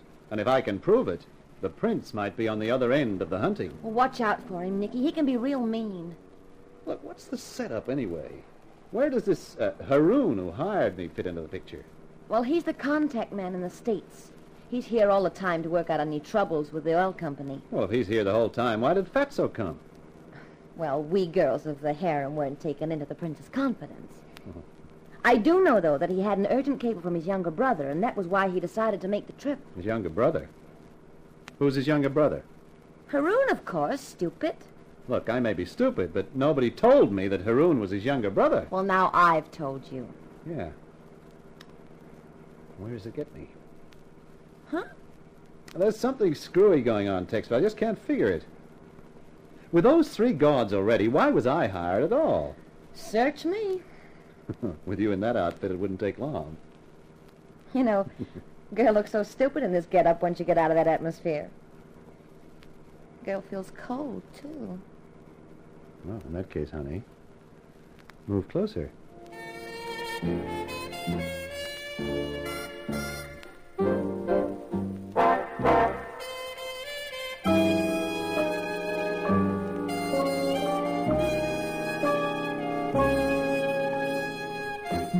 got into my apartment without being seen, which was just as well. First thing next morning, I called Louis Desprez at the Arcadia and arranged to meet him in the lounge. Then I went shopping for Tex. With a list of stuff she gave me, I was only just in time for my talk with Desprez.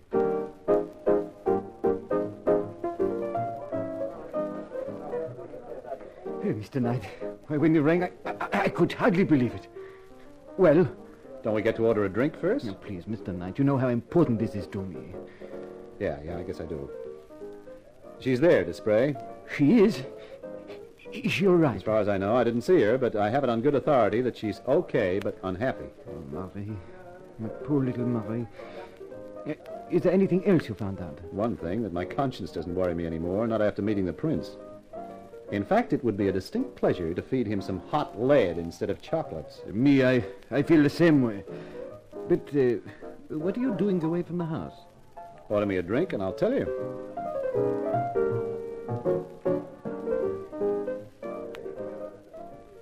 While the waiter went off with our orders, I told Louis Desprez the whole story. When I finished, Louis looked up at me and his expression was serious. So this Hassan is a really dangerous one, then, huh? Uh-huh. And after him, that mountain named Abdul. The one on the gate, Blanc, doesn't matter. He's easy meat. That is good. Oh, by the way, here is your check for $5,000. Huh? I've had it already, just in case. Well, thanks. And that keeps my promise to you for finding out whether Marie is there or not. Now I would ask you something more. How would you like to earn a further $5,000? I'd like. What do I have to do? Break into that house with me and rescue Marie. Say, the more I think about that, the more it appeals to me. Excellent. I told you, monsieur, when we first met, that I knew a man when I saw one. When do you propose doing it? We should not wait too long, I think. They may become panicky and do something drastic to my little sister. Well, when do you think? What do you say to tomorrow night? Suits me. I shall call for you just before midnight. By the time we get to the house, everyone should be asleep. Yeah, that sounds okay. Then, monsieur, I give you a toast. To tomorrow night and success. I drank his toast and then left. In the foyer of the hotel, I bumped into an old acquaintance, Hank Green, the hotel detective. Hi, Nicky. I saw you in the lounge. Yeah, I get so reckless. I'll even chance the liquor you serve here. You get reckless, all right, with the company you keep. Huh? What's that? The guy you were drinking with. Louis Desprez? Oh, is that what he calls himself now? Well, how do you mean now? I know him as Louis Katz, a nasty taste in the mouth from way back. He dodged a murder rep in France in 1948 and came to the States. He's lucky. His parents were holidaying here when he was born, so he's got U.S. nationality and can't be kept out of the country. He's pulled everything from selling the Brooklyn Bridge to a sucker to murder. He's tough and he's clever. Also about as safe company as a Death Adder. Oh, brother. You're sure you're not mixing him up with someone else? Oh, not me, not little Louis. I don't sleep nights while he's staying in the hotel. You're not paid to sleep nights. Well, thanks, pal. I'll do something for you one day. Just take my advice, Nicky. If he's made you any proposition, don't take it. On the contrary, Hank, that's just what I'm going to do. I'm going along with him all the way.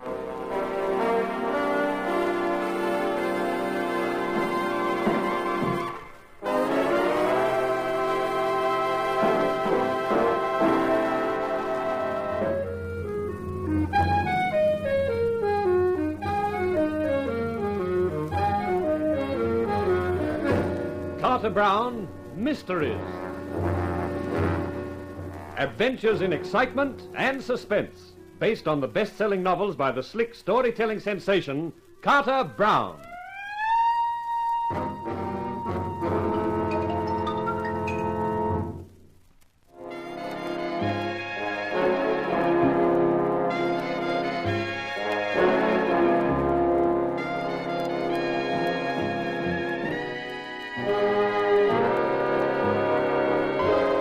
I was walking into it with my eyes open. Me, Nicky Knight, the smart private eye. Call me Sir Lancelot, all set to storm the wicked prince's castle and rescue the beautiful captive maiden. Only instead of riding my brave steed with my trusty sword, I rode a Buick Special beside a two-time fraud. Louis Desprez, alias Louis Katz. But this was the only way I could see of finding out what the catch was. We parked the car off the road about a quarter of a mile from the house and cat-footed it up to the wall at the back of the building. You think this is the best place, Knight? Yeah. The way I figure it, there's an even chance that Blanc, the guard on the gate, sleeps in the little gatehouse. Yes, that is reasonable. So if we get over the wall here, we got a chance of getting away with it. I'll go first. You give me a push-up, and then I'll give you a pull. Very well. Ready? Yes. Okay, here, go!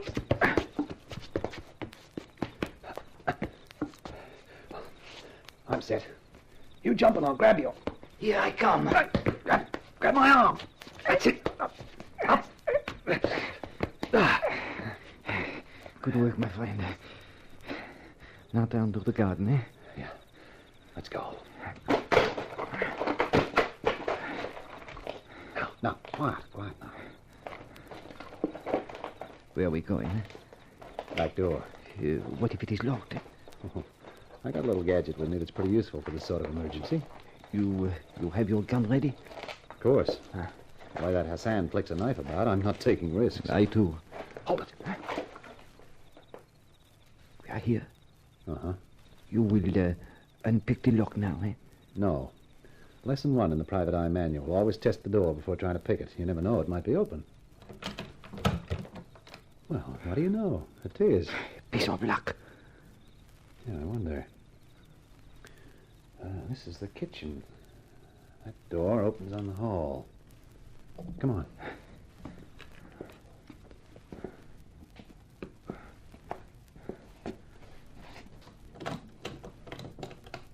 The light. There is a light under that door ahead. Yeah. Who lives in there? The prince when he's home. Perhaps he has returned. Let us go and see. Huh? Don't be crazy. It's the girl we're after. But I am also after the prince. Louis! What? Who dares to disturb me? Who are you? Your executioner. So much for His Highness Al-Zaman. What did you do that for? As just payment. Now we go upstairs to find Marie. Correction, please, not we. Me!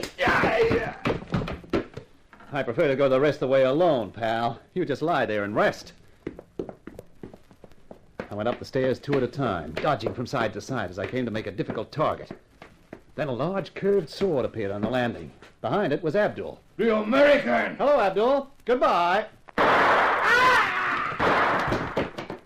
As he came toppling down the stairs, I pressed back against the wall and then ran for the door to the harem. I dragged it open and found myself face to face with a dark-eyed beauty with small curls and sweet curves. Who? What do you want? Are you Marie Desprez? Yes? Now come to take you home. Take me? What kind of a trick is this? No trick. The prince is dead, Abdul is dead. And if we don't get out of here fast, we'll qualify for the quartet. Now come on.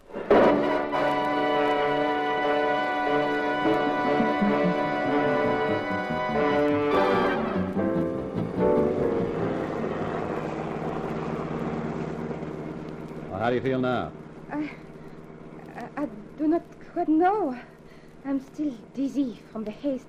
Oh, I'm sorry about that, Marie.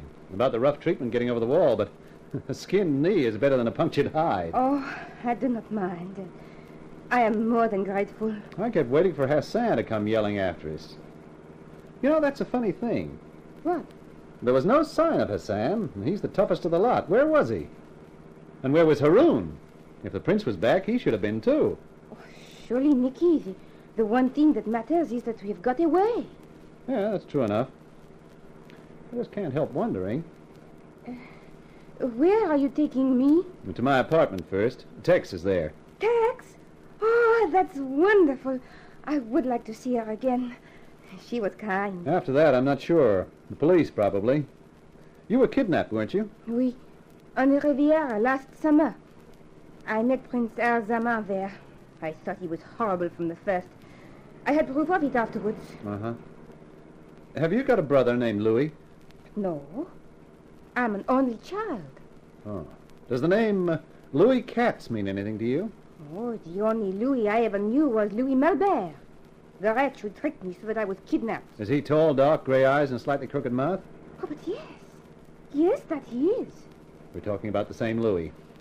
I don't understand. Well, it's a long story, honey. And this is no time to tell it. The car stops? Yeah, for one very good reason, out of gas. You know, that's strange. This is Louis's car, and there's not enough gas for a two-way trip. What will you do now?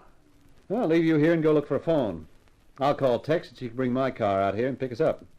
You will leave me alone? You can have my gun for company. I won't be long. Oh, please don't be. I'm frightened. There's no need. You just sit tight. I'll be back as fast as I can.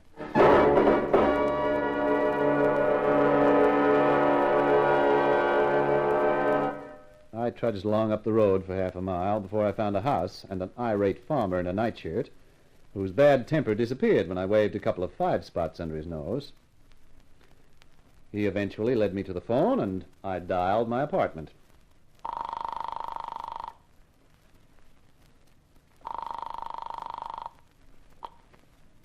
Hello?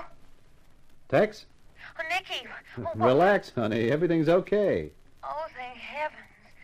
I've been sitting here going quietly crazy. I've got Marie with me, but we run out of gas. Will you bring the car out and pick us up? Oh, sure. Just give me the directions. Tex, what's the matter? Nicky, the door's opening.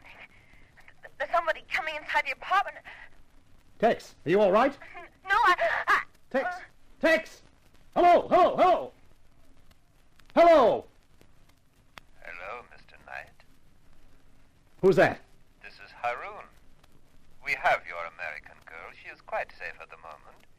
She may have a headache when she wakes up, but it will pass. If you hurt her... Calm, Mr. Knight. No one will be hurt so long as you are sensible.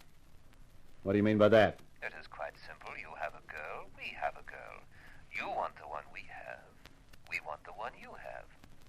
I don't get it. I think you do. We want Marie Desprez back. If you want to see your friend Tex alive, you will return to us the French girl. If not, Hassan is very anxious to practice some of his peculiar talents. Hello? Mr. Knight, are you still there? Yeah. I'm still here. The exchange will be made at 9 tonight. You have my word that the American girl will not be harmed in any way before then. We will meet you at the crossroads on the main highway 10 miles north of the house. Is that clear? It's clear. Till 9, then, Mr. Knight. I put the receiver down and just stood looking at it. I felt as though I'd been kicked in the stomach by a specially vicious mule. The thought of Tex and that dagger-happy Hassan was the stuff that nightmares were made of. Then I went back to the old farmer and found he had some spare petrol. Bought it from him, and half an hour later the car was ready to move again. Then I told Marie what had happened. She sat staring ahead of her for a few minutes, then pay. But they are very thorough. There will be no other way. I tell you there must be. We can't just... Have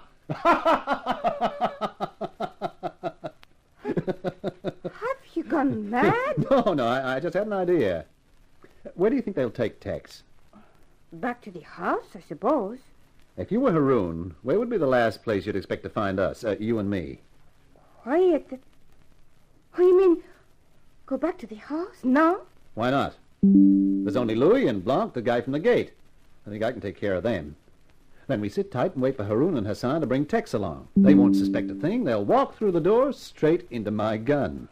It is very audacious. That's the way wars are won, baby. Oh, very well.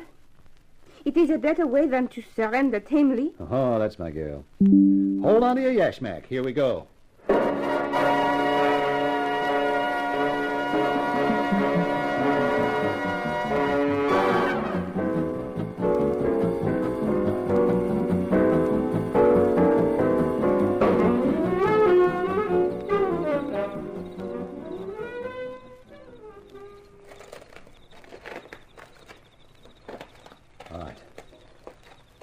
Keep beside me, Marie.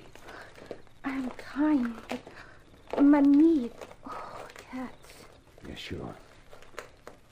If I ever have to get into this place again, I'm not going over that wall. I'll bring a couple of sticks of dynamite and blow it down. Oh, it's very quiet. Not a sound from the house.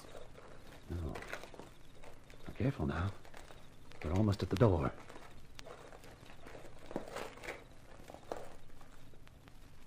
It's still open. Is that not strange? Yeah. Come on, quiet as you can. Welcome back, Mr. Knight. Don't move, Knight. Or the girl gets a bullet. Switch the light on, Blanc. Well, looks like we got a reception committee. Exactly, Mr. Knight. Drop your gun, please. Thank you. We counted on your being a clever man, Mr. Knight. If you had not been, we might have been in trouble. But we had to have a clever man. One who would react the right way. And we got you. React the right way. So the whole thing was a plant, huh? Yes, Mr. Knight. The whole thing. A perfectly planned trap. A chess game in excelsis. With you as the pawn. What's the next move? The next move is to wait, Mr. Knight. For the prince to arrive. The prince? But of course, Haroun is the prince now. Precisely. And he will hand you over to the police for the murder of his brother.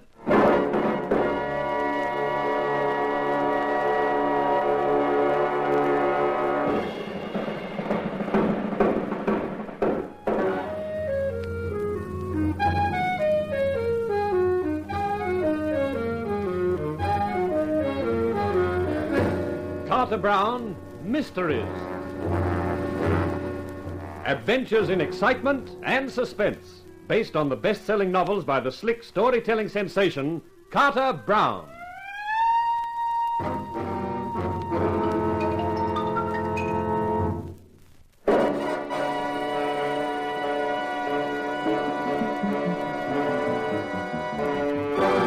It was beginning to make sense. Crazy, nightmarish sense, but sense. Right from the start, I hadn't been Nicky Knight, the dashing private eye. I'd been Nicky Knight, the dumb puppet, with every move planned for me. Even this last one, returning to the house with Marie Desprez, figuring it to be a surprise twist. Only the twist was on me, with a gun pointed at me by Louis Katz and the pleasant prospect of being handed over to the cops for the murder of Prince Al-Zaman. Blanc, take the girl away. You know where to put her. I'm sorry, Marie. I guess they're calling the tune.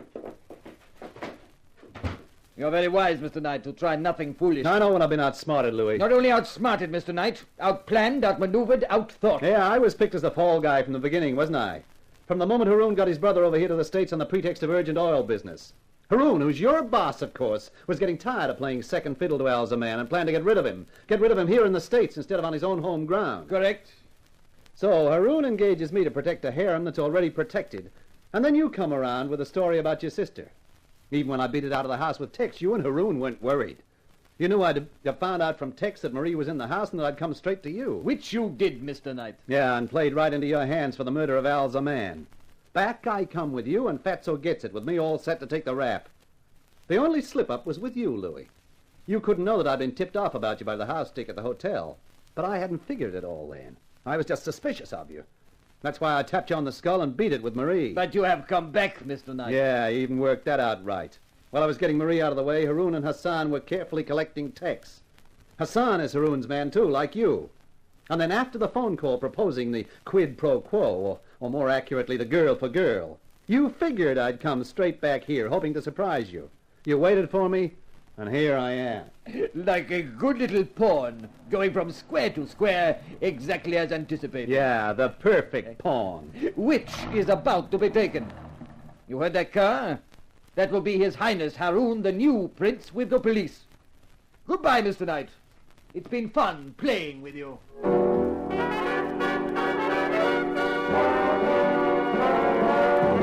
Yeah, they had it worked out to a T. T for Tombstone with my name on it. Oh, there's something very depressing about sitting in a cell swearing at yourself for a sucker. And that was how I spent the time all that night and next morning. That and thinking about Tex. Worrying if she was all right. And then round about midday, I was taken out of the cell and driven to a downtown office, where a gray-haired guy sat behind a desk with a slim, efficient-looking character next to him. Take a chair, Mr. Knight. And what is this? Who are you? My name doesn't matter. This gentleman is Mr. Wilde. Hello. First of all, please accept my apologies for having kept you in that cell so long, but when your statement came to us, we had to investigate, and that takes time. I don't get it. You will when I tell you that we checked your story about Marie Desprez and found it to be true. Oh, you did, huh? That's nice.